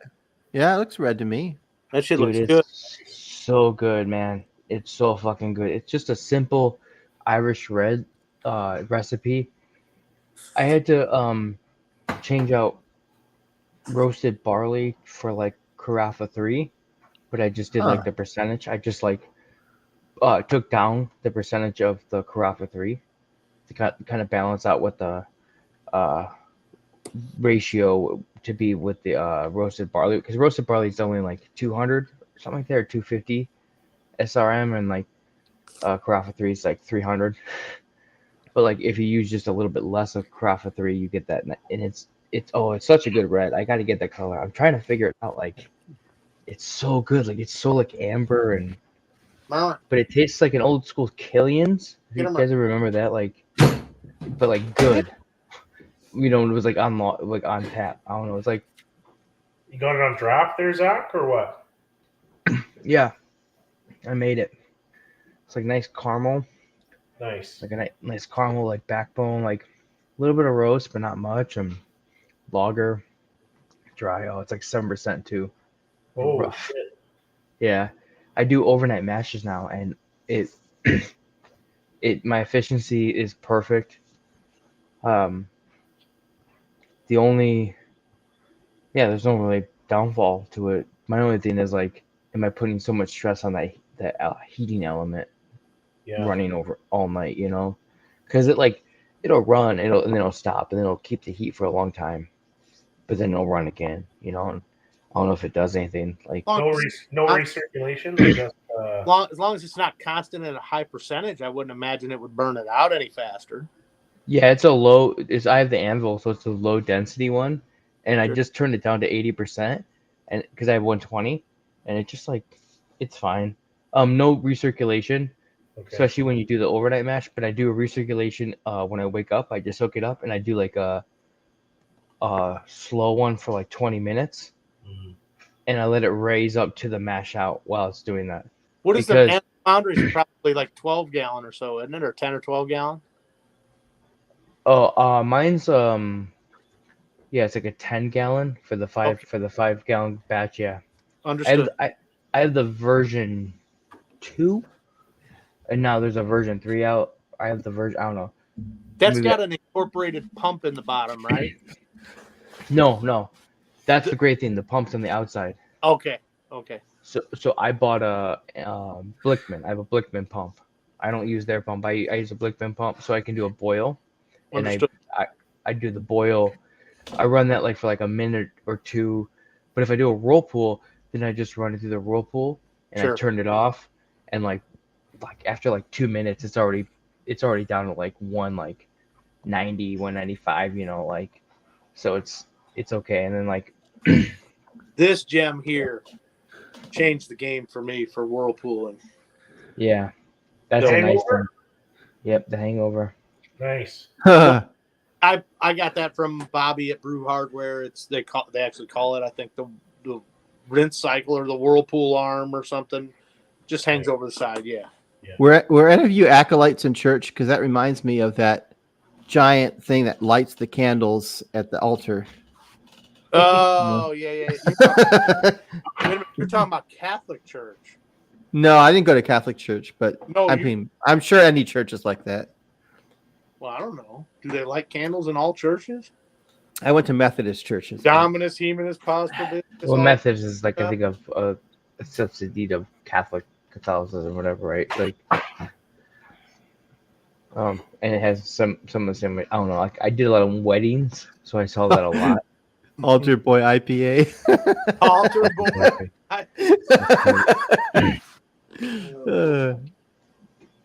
Beg for forgiveness IPA. Yep, exactly. Catholic priests begging for forgiveness. Yep. That kills it, man. Bloomington, Illinois.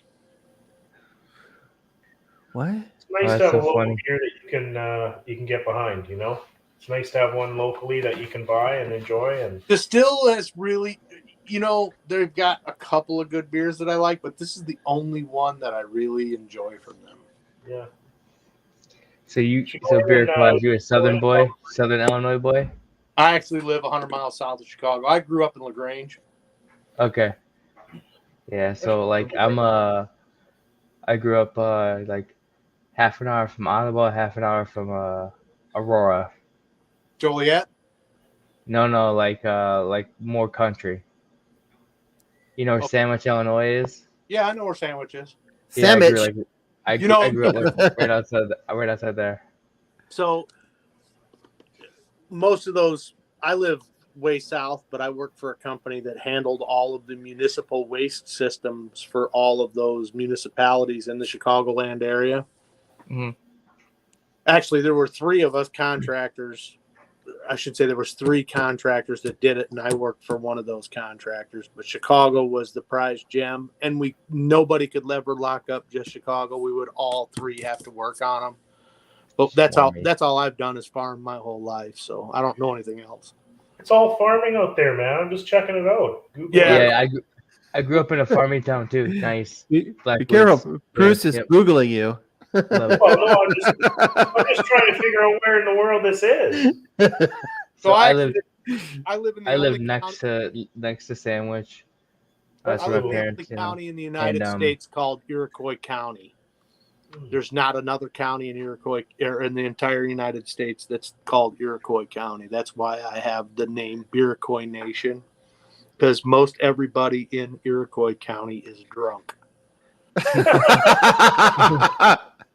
And, well, because beer is usually the go-to around here. Old Style Beer was one of those big breweries that came out of La Crosse, Wisconsin. That was one of those that advertised fully Kreuzen beers. That's how I started to get involved in the Kreuzen process of processing beer. I cut my teeth on that beer, but it was too sweet. But they had a lock on the Chicago market, and they sold that brand. And I'm not sure who they sold it to. I think they sold it to PBR. And when they did, the original company that brewed it was G. Heileman Brewing in La Crosse, Wisconsin. They sold the brand Old Style, but they kept the brewery. They kept the recipe. They only wanted the Old Style name and brand because it was so big in the Chicagoland area and surrounding area. And it was huge because it was the beer of Wrigley Field at the time. Wow. Now, Still is. let's be honest. That's the greatest baseball field in the U.S. Oh. Come on. I hear Candlestick's pretty nice. I mean, come on, though. I'm biased because I'm a Cubs fan. I grew up a Cubs fan. I love that. Wait a minute. I was going to peg you for a Southsider. No, I grew up a Cubs fan. Like, so I remember during the strike. Yes. When I was a kid. You were a kid? I was a kid when the strike happened. How old are you? Like in the 90s. You're still a kid. How old are you, Zach? I'm 38. Oh, you're not that young. But I'm just saying, like, when they had the strike in the 90s, I was a little kid, and they had to make money, so you got to meet like the old guys, like and like Ryan Sam. I got to meet Ryan Sandberg, and shit like that. Like, you got this, they signed everything, but you got to run the bases. Yep. And I was a little kid. I got to run the bases. Oh, that's awesome, man. And then you got to touch the ivory, and my mom took some of it and cut it and learned how to regrow it. So she grew it on the side of our no way chimney and stuff like that. Yeah. Nice. And it's so funny because it just kept growing and growing. She had to keep cutting it, and I'm like, well, that's what you get. She goes, it doesn't matter. But it was a different era, right? Like, it's a totally different era. Oh yeah. Old Style was the beer of Chicago for a long time, right? I mean, I used to remember drinking Old Style hams, Schlitz, PBR. PBR. I didn't like there was another one with a little horse on it. I didn't like it. What was Old it? Milwaukee? Old Milwaukee. No, Old Milwaukee was fine. It was like a little horse. Huh. What was Little Kings? maybe a Little King. I don't know. Had a horse. No, it was looking. Yeah, Lowenbrau, which was a German import. Oh yeah, I remember that. that Look at was that! There you go. That's my shit Bruce, right there. Bruce for the Hey, win. Bruce, I guarantee you, if you drank that beer, you would tell me it was sweet. It tasted like it was a Kool-Aid drink because it was too sweet.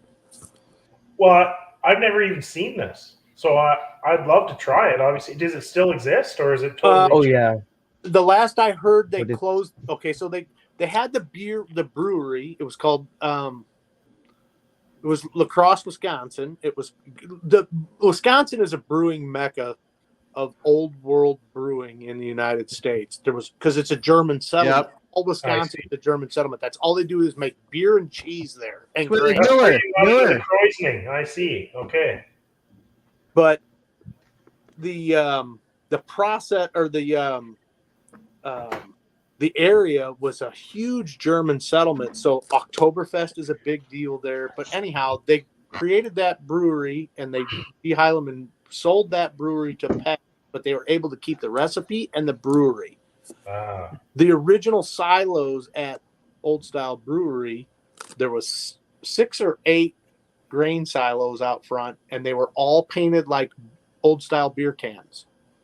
So the grain silos sitting like in an 8-pack or a 6-pack out front were all Old Style beer cans. It was pretty cool. Yeah. Anyhow, so they sold the brand, but they kept the recipe and the beer, and they sold it for a few years as La Crosse Lager. Okay. But from the way I understand it, it's no longer available. Somebody mentioned that they were going to try and re-release it, but like I said, it was super sweet. It clearly wasn't a beer that had been fully fermented because it had a residual sweetness in it. It was not a dry beer whatsoever. I mean, it had a sweetness to it. So, but do you think that might have been a product of the ingredients that they had access to, or no? I mean, they had the access to the same ingredients as all the big players. I think they weren't fermenting it as long as they should have on the primary, because they were coming out with a product that, maybe it was a yeast strain too. Maybe the yeast would only do so much. Yeah, that beer wasn't coming out at 10:06. That beer was coming out at like, or above 10, maybe towards 10:20. Man, Brewing Bad is on one. What is Brewing Bad saying? Do it. He is on fire right now. Who is? Brewing Bad? I know, right? That's what I'm laughing about. What happened? He refuses to join the chat or the stream, but why but he knows. I don't know. Is amazing. Wrigley is amazing. It is. Old Schlitz. What is Old Schlitz? It's an old beer, man. There's something about these old lagers, like they probably use SO4. I know. Oh man, SO4 is not that bad. It's horrible. Right. No, use it right. Use it right. I hate it. Ferment cold. Let it warm up slow. Let those. I'm never using it again. I'm not using it again. Oh, what are you using it in, my man? I've had so many problems with SO4. I love it. I use it. I'm done with it. SO4, right? I think it's called this. I love it. So, I have a question for you guys. Have you ever been to a brewery where you're like, man, I know this brewery doesn't make good beer, but I'm just coming here just to like have one beer to see maybe they can redeem themselves? And then you go, I'm gonna have that beer. And they go, do you want to open or close? And you're like, fuck. So I go, just keep it open for now, right? Because I can always just close it, right? So I go back, grab this beer, right? I'm just telling you a story. And I go and sit down, I take one drink, and I regret my whole decision in life. I'm like, I took one drink, I was like, oh my God. I was like, fuck. I fucked up. I'm like, what do I do? I'm like, you know what?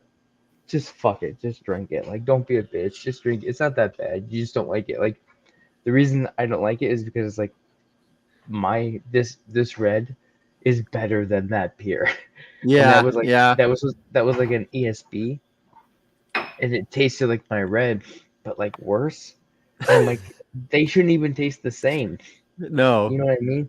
They shouldn't even be close. I'm like, oh man, I'm like my red. So I'm like, this just reminds me of my red, but worse. So I'm Making like, fun of me, shit. Steve? So I had to like chug it and like try and drink it, whatever. And they're like, "Oh, you done?" I'm like, "Yeah." They didn't say anything. I gave them a tip, but I was like, "Oh, please don't say anything," because if you ask me, I'm gonna be like, "Well, honestly, it just wasn't that good." And there's a brewery just like 100 feet over there, and God damn it, Iroquois. they make everything better. Iroquois, hey, what is Iroquois doing? Just the only two. He's being a dick. What did I do? Anyway, I showed you an SO4 pack and an SO5 pack, and I asked you what's wrong with them.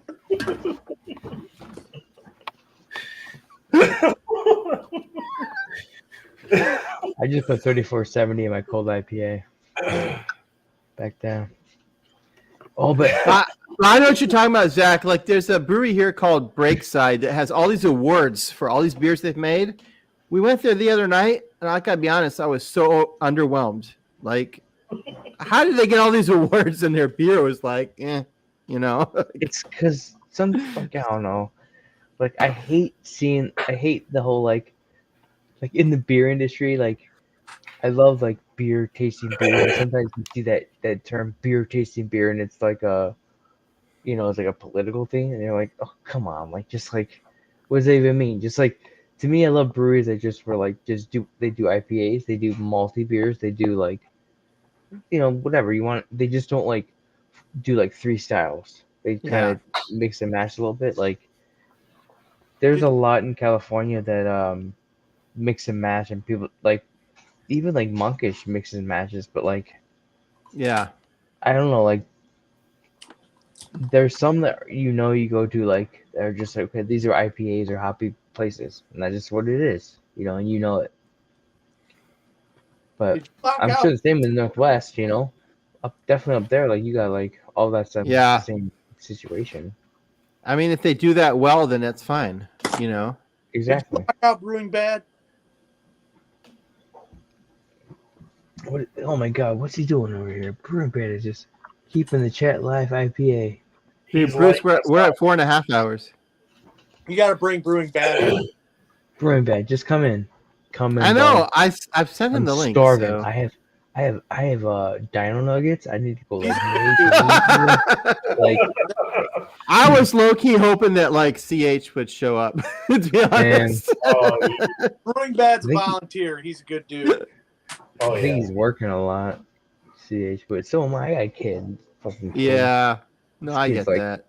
This kid's biting me and being weird and stuff. I'm not even like this kid's growing up. What the fuck is that? Magnets, how do those work? Not with the copper. What my is that? God, I love Are you that. smoking something, Beer Quad? What is that? I love the Swarmies, by the way. I don't know what that is, but smoking. I haven't smoked in years, dude. That's my problem. That's why I drink beer. Oh. Looks like a cam lock fitting. What were you showing us? Don't fuck with the copper. Okay. See, that's a copper nipple. I see.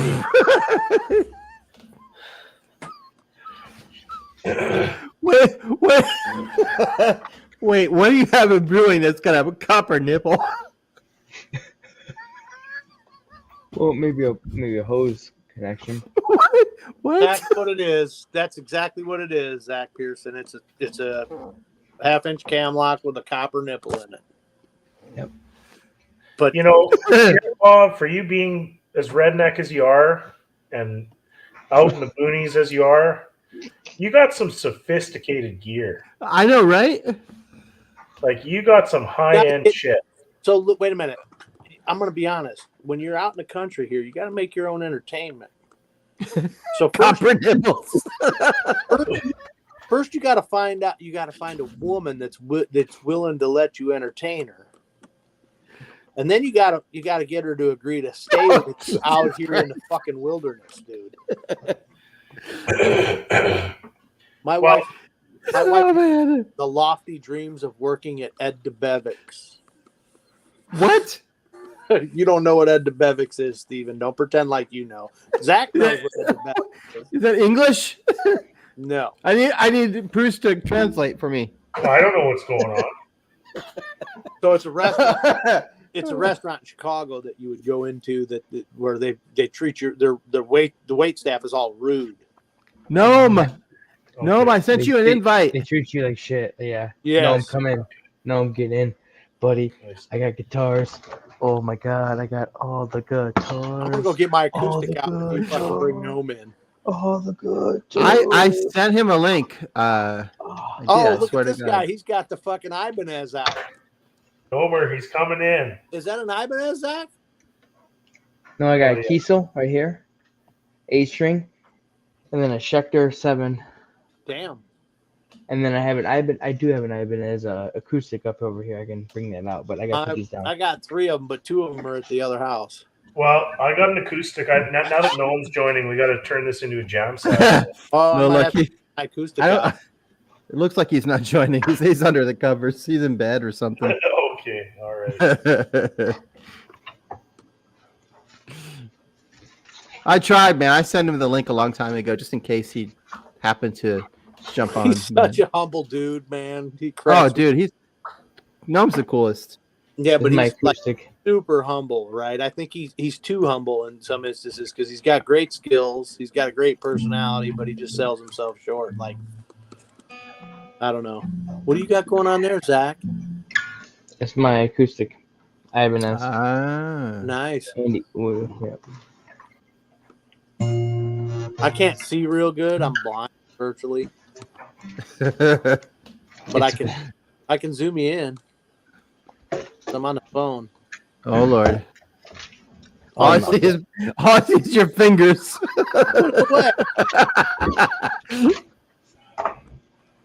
I'm fucking visually impaired. What do you want from me, Steven? Blackwood, what's going on? You're on mute, man. We haven't heard from you in a while. You just chilling or what? He's been talking the whole time and didn't realize. I didn't know I was on mute. Serious?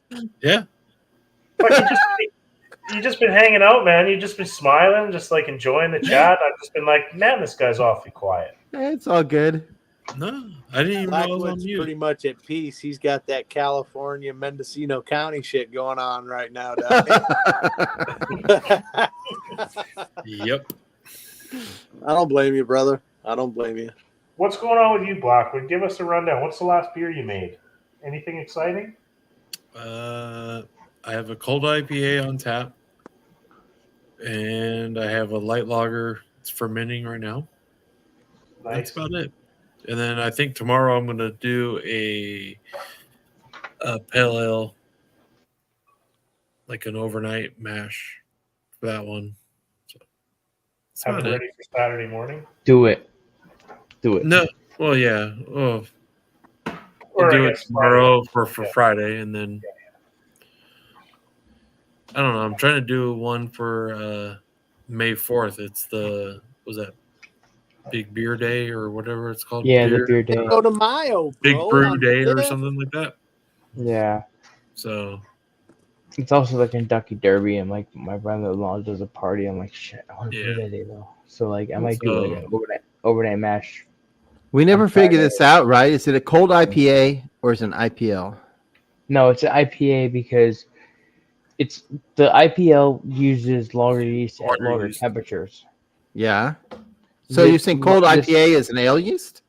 Uses you can use an ale yeast or you can use a Okay. lager yeast at ale temperatures. yep. Yeah, I think you can use an ale yeast at cooler Okay. temperature too. It just I didn't know that. it's not going to be as active. Yeah, Hmm. that's the thing. It's either ale cool or lager hot, right? That's just Hmm. kind of that's the thing, because the idea is to make it smooth and like kind of neutral, but Because I got City Steadings like version or City City Cityscape version of the cold IPA. nice. Like the Yeah, that I have to compare to the original Wayfinder. Yep. Yeah, I got Wayfinder on Tab 4 or whatever. Tab 4. Hmm. And I was like, oh man, this is really good. Then I saw some recipes and I was like, yeah, I just like figured it out. But like, yeah, I love it. Like I love I've had a few of them that I really loved, and I get it. Like the whole like dryness at the end. Not that it's like basically a West Coast IPA, but like without the lingering bitterness that you get. And you do that by doing like a lager yeast at warm temperature and not so many bittering hops, or even not even bittering hops, like just kind of keeping your hops at the 10, 20, and then flame out and then dry hop mark. But you still want to like age it. Blackwood, what did you do for your cold IPA? Shit. Putting you on the spot. Fuck. Good on Quit, father. Let me look. I mean, that's the plan I have right now, but I've never made one. I'd like to. Well, I've never made an IPL either, so it'd be nice to try one of the two. I've had, I don't know, I had like a few IPLs, and I can say like the IPL is different than the the cold IPA. Like the IPL is like maltier. It was a little maltier. It was like, I don't know, it was weird. Where this is just like the name, the cold. It's just basically IPA. Just use a Kolsch yeast or like a lager yeast at warm temperature. Like more like an ale temperature, and or use like you can use USO5 at cooler temperature, but I don't know. I just say use 3470. I think that's what you need to use to make a cold IPA. 3470. Warmer than what? Yeah. Like yeah. 60. 50, 55, 60 kind of. No, 60 at least. 55 is a lager temperature. Okay. Yeah. Right, So well, 60 I'll break it Fahrenheit. Yeah. So it's just sorry, because I approved. So 60 Fahrenheit. Yeah. Yeah. Okay. And which I don't know. You figured out Celsius. Sorry, but No. Yeah, no. Look at this. We got CO2 in the house. Holy What is shit. that? That liar. He lies. He He talks. has some. He said he doesn't use that. Oh! My CO2 is a little smaller than yours. CO2. Well, Look at this. hey, listen, beer quiet is not the size that counts. My CO2 is a little smaller than yours. I was waiting for Bruce to shit on that one. No. So, Bruce, Canadians make it bigger. Well, if I run out of CO2 on a big can, I always got this one to be able to get it out. You know what, though? The nice part about that is you can always put it in your paintball gun and you can shoot coyotes with it. I don't see. That's just it. I can shoot coyotes with 223 rounds here. Nobody can stop Right. Good for you. I'd go with the real gun. I'm just trying to be cognizant of our city. Although it did pass a law in Illinois that it can't be black and it can't hold more than 10 rounds. 15 rounds or 10 rounds? Yeah, no, it gets scary if it's black and it holds lots of. Yeah, and it doesn't matter whether or not you've passed multiple background checks or not. That's right. Yeah, I got you. I'm the same. Doesn't matter. If you got a gun, you're a criminal. Yeah, absolutely. So just take mine out of my car then, huh? Blackwood, you're on the podium here, Blackwood. Let's see it. All right, so that's what they claim here. My Guns, cold you're- IPA. Do you want the grain bill or no? Well, I'm not scribing your recipe. I'm just curious. Give me a rundown on how you put it together. Well, I did like 9.5 2-row with some flake, like with the rice Okay. and dextrose, like a little bit of caramel malt and carapils. And but Okay. I did like a 1 ounce of Centennial at 60 minutes, and everything else is aroma hops. So I did 2 ounces of Citra, Mosaic, and Simcoe. Did you pre-cook that rice? No, It's minute rice. no, Oh, you used minute rice? No. no. I used flake rice. I ain't doing all that shit. But then I also did. Uncle Ben's. Yeah. Is that organic rice? Hey, it's not Uncle Ben's anymore. Okay, Oh yeah, get that's with right. the time. Jesus, Steven. But then I did 2 ounces of Citra, Mosaic, and Simcoe for dry hops I think citrus at underrated. 30 with 34.70. Nice. I think citrus. And it's on tap, you said, right now? Yeah. How did you like it? How is it? It's good. I had a little bit of an issue with a little bit of hot matter and everything else because I didn't put I didn't do the dry hops in any type of like a hop sock or anything like that. Yeah. So Does anyone know how long it'll be before we can buy a Citra rhizome? Oh. I Is have there a no short? idea. I'm not even trying to do growing of hops. So Well, I am. The only reason I ask that is because there's a prescribed amount of time that before that patent runs out. When that patent runs out, then you'll be able to buy those rhizomes and be able to grow your own. Oh, yeah. I have 11 varieties here. But really, you want to do Citra? I would want to do, sure. Who doesn't like Citra? Well, it goes with everything. So I'm kind of over Citra. I don't know. It really? Underrated. Yeah. Citra's underrated. I like Citra. I don't know. I like Citra. I like the other one that's patented. That's really big. Cascade. No, that's not patented. You can buy, No. See, I'm kind of over Cascade. So yes, but I still have it. But Citra is one of those that's got a Mosaic. That's another one that's got a patent. Yeah, I like Mosaic. You can't buy the plants, but you can buy the hop. But once that patent is out, then you can buy the plant and grow your own. I would love to be able to get my hands on a Citra Mosaic plant. I liked Citra until I discovered other hops, and then I was like, I don't know. Citrus. I don't know. I think it's one that's if it ever comes available, I think you'd be doing yourself a disservice unless you got one, right? It's not bad. I just like the other like tropical flavored, hops. I don't think I would ever do a Citra single hop beer. I would always add some other Maybe hops. not by itself, but you would add to your beers, wouldn't you? What's that? Maybe not Citra alone, like a. No, I've brewed with Citra. I've brewed with Citra for sure, but I always have a few different hops layered with it. I never just brew a Citra single hop beer. Yeah.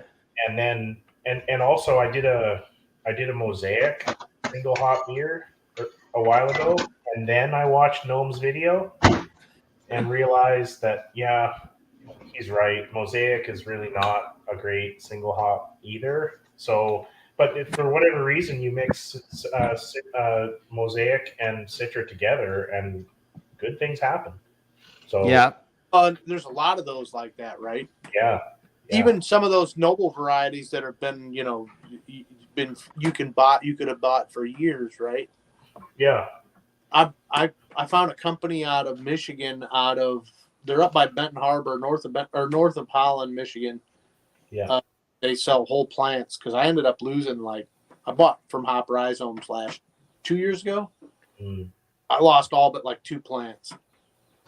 So I bought starts last year. They were actually maturer plants. They were probably about 6-8 inches tall.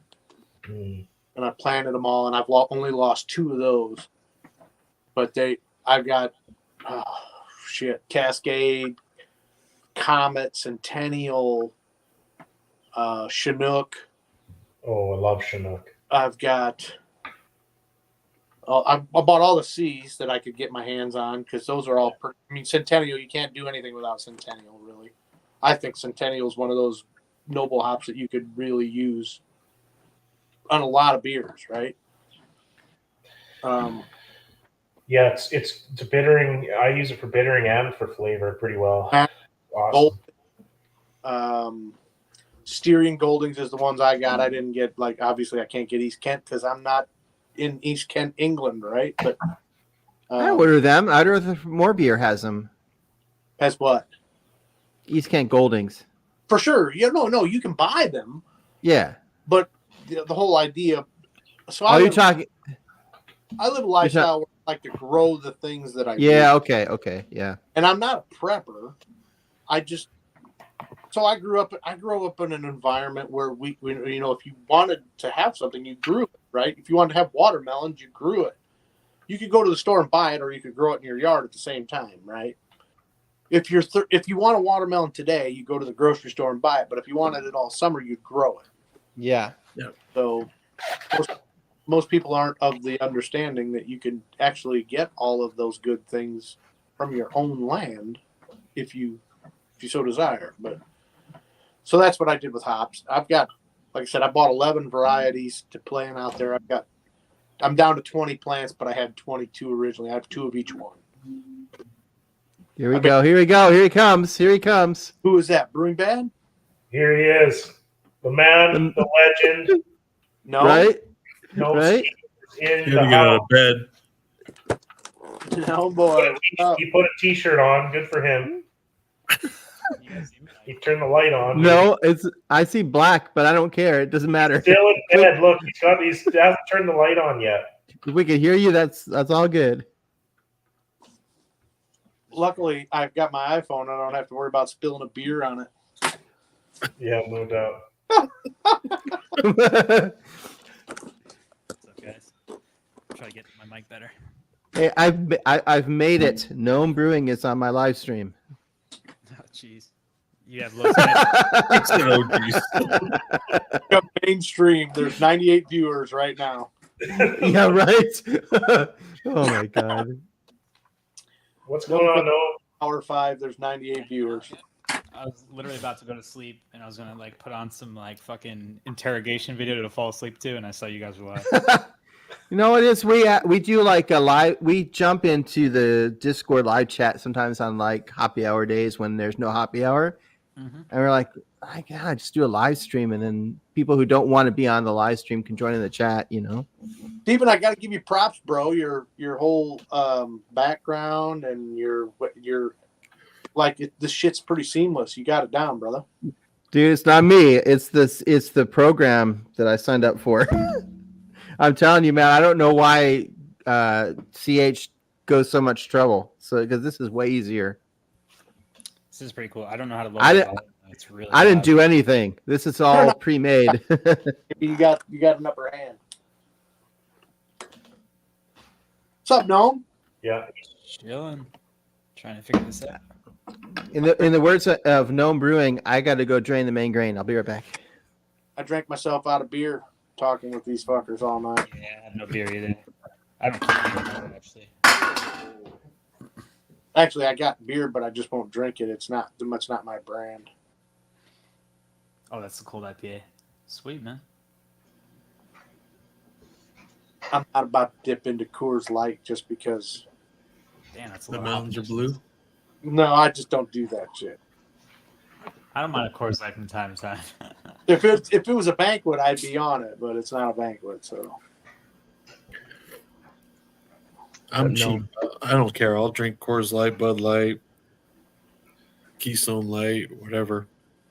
Generally, you know. If I have to buy a store brand light beer. I don't generally. I mean, I've got a little place in town where I can go get at least Bell's Two Hearted and Deschutes fresh squeezed, but that shit ain't open at 1 o'clock in the morning. I could go for one of those right now. Instead, I'm drinking fucking agua. Yeah. I was about to go get myself some English fucking breakfast tea.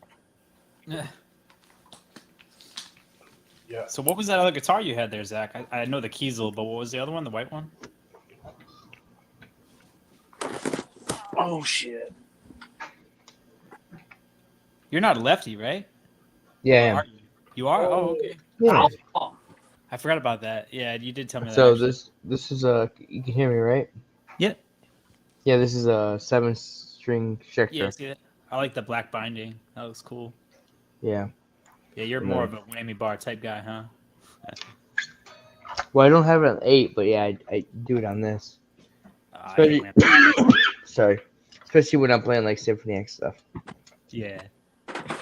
But They're fun and all, but man, like to bring out something like that live, you break a string, you're fucked. You better have a backup. yeah, it is. It totally. No, I get it. Fixed bridge, you just slap another string on there, and have the singer talk about some bullshit for 2 minutes. You're good. Well, my next guitar is going to be a pink one. For real? I'm doing a pink. Yeah, I'm going to get a pink telly. I'm either going to get a black telly with a Sustainiac, and then I'm going to take out the paint and then paint it pink, or I'm going to get a pink like Harley Benton for like $200 or something like that. Oh yeah, those Harley Bentons. Dude, I hear they're like, for the price, they're good. Yeah, I have heard a lot of that, but it's usually by people like guitar channels where that's like their whole shtick is that they like show off really cheap guitars and basically get them for free from the company. It's the very same thing I hate in home brewing or brew tubing is I hate on guitar channels. Yeah, I get that. Yeah. I mean, for me, I'll try for $200 because it's only a practice guitar for me because I have an 8-string and a 7-string. And 8-string is like so hard to practice 6-string guitar stuff on sometimes. You have an 8-string guitar? Yeah, it's my main guitar. Yeah. How does that work? Nines now. They have 9 strings. It's just stupid. Yeah. It's inaudible. It's a standard tuned guitar. Yeah. I have an F sharp, a B, and then E. E standard. Right. So like, dude, so only some of the strings are doubled. No doubled. No double. Like, well, there's a double. Like a 12 string. Well, no. A 12 string is a bass and octave. This is literally 8 strings. Right. So it's not like a 12 string. No, it's not. So you have F sharp, right? A B, then you have E, A, G, G, B, E. So I've I never have, heard of that. That's crazy. So I have 2 E's, 2 B's. I have an F sharp, so I can be like boom, and then I have a B and How do B. you tune it? I fucking just told you.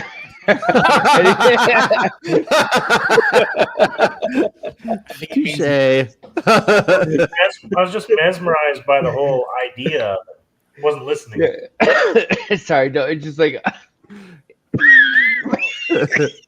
Wow. Lay up that weed, Zach. Like, this is crazy. Anyway. That's a fair point, though, because there's no headstock. So how do you tune it out? Nothing on that.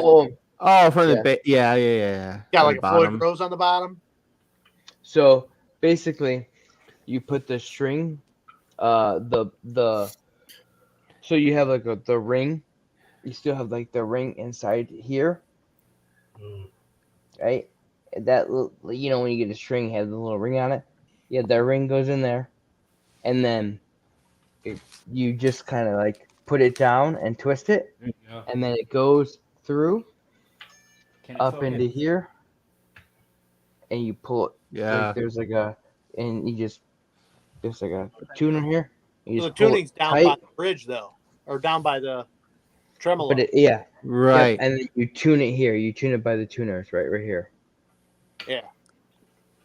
So that's cool. Yeah, that's wild. So you get tight. Yeah, it's kind of weird. So you just kind of like you tune it. You just kind of like go boom, boom. You get like. Now, being a left-handed guitar player and having all these crazy guitars must be really rare to have a guitar like that. That's a left-handed. Yeah, well, it's a company called Kiesel, and they actually like, their whole thing is custom. So like they were like one of the biggest companies that I could like get Nice. a quality guitar at a good price and be custom. That's cool. You know, Hmm. And even before they were Kiesel, they were Carbon, and they Yeah. they did the Carbon same made thing the back first then. stereo Like, it was always guitars. custom shit. Sorry. yeah, Carbon, yeah. the first stereo guitars. They were true stereo. Yeah, Yeah. they were ahead of their time, and like he Oh, said, yeah. what Kiesel does is they like you can't buy their guitars in like a Is guitar Carbon store. out of business now? It's now Nope. Kiesel. It's now Kiesel. It's the same company though, because there was a legal battle and then it got washed over and then so it was Kiesel and then a legal battle happened and had become Carbon and then that went over and that became back to the family name as Kiesel. Yeah, Carbon. So it's just, like I said, they were the first ones that actually came out with stereo guitars. It was actually 2-channel stereo. yeah, it's I was gonna get a Carbon guitar, but then they changed to Keystone and I'm like, well, it's the same guitar. Sure. You know, it's same family, same company, and I finally did. And yeah, I'm not like a fanboy, like gonna get on my knees for them or anything like that. But they make great guitars. I knew they were fucking super expensive back in the day. I bet. It was a good price, but I mean, it's worth it. I've been playing guitar more than half my life, so it's like, what the fuck? You know what I mean? Zach, you need a 5-string guitar. You only got 5 fingers. I got. What are you talking about? Yeah, he's got 8 fingers and 2 thumbs. Remember that British guy I was telling you about that plays a 5-string guitar? Yeah, I saw that. Yeah. Oh, Jacob Collier, yeah. Yeah, yeah. There was a new video. Like some dude did like a short making fun of that kid. Like he farted. Really? And he was like, yeah, he farts and he goes, oh, "It was an F sharp." That's pretty funny. And he does it again. He's like, "Oh," and like I don't know, it's silly. If you know that dude, because that kid is like super eccentric. He's got like fucking like Yeah, he is. colors all over. It. Yeah, It yeah. looks like the '90s threw up, and he's like, I decided to know. close his wardrobe. He does like he's negative talented as fuck, harmony. though.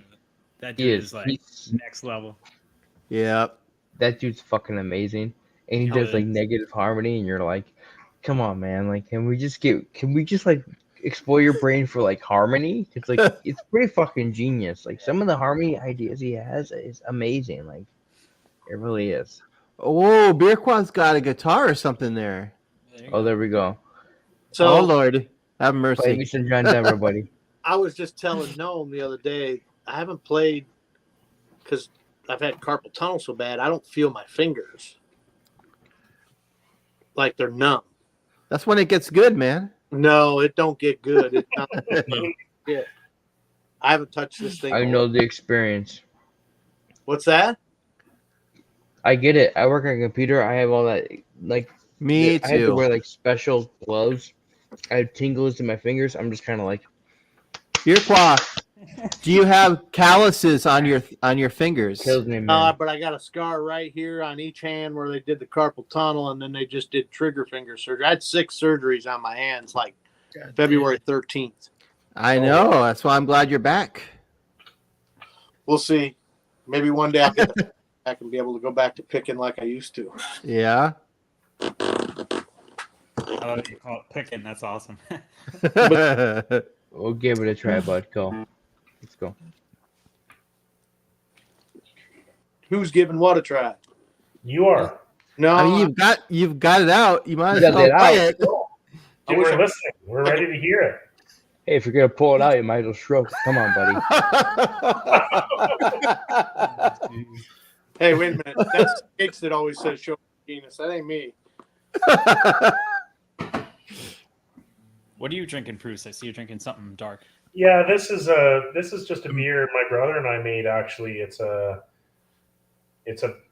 well, we kind of just invented it. It was kind of a inspired Belgian dark strong, but we Ooh, nice. fermented it with a mixed culture of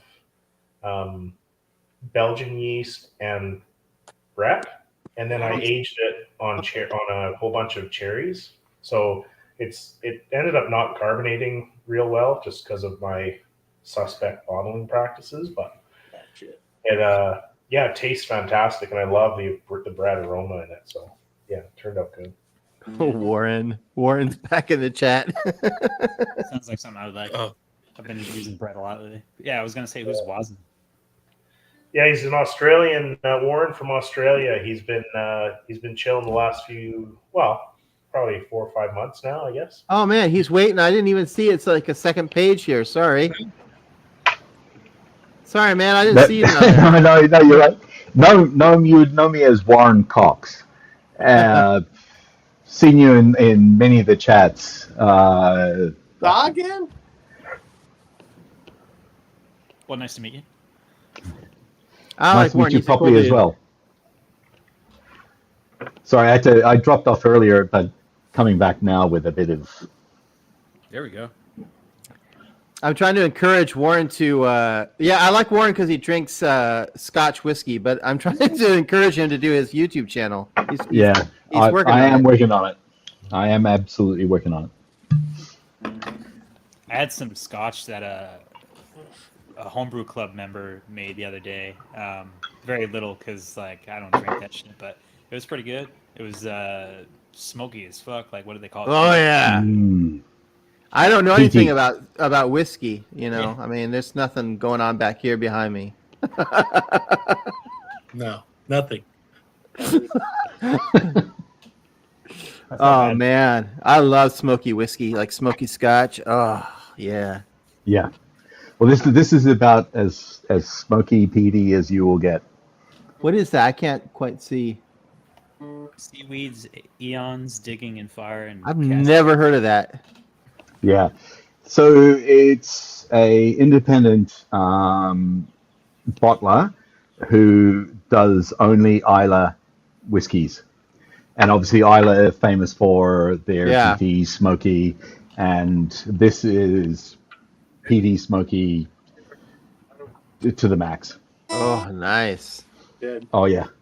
Like a Lagavulin, but not that over the top smoke peat that you're just gonna choke on and gag like a female porn star. It's more Sorry, Gnome. I didn't realize I was timing that with your taking that big swig. We have royalty the channel. I could see a lot worse and still stomach it. I'm good. Oh man. So there's not quite so much Band-Aid, right? No. But a lot of very iodine-y, seaweedy, like seaweed and aeons. Seaweed is very much on this. Oh man. It's lovely. Have a look, see if you can get it. I'll send you a link. Yeah. In the private chat. Yeah.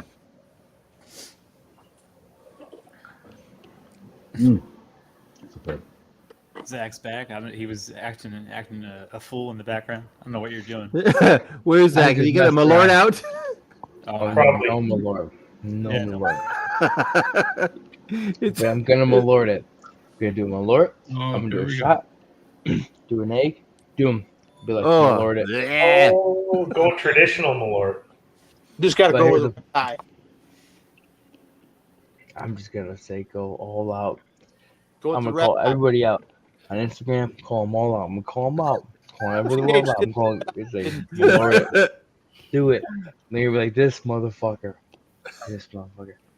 You see those people? Like, there's so many white people that are like, hey, you want to see something authentic? Here's a bunch of beef, bunch of canned chilies, bunch of canned corn, bunch of cheese. They put in. It's disgusting. I'm depressed. I've been watching too much goddamn Instagram reels on food. I'm so fat. I'm so fat. What? What? Anyway, Sorry, did I come back to a women's support group?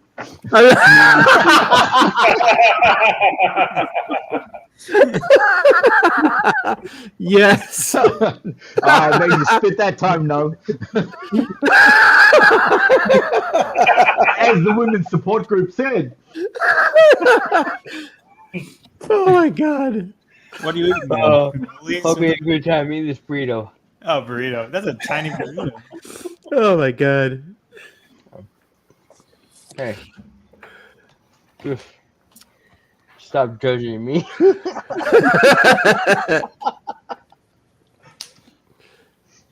My Oh, burrito man. is small.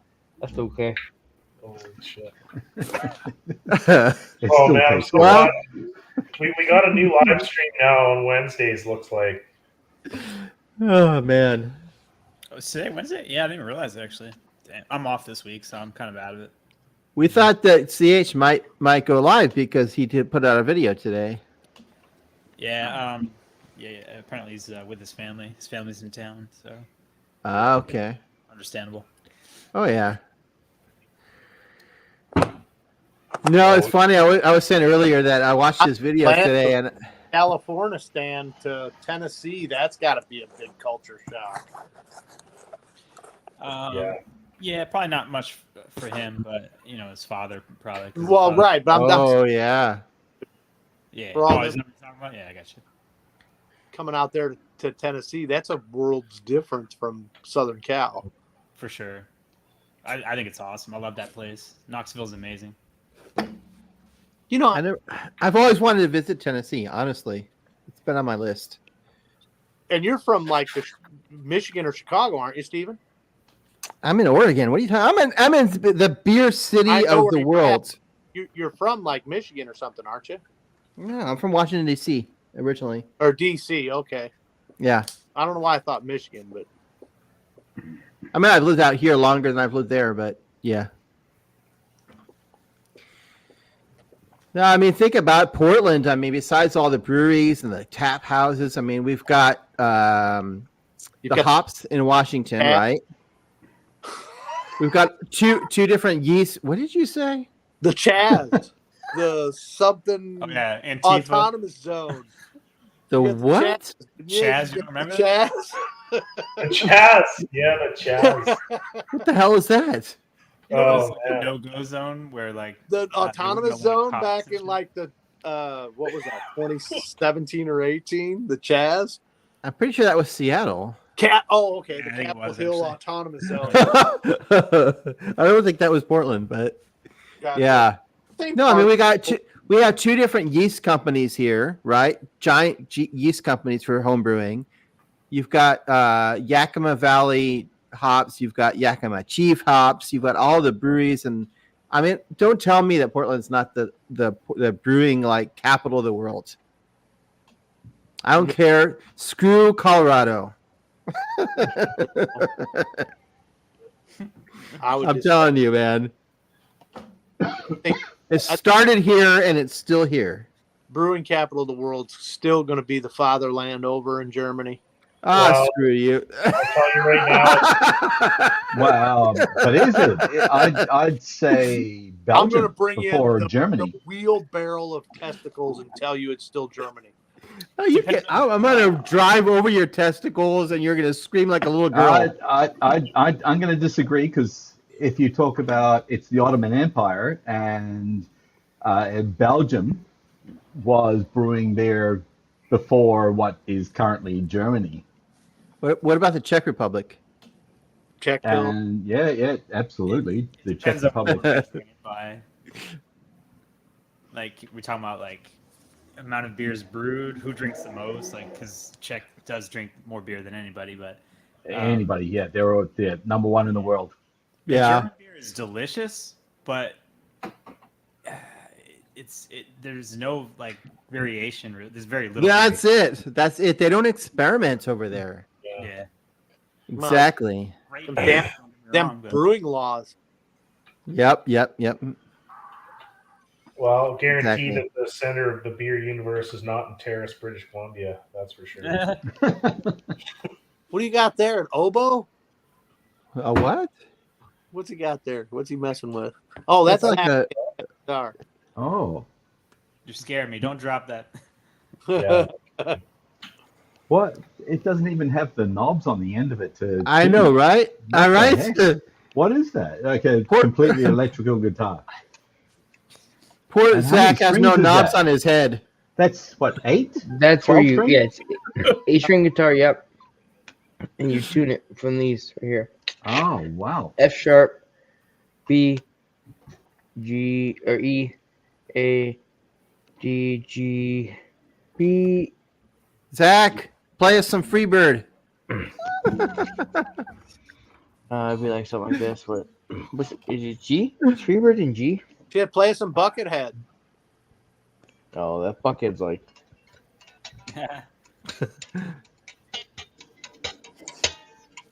Like I can do all this shit. Like, Look at those long fingers. You can get some good chords going there.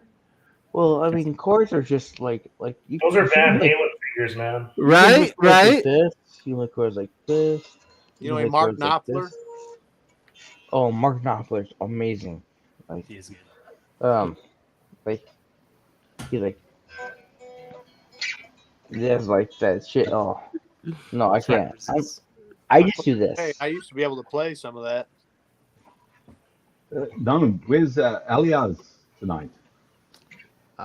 He doesn't. He doesn't do Discord, so I have no idea how to get him involved.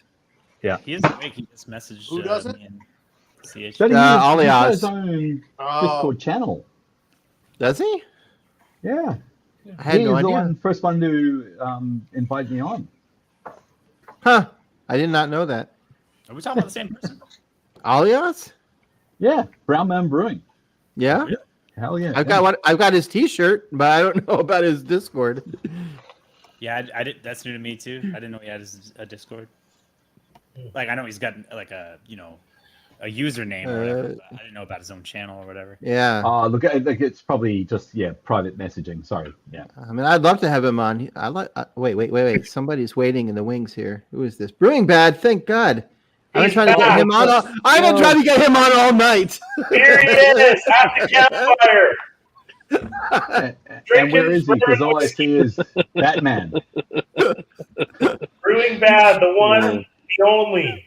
Drinking bourbon whiskey at the campfire. Yeah, I know, right? Somebody's got to hold down the chat. Oh, here he is.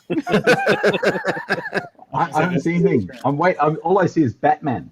Yeah, that's all you'll see. I'm outside in the dark. That's all right. We'll do what we can get. Fuck yeah. Welcome. You probably got great weather down there, don't you, Brewing Bad?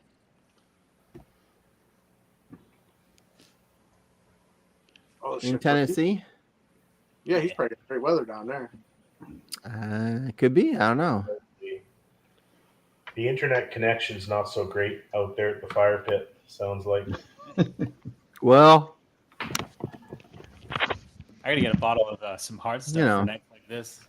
This is a long show here. What are we, 5 hours in? Yeah. When I had a beer gnome, I was actually looking to the vanilla. Yep. What? So when I ran out of beer gnome, I was actually looking to. Oh yeah, drinking some extract. Well, I mean, my first live stream and Brewing, what's his name? Elementary came on, and Brew Show came on. Gnome's on. It's pretty crazy. Oh man. Yeah, this is an epic live stream for sure. It is for me. That's for sure. Your first one, right? Yeah. Those are good. I just figure we all jump in the live chat in Discord when there's nothing like happening. Like if there's no laws that say you. That's can't like, let's just put it out on the live stream, and then people who don't want to join can at least join in the chat. Yeah, exactly. I said however you got that laid out and whatever you got working there is working pretty well, man. It's easy, yeah. Yeah. Comes across good. Nice. Yeah, no technical difficulties. Even up here in the Great Lake North, no problem. We lost somebody. Yeah, we lost Zach. We lost Warren. Oh. Zach. Zach. And Zach, yeah, we lost Zach too. There's a Malort calling his name or something. Oh, it's getting to be that hour. Me too. So. I wish I had some more. I'd try some. Oh man. I'm trying to think if I got anything upstairs left. Oh, Well, where's 108 Ales? I guarantee he has something in his stash. Oh, that motherfucker's got a fucking full cellar. He's sitting on a mountain of beer, that guy. Dude. Stored at 95 degrees Fahrenheit. The box of beer. We're gonna try to meet up this weekend. Actually, he just messaged me earlier today to see when I'm gonna be in Philly. Oh, that's right. He was saying that because he's trying to catch up with you. Yeah, I still got that barrel age you sent me. No, I gotta find a time to drink that when I'm not online. Yeah. I didn't. Steven's been sessioning those beers you sent him. No. Yeah. Stephen, please drink that online. That'll be the best. Right. Those are the best live streams. So Hell yeah. I wasn't able to try that particular beer, but that's the brewery that's like absolutely killer in Rhode Island. So Oh, it's man. amazing. They don't put out bad stuff. So Nice. Yeah, I got all the. I haven't drank any. I drank 2 of them tonight. Just that coffee beer and the milk stout. Mhm. I still have all the rest, and then I got like 8 beers from Cityscape today. So nice. So they're both milk stouts, but they're both kind of the Okay. same beer, but one's just a variant of the other one. nice. But that's a very popular beer. They sell so much of that stuff. That's the one I mentioned at some point in the Hoppy Hour that like it's my favorite peanut butter beer, but I found out that it's actually fake peanut butter. Like they use extract. Well, I Which was like mean, let down, but it's still a great beer. yeah, but I don't know. I tried making a beer with that PB2 or whatever, and it did not turn out good at all. Same. So I don't know. Yeah. To me, it That's- just smelled and tastes like general, like you could tell Yeah, it's in there, but like it didn't really taste like peanut butter. exactly. Yeah. That's what I was making the other night when Gnome had his live stream. And I need to send you guys that recipe as well. It's really good. The one I have, it's got some PB2, but it has a little tiny bit of extract in it as well. But it's just right. Nice. But it's Yeah. isn't it 9.something% there, Brewing that? No, the PB2 one that I use, it's about 7.7%. Okay. Nice. Pretty much. I'll the make double. it. I'll make it. Yeah, anybody that wants it, I'll send it to them. You're talking the stout that you made with it. It's a porter, Or peanut butter porter. Yeah. Okay. Hmm. Nice. I went All on right, guys, I Amazon. gotta go. I bought some of that. You got a piece? Yeah, I gotta go. See you, Blackwood. All right, Blackwood. Have a good night, man. Yeah. You guys have a good night. You as See you, well. man. Take care. Cheers, Blackwood. Damn, yeah, this is 2:15. Poor Blackwood. Fuck, he was on mute for a while. Wait, what? He was on mute for a while, I think.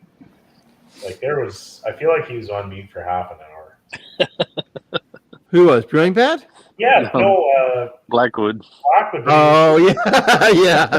He was just chilling. We were talking about everything, whatever. And then I look over and the fucking guy's on mute. I was just like, Yeah. No, when are you gonna do another video, man?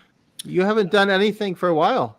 Yeah. So Well, I mean, you've done a few live streams, but yeah, I did film my last brew day, so that's my oh, intention. nice. To finally put out another one, and see if we go from there. I don't know. I just needed a break, to be honest. Yeah, I get that. There was no really. I say I get that. And I put out like 3 videos a week.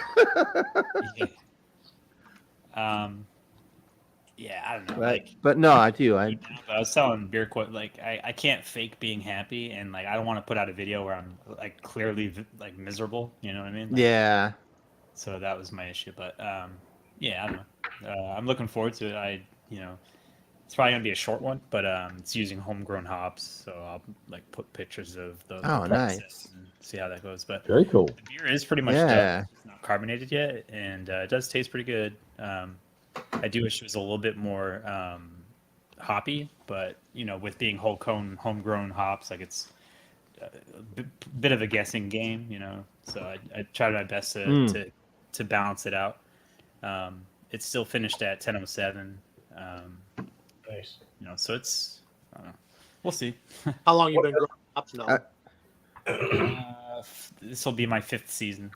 So, have you noticed from year to year the actual utilization you get changing in them hops that you planted, or not? I haven't really. Or the volume. It's Well, usually one no, batch just a like year. the notes that you get from it, right? So if you're using a prescribed amount for a brew, like if you, let's say you had a 1 ounce hop addition, would that same 1 ounce hop addition contribute the same thing year to year? I will say this: the very first year I used them, I used a shit ton, and the beer was still sweet. This particular batch, I only used 4 ounces, and it's balanced. But the other part of that could be that it's a saison, it's finishing drier, whereas the other beer was like kind of a bigger IPA. So That's your go-to is saison too, isn't it? Yeah, absolutely. It's 4 ounces of than anything fresh else. whole cone hops is a lot of hops.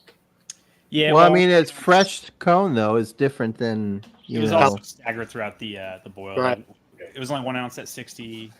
Well, I just mean it's a lot of hop volume. Like you're barely able to fit it in a tin. Well, you gotta take It's a lot of matter. It's a lot. Well, Yeah. here's the other thing too, though, because I was fermenting it in the same vessel that I boiled in, which I try not to do. I didn't add the hops into the I used a hop spider, which I never use because I fucking hate those things.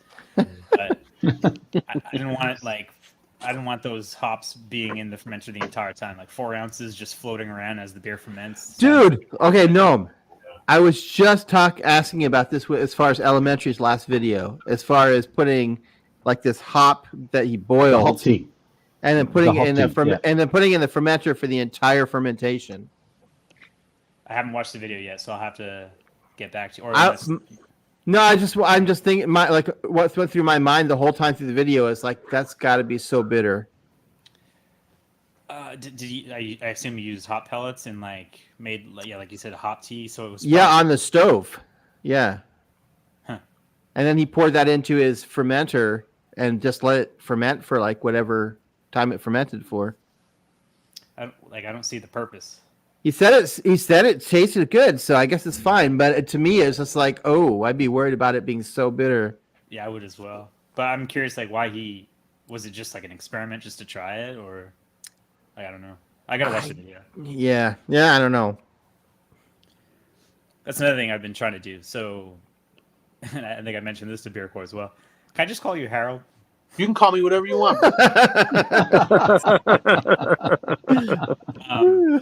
think we should. You just outed Beercore. I think everyone knows his name. No, maybe I'm wrong. No, but thank you. No. Sorry. Now I'm gonna Google locate them. You're trying to Google locate who? Hey, good luck. Just look for piles of crop fields. Yeah. And a whole bunch of spent grain. Yeah. If you get to Iroquois County, the only Iroquois County there is in all of the United States, and you smell chicken shit, you found me. Yeah. And lots and lots of cats. Lots of cats. No, chicken shit. No, that's CH. No, Beercore has cats for the rats. Cats and rats. Yeah. Chicken shit. I've got chicken shit like you wouldn't believe. Isn't that good for crops or? Yeah, that's what we use on organic farm for fertilizer. Okay, right. We can't use urea nitrogen or sodium mono MSG. Mono Kissing disease. Mono ammonium phosphate or diammonium phosphate on our crops. We have to actually use, or potash. We have to actually use something that's natural biological waste. Chicken shit's the best product. Oh. Are those edibles? Oh, never mind. Yeast nutrients. That's Canadian use nutrient. Oh, I think you're muted, Bruce. That's cool that it actually shows that it's muted, like the little mic icon. I just noticed that. Yeah. I've never done this from my phone, so I didn't know I could. We got diammonium phosphate right here in my hand. Right, but I can't use that. Yeah. I'll lose my certification. It takes 3 years to get a certification. Yeah, I see it. So you can't have sprayed or had any kind of synthetic put on your fields for 3 years to grow an organic crop.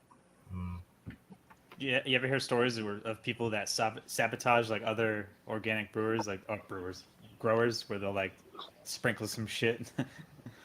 The real problem we have is drift. So our neighbors that do use GMOs and they do use all those chemical pesticides and herbicides, the wind will carry their products onto our ground and it'll drift on.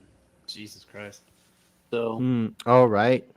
Then you also have another problem with cross-pollination, like corn will cross-pollinate with corn. But if you have a GMO across the street, it pollinates with yours, then you've now pollinated.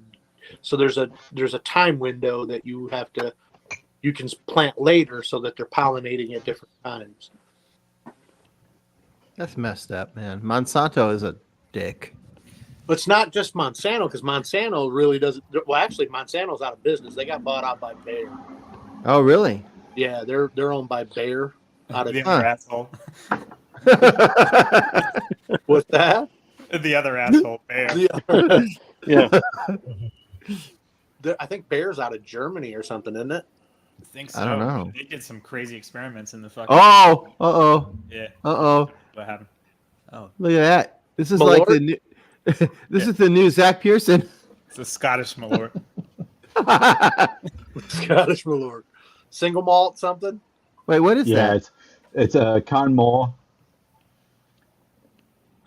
I gotta zoom It in. was Lefroy, Oh, 2013 hogshead cask from Isla.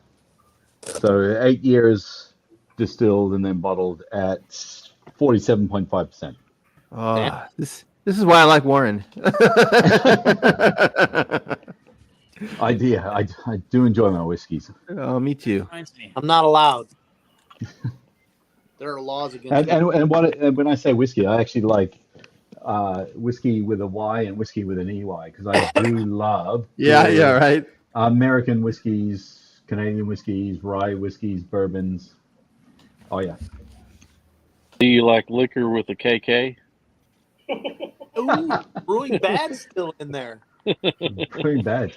What does that KK mean? Yeah, so that's the moonshine way of spelling Likker.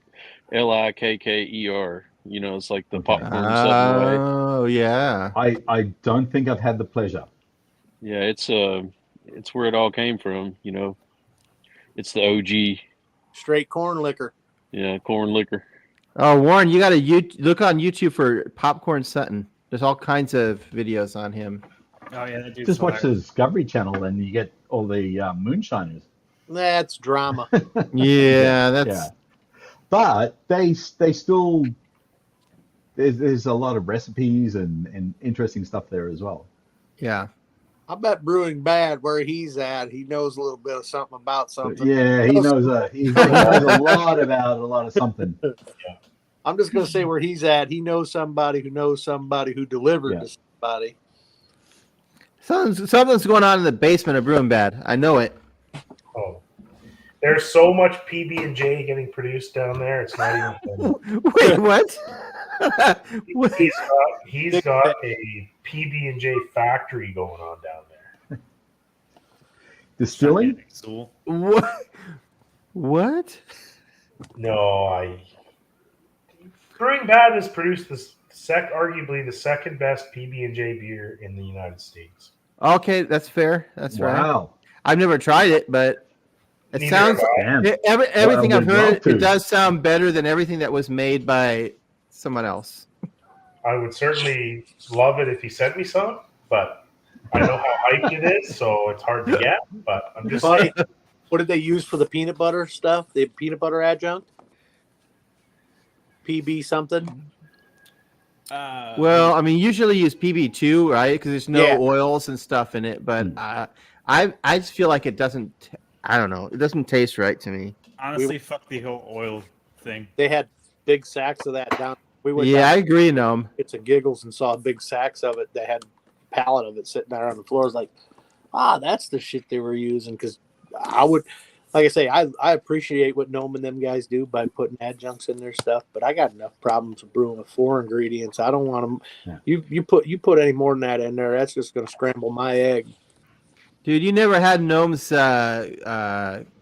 toasted coconut like barrel aged stout. No, he made a raspberry one that looked toothache that I wanted real bad, but I never did get the chance to try. You pass out on the stream. Gnome's the guy who's right on the edge. He's definitely doing all sorts of stuff that is very, very cool. But he doesn't want to. That's the thing. I know. Like he's hiding his face. He doesn't want to be seen or recognized.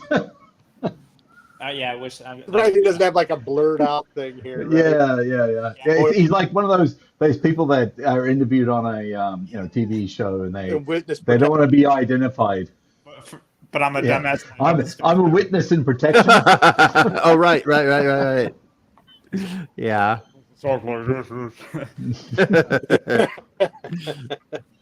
Well, yeah, I'm actually. I know, Noam, your brewing system. You said it's in a Brewha. I think isn't that a Victoria, BC outfit? Or?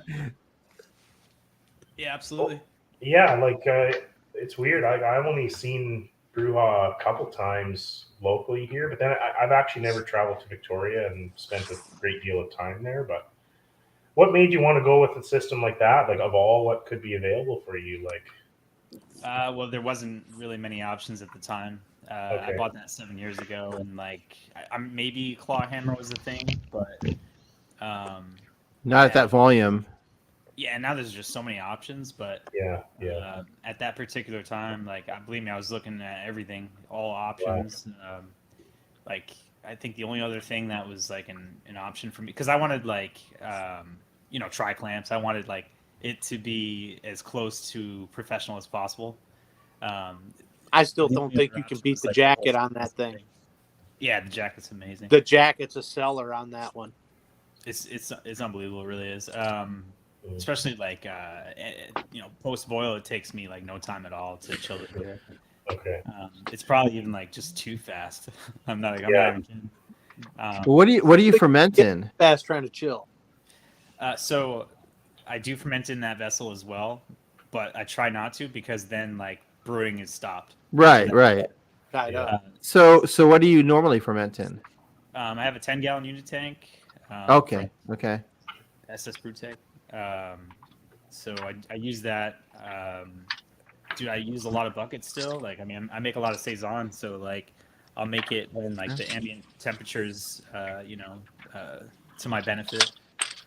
Which is coming up. Like, I use an anvil bucket for like my mixed fermentation stuff, which actually kind of I use that too. Because like right now, what I'm doing with that is like I pitched Embrace the Funk, which is like it's got lacto PDO, 2 sack strains, a Brett strain.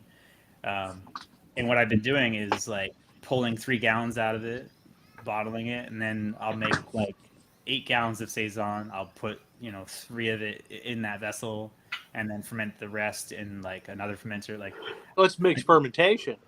Yeah. So basically, like I had a Solera, but it was in plastic. Oh. And it oxidized over time. So you're speaking my language. Yeah. Well, so basically, this has become like my Solera. I'm gonna dump it. The other one is, like I said, it's straight vinegar because it's been oxidized. Like plastic, doesn't keep it out. So, so this is in stainless, so I can just keep it going. And the beers are getting more and more complex for sure. Like the first one was pretty straightforward. The second one was better, and this third one, which is ready to bottle, like from the vessel, So Bruce, I was doing something special. Look what this fucking guy's doing. Not to be snooty, Gnome, but explain what Solera is, because some of us might not know. Yeah, it's pretty basic, really. It's just what they did back in the day to make like sherry. They would have like 3 different aged barrels, and they would pull from one, and then like the younger stuff would be filled into to replenish it, and then they would brew even fresher stuff to replace the second barrel, and then over time, like each barrel gets more and more, mature. Basically, like some of that liquid will be 6 months old, and then like That's like having 3 mixed fermentations at once.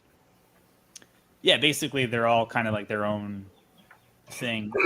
That creates more problems because then you have to like balance all of them out, and you can't really just make one recipe for this type of approach to brewing. Like sometimes they're going to be too acidic, so now the next time you're going to have to hop it more, like to try and balance that out.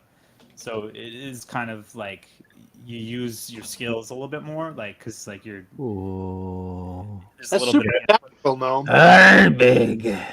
I could see how that could be super technical. That's definitely far above anything I've ever endeavored to think about in brewing. Yeah, I mean, in the whiskey world, I mean, Solera is just basically a continuous. They just constantly are. It's a never-ending barrel of whiskey that they're always adding to. But it sounds like the same thing in brewing, but it's Yeah. It's definitely more advanced than just making a fucking Croissant to carbonate your beer. I knew we would get back to this. No, that's what I'm trying to tell Bruce. Bruce was trying to make it like I was doing something. Man, look, I admire a lot of things people do that I've never done, and sometimes maybe I overinflate it. But I'm going to say I appreciate what you do, and I love it. So if no one would document what he does, if he video documented what he does on it, what he's doing is like that's probably a procedure that's not done by very many people. Beer Quad, don't undervalue what you do. Be careful because you do a lot of good shit, man. Like you make some I get drunk. Beer. That's what I do, bro. That's it. And all I'm saying is like the whole Krausening thing is very interesting to me because I've never done it. What he's doing right there is super technical. Solera projects, actually, I've never heard of that either. But one thing about it is it's very unpredictable, and you really have to rely on your sensory because you have to know where things are at, where they're going. And I commend Gnome for doing it because it's pretty cool. Actually, I wish you would do. You should do series on that shit, Gnome. Yeah, I've been. I don't know. Like, I've been meaning to, like everything else, but I just haven't got around to it. Look at me. Hey, listen. When you and I started talking about this, it was always, I'm not real confident about that. You should just do it because people will watch that shit because they don't know about. I don't know. I never heard of Solera until you mentioned it tonight. Well, to be honest, because I'm in Canada, I follow a few different Canadian brewing channels, and I'm pretty sure a couple of you guys are also following Sui Generis Brewing. Oh, he's awesome. Yeah, Harold's the one that pointed him to me, actually. Sui Generis Brewing is awesome. I think he's out of London area somehow, and he's been Canadian, doing. Yeah, he's a Canadian guy, and he posted recently his 3-part series on starting a Solera project. I guess it's a pretty common thing to do as a homebrew club because you can mess around with it. Plus, you need enough volume of liquid to. Right, but. Yeah, check it out if you haven't seen it. Sui Generis Brewing. He does a lot of. Last year he did that 15 like a virologist or a biologist of some kind. Yeah, he must be. I think it was a proctologist. He knows how to isolate strains of yeast. Yeah. And he's very technical. Same with my proctologist. He isolates a lot. Yeah. TMI. Ask him to use the smallest finger. Oh no! You want the doctor with the biggest hands, right? Go get your money's worth. And you just slammed it with a hammer to make it bigger. All right, they can't all be winners. Oh man! So I know quick about the Solera thing though. So there was a brewery, which I've never had their beer, but I'm sure you guys have heard the name Scott Janish. Or Michael Tonsemeyer. It's their brewery, Sapwood. So they've done something which like I'm surprised I never heard of it before, but they do a barrel aged stout Solera. So they'll fill a barrel with or a bourbon barrel with big thick imperial stout, and they won't empty it completely. They'll take like half, and then they'll again put fresh beer in there. So over time, like they can age it for like say 6 months or a year. Yeah. On the next pull, some of that beer will be say 2 years old.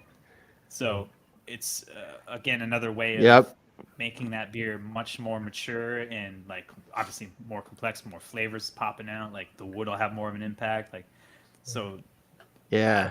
There's lots of cool ideas that like there's we sometimes think like oh what's the next thing, like everything's been done, but it really hasn't. Like it's just you have to really be creative and like get high once in a while and fucking try to think up some shit. Warren, you've heard of this in the whiskey world, right? The Solaris casks. Yes. Yep. Yeah. I don't know which came first, but I mean, you could probably brewing, I would imagine. I don't know, but I mean, you can get who knows how old the whiskey is, that is in that cask. I mean, it looks like Brewing Bad is revealing his hidden Solera project. I don't see anything but a blank screen on his. He's revealing his hidden basement of PB&J. Man, that was so close. You almost caught it.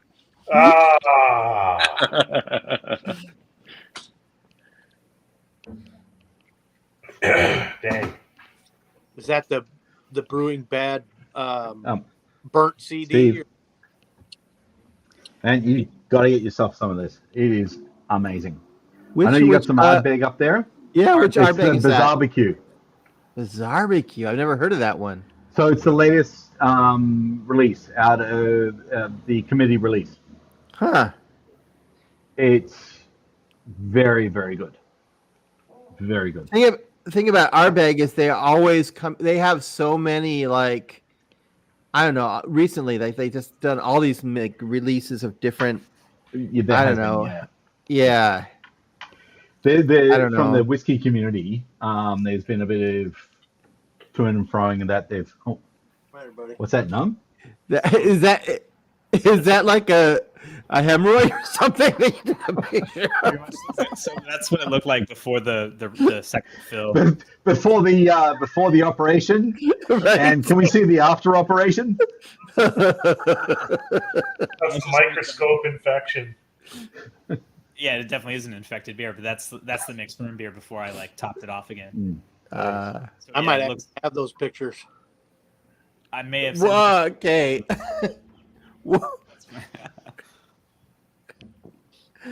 You sent me some pretty cool pictures. Yeah, I definitely send you a lot of stuff that I definitely I don't post or whatever. Were they internal or? Yeah. So just how did you get the camera that far up? Yeah, right? The fact that he got a picture of it at all, we should be pretty lucky. Airlocked on that thing and not. Yeah. No. What is the most common like off flavor infection you ever get with your beers? Oh gosh. Thankfully, I don't really have any. The last one I was going to ask: is an infection really common? Well, just off flavor. Like when I say infection, like I'm just curious because like everybody talks about diacetyl, but I have never noticed that in any of my beer. So for me, it only happens if I wait too long if I crash the beer too soon. Not fully attenuated. I've had that happen one time, and then I also dry hop, so that could have played into it as well. I'm not really because like re-fermentation from like the hop cream. I don't know really, but that only happened once, and then I like paid more attention to give it some time before I cold crash. As far as the last time I've had an off flavor, it was the creamed corn DMS. Oh. And I talked about that. It was there was like a Patriots game on, so I was kind of in a rush. I didn't wait for like all the steam and also the temperature to drop below like 150 before I capped. and I was just like, fuck it, I'll cap and go finish watching this football game. And the beer was completely ruined. It was just like atrociously bad. Because like Interesting. part of the vigorous boil is so that you're driving off Yeah. all these volatiles, but if you cap too soon, they'll fall back into the beer, and that's what happened. It was so bad. Once again, thankfully, it never happened again. Yeah. I was saying earlier that I get a lot of acetaldehyde. That's like the most common off flavor I get in my beer. Yeah, like that overly ripe apple. Whatever. Yeah, yeah.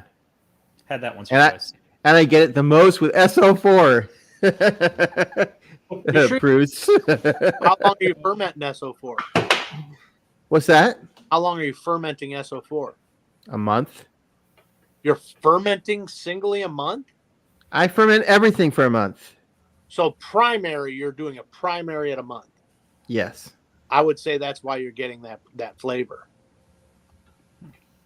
Why? So I use SO4 a lot. In fact, I've only used 2 strains, SO4 and SO5. Mm-hmm. And SO4, I usually go 14 days, and I'm usually done with fermentation primary. Oh, damn. Sorry. Getting too old. And then I follow that up with bottling, like I was telling you, either with a Guile or a Kreuzen, and then Right. I'm at a month.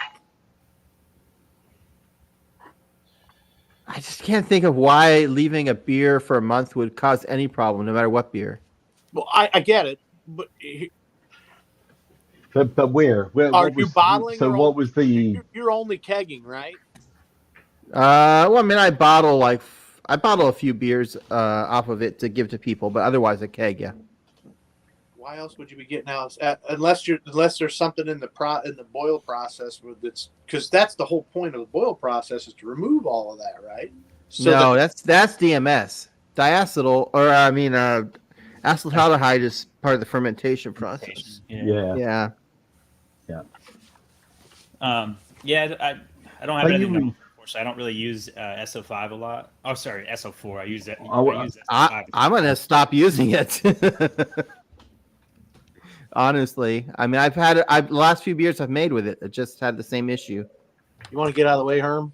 I love, dude. USO5 though is fucking. You want to get out of the way? Hey, I don't care what anyone says. It's very kind of. Oh yeah, I've never had an issue with USO5.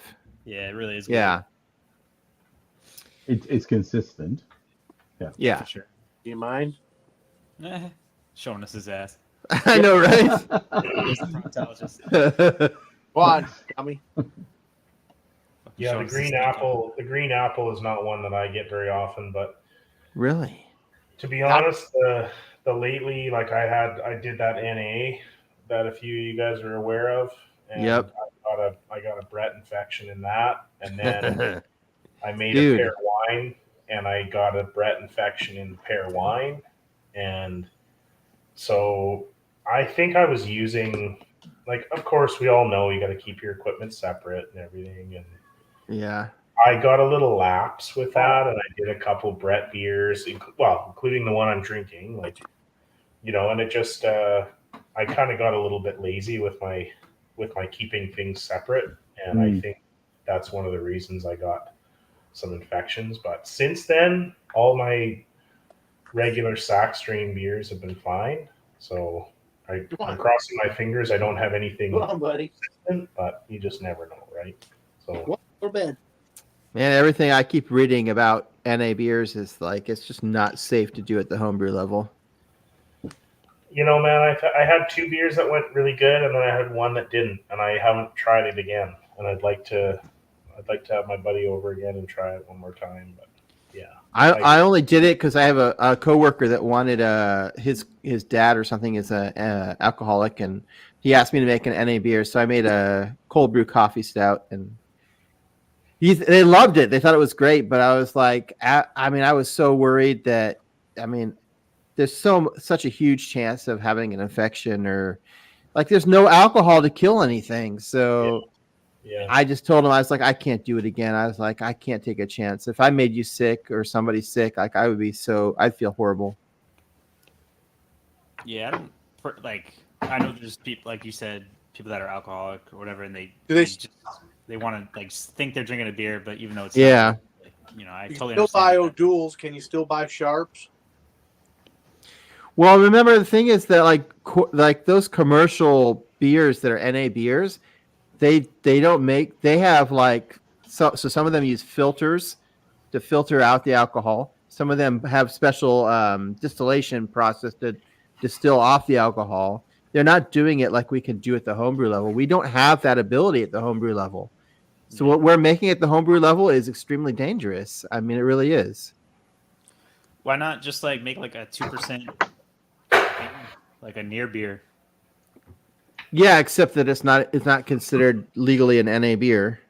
Yeah, I know, but you're not. I mean, you're not trying to make legal NA beer, are you?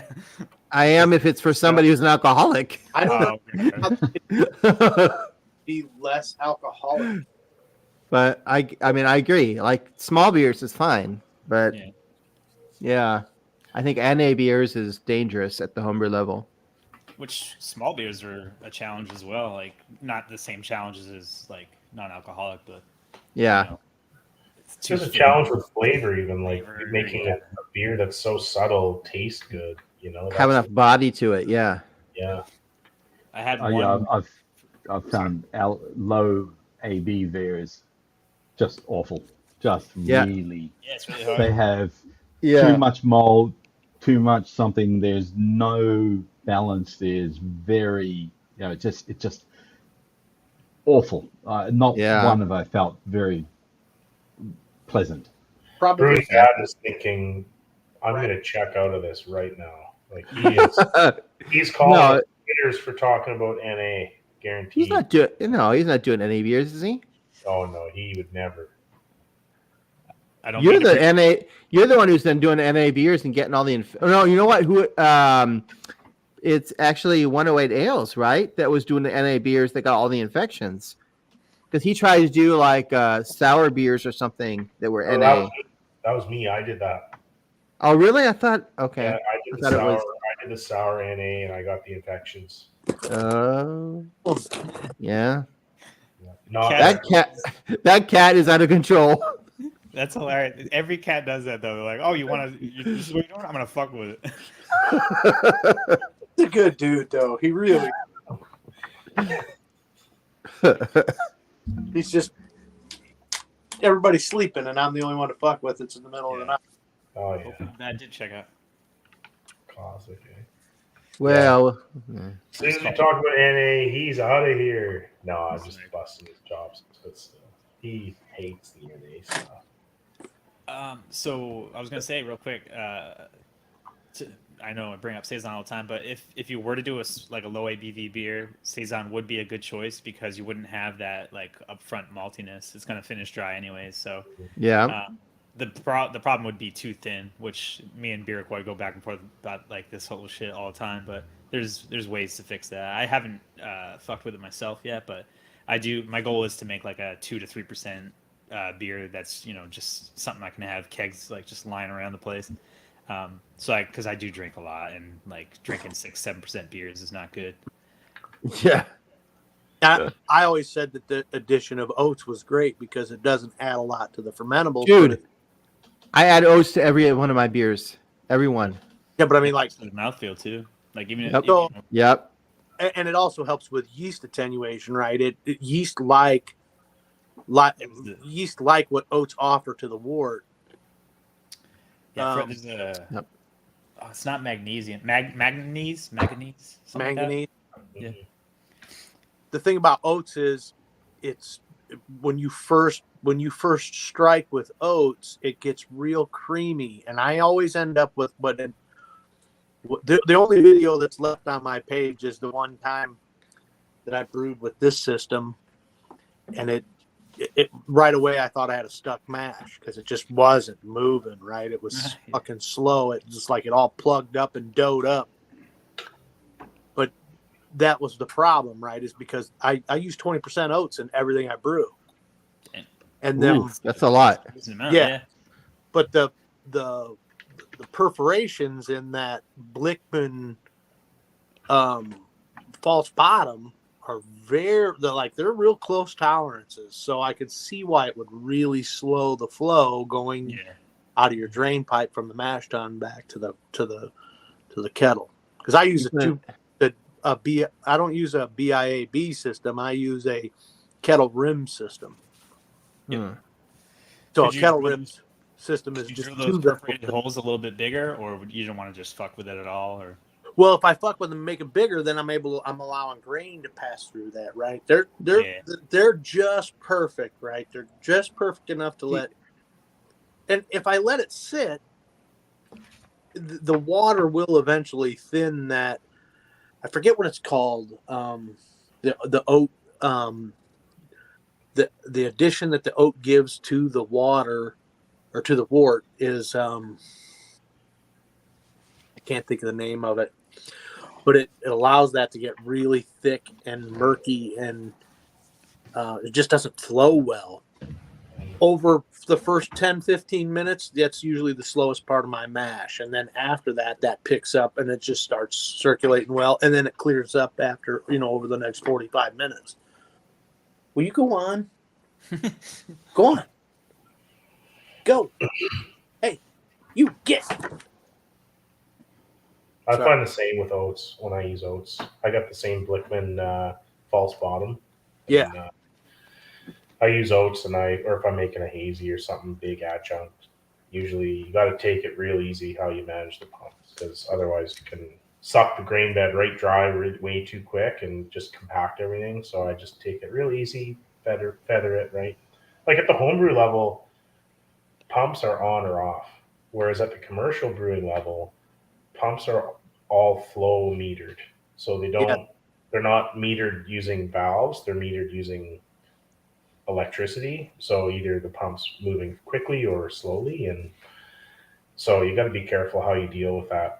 I'll tell you why I have the problem that I have with it. It's not because of the pumps or even really the oats. The problem with it is I always save. So if I'm going to brew a batch, I save some back as far as my strike goes, and I always run a separate kettle of sparge water because I like to sparge, specifically because I get better numbers on my mash if I run a sparge through it and rinse the grains after I've done lautered it for an hour, right?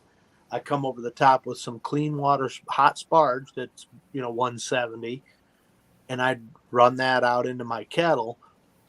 But it's that first 15 minutes of mashing that it slows way down, man. I mean, it's a crawl. It's old people walking across an intersection.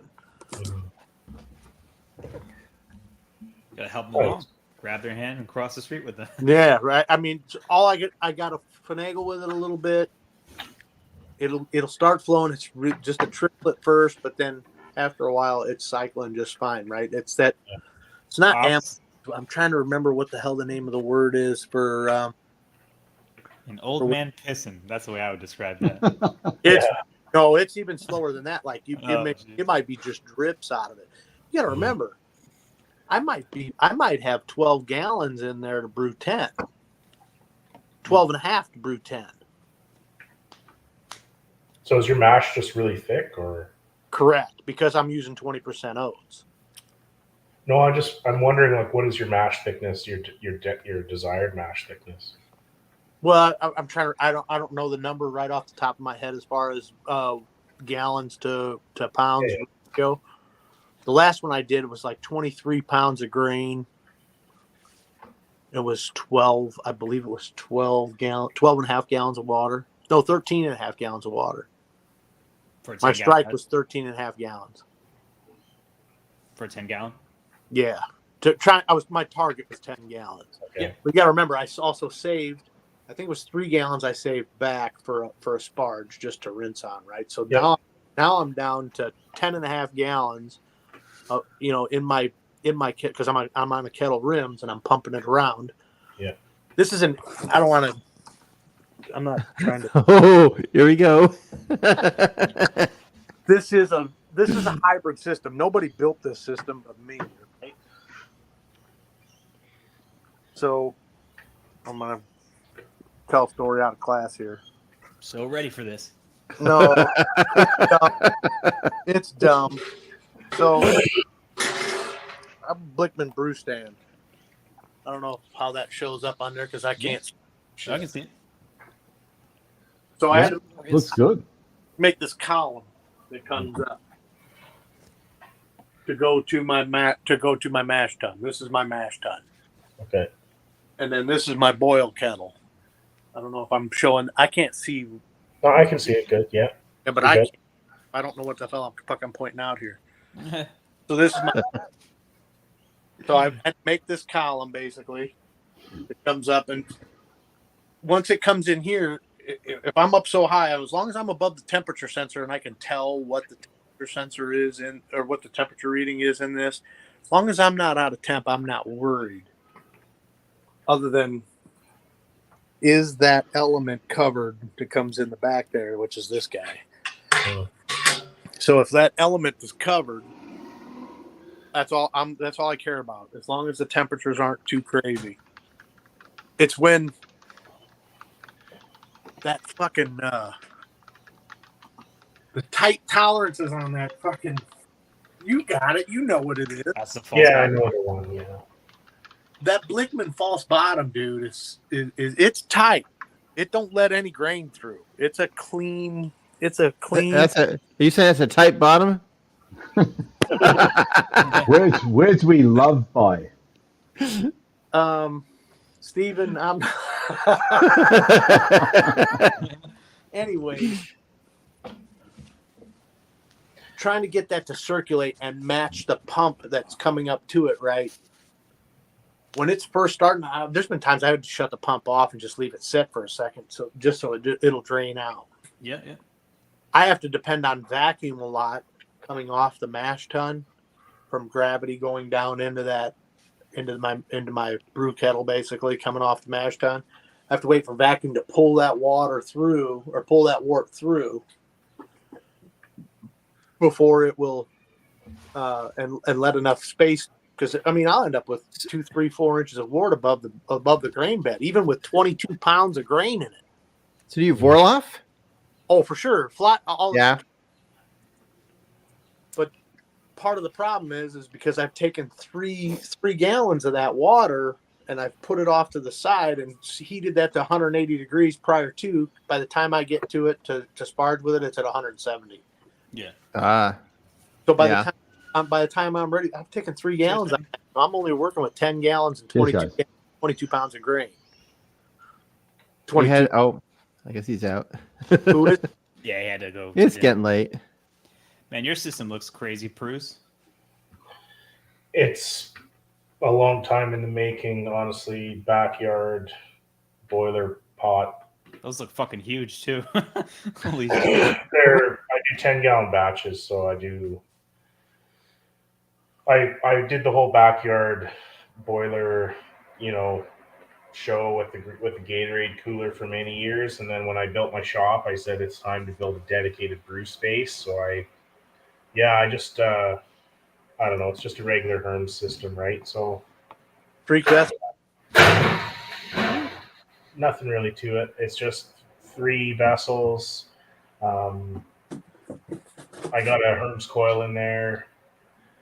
I do mostly kegging, so yeah, it's pretty awesome for just it being dedicated into this little area, right? So yeah, I should do a tour one day of my little brew space. Maybe I'll start a YouTube channel and something. But yeah, just kind of honestly, like, it's mostly a spot for me and my buddies. You're running Blickman goods. Yeah, I got a pretty good deal on the kettles, and when I built the system, I had a bunch of options, right? I could go China, I could go, a bunch of different brands, and then Vivor. Good deal came up on the Blickman kettles, and I said, I'll go for it. So I got those. I don't know if they're really the best or what. Like I don't know if they're really any better than like another brand of kettle would be, but I do know that they are easy to clean, and I like the sight glass on the outside. It kind of so you know how much volume you've That's got. cool, yeah. And Yeah, the sight glass is a seller. My only complaint about the Blick, I would love to have a new surface instead of what I have for the boil coil. yeah, Oh, the My one that Blick- just got released. That yeah, that process surface thing? looks like Yeah, that would be worth having. it is yeah. sweet. I don't know if it's even visible here. Here, bear with me. Here. No worries. Might lose you here, but fuck, I'm not very technologically savvy here. Can you still see? Am I still connected? Oh, Yeah, you're it's right. a little up. There you go. So Old school, man. it's kind of the show. Just got the 20-gallon kettles, and Those are I got boil coil, though, right? pardon me. Those have the boil coil in them, though, right? No, these ones are. They've got It's a Herm system. I they get got a it, heating but element. what's the heating element? Just a heating element inside. Like, can you see that all right? Or Yeah. That's not the boil coil. that's the Herms coil. So Yeah. No. Here's what I'm saying. So yours has like a water heating element, like this. yeah, So yours has this type of element, right? Which is just a probe element or probe style element. yeah. Only yours Similar is to that. baby, right? Mine's built. I built mine in. I built a junction box for it and everything. Yeah. What I'm saying is, I'm show you what I'm talking about. So yours is a G1. Those are G1 kettles. I can't remember exactly what it is. I think those would be G1 kettles. Those have. So these are 30-gallon pots, Blickmans. This is the G2 kettle, and this has the boil coil in it. Oh. So is that a heating element or That all around the outside is the heating. Okay. So instead of having it laid laterally across, now does yours have welded fittings on it, or are they? No, I drilled the holes through the kettles and I put the heating elements in, and I built junction boxes for them. I guess what I'm asking is, are the fittings welded, or are they rubberized bulkhead fittings? I think welded. Well, no, there's nothing welded in this kettle, I don't think. But like, here's the boil kettle. Can you see that? Okay. Yeah. Yes. It's just got a heating element, and then it's got a. Is that a tri-clamp on the outside? No, I purpose built it. I fused it. Okay. Yeah. You soldered that then? Yeah. It didn't. I think I'd have to look exactly how. It was a couple years ago I did it. I can't remember exactly how it all. That's my biggest complaint about my Blickman stuff. This right here. These valves are great. Yeah. But they're not welded. There's a rubber gasket that goes behind that seals that to the face of the kettle. That should be welded, in my opinion, right? As much as these cost, those should be welded. I think mine are not. There's no welding on mine, so mine are definitely gasketed. Yeah, for sure. I don't. That's the only thing I don't like about it. But at the time, it made sense to buy it because it was the best value. This was still under $2,000 when I bought it. It was 30 gallons, so it's a half barrel. It was $1,700, I think, and it came with a Riptide, and it came with that Blickman Brew Commander.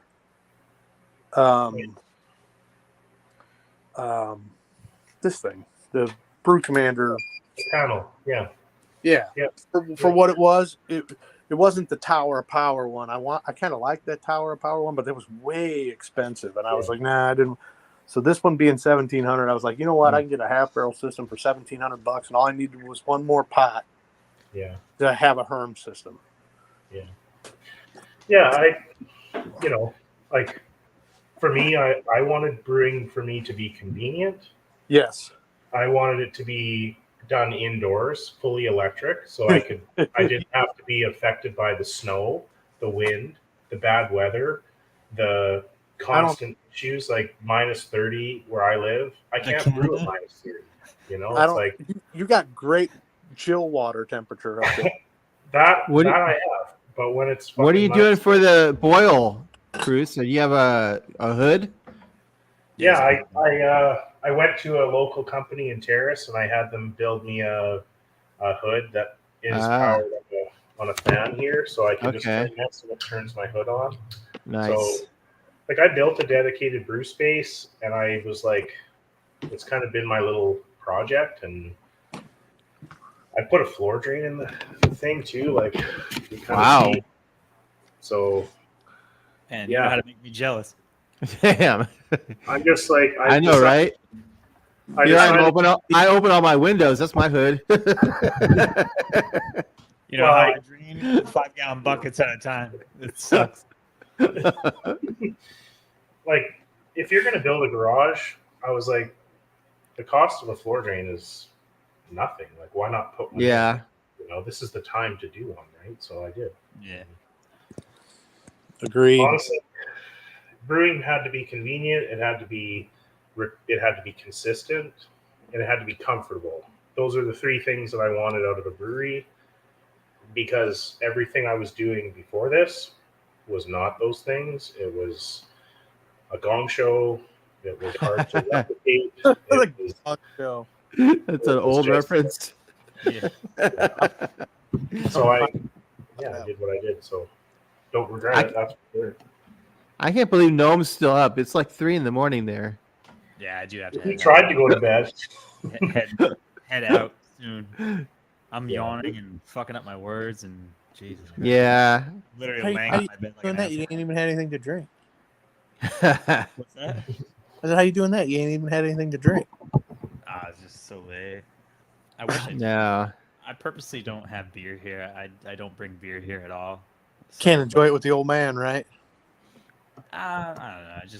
You get to drink the old man quite a bit now, or what? Say that again? You get to drink with the old man quite a bit now? Well, usually every day we have like a beer or two.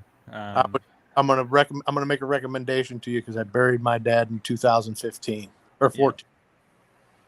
Cherish every moment you get with him, because before you know it, it's the hardest. I didn't grow up with my dad. I grew up in an orphanage with 40 other kids, and that was the hardest thing I ever did, was bury my dad. 100%. Yeah. Once they're gone, you don't realize. Yeah, the time is gone. Well, I mean, we all think we're invincible forever, and we think everybody around us is too.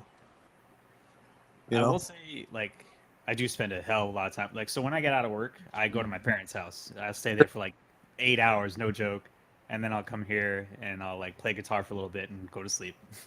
I spend most of my time at my parents' house. You're a good son, dude. You're doing fine, Gnome. Yeah. You're doing fine, brother. And have more, put some more shit out there. Yeah, I'm getting on. Yeah.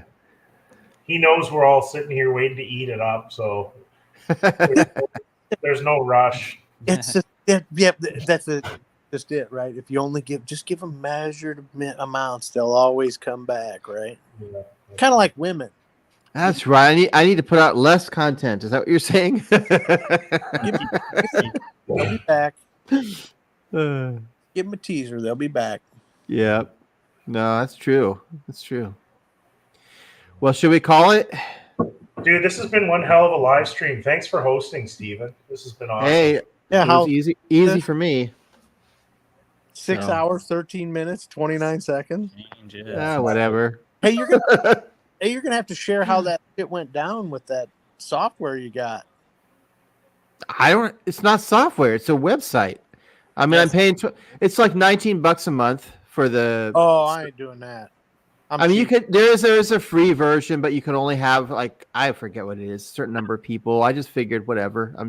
Plus you had to have their like logo on the screen. I'm like, no, I don't want their logo on the screen. Yeah. So I don't care. This has worked out seamlessly, man. It's been pretty great. cool. Yeah. Did you create the image for the back or what? I grabbed it off the web somewhere. Man, that's awesome. So yeah. Oh, the bottle caps. Yeah. It looks good. So. This shit looks good, Steven. Nice. So think about this. Now you can do like everybody else, and when we start getting into a topic, you can cut off a 3-minute or a 5-minute clip, and you can post it as a video from now on. I don't. whatever. You know? I don't if you do want YouTube. to have my consent, put it that way. Go I ahead. don't do YouTube for money.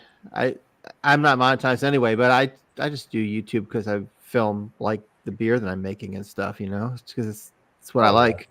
Hey, you know what? As long as you enjoy doing it, who cares what Yeah, exactly. Yeah. Yeah, if there's something you think that could help other people and put it on the internet, I wouldn't mind that. Yeah. Oh, hey, would you come film when I take these chickens and I run them through my boil kettle and run them through the defeather? If it's a rooster, I will. I can't stand roosters. No, I'm gonna do it. I want to run 60 chickens a year. I set through my rig. That way I can defeather them in the freezer. I taught English in Costa Rica, and there was a neighbor out there that had a rooster, and every morning, like at 3 a.m, you hear this. I swear to God, I kept telling my family that I was living with, I was like, I swear to God, one of these days you're gonna wake up and you won't hear that because it'll be dead. It'll be chicken for dinner. Yeah, exactly. No shit. Chicken tacos, boys. Oh man. Thank you, boys. We'll chat with you maybe next week. Maybe next week we'll have a stream. Yeah. We'll hopefully. Get on it. No, get on CH to do that. Yeah, I'll poke and prod, see if he's gonna do one. He said maybe. Yeah. I don't know. There's no. I mean, seriously, there's no one like CH has a style that is just so like relaxed, and I don't know. You can't compete with that. So we all love it. Yeah, we got used to being like when we were getting it every week, and then suddenly he doesn't need to interview anybody. He just needs to have you and all the others on and just hang out. That's pretty much what it evolved into, is just us fucking shooting the shit. Yeah, exactly. That's all we care. Not beer anymore. Yeah. Exactly. Noam and I were talking about this one day. It's like if you just had one of these fucking things that just ran 24/7. Come in and have a drink out of it. Anyway, that's pretty epic. We've been over 6 hours today, so nice work, Steven. That's crazy. You'll be in the record books, buddy. Yeah. All right, all right. Have a good night, everybody. Later. Yep. Bye-bye. Cheers, guys. Yep. Yeah.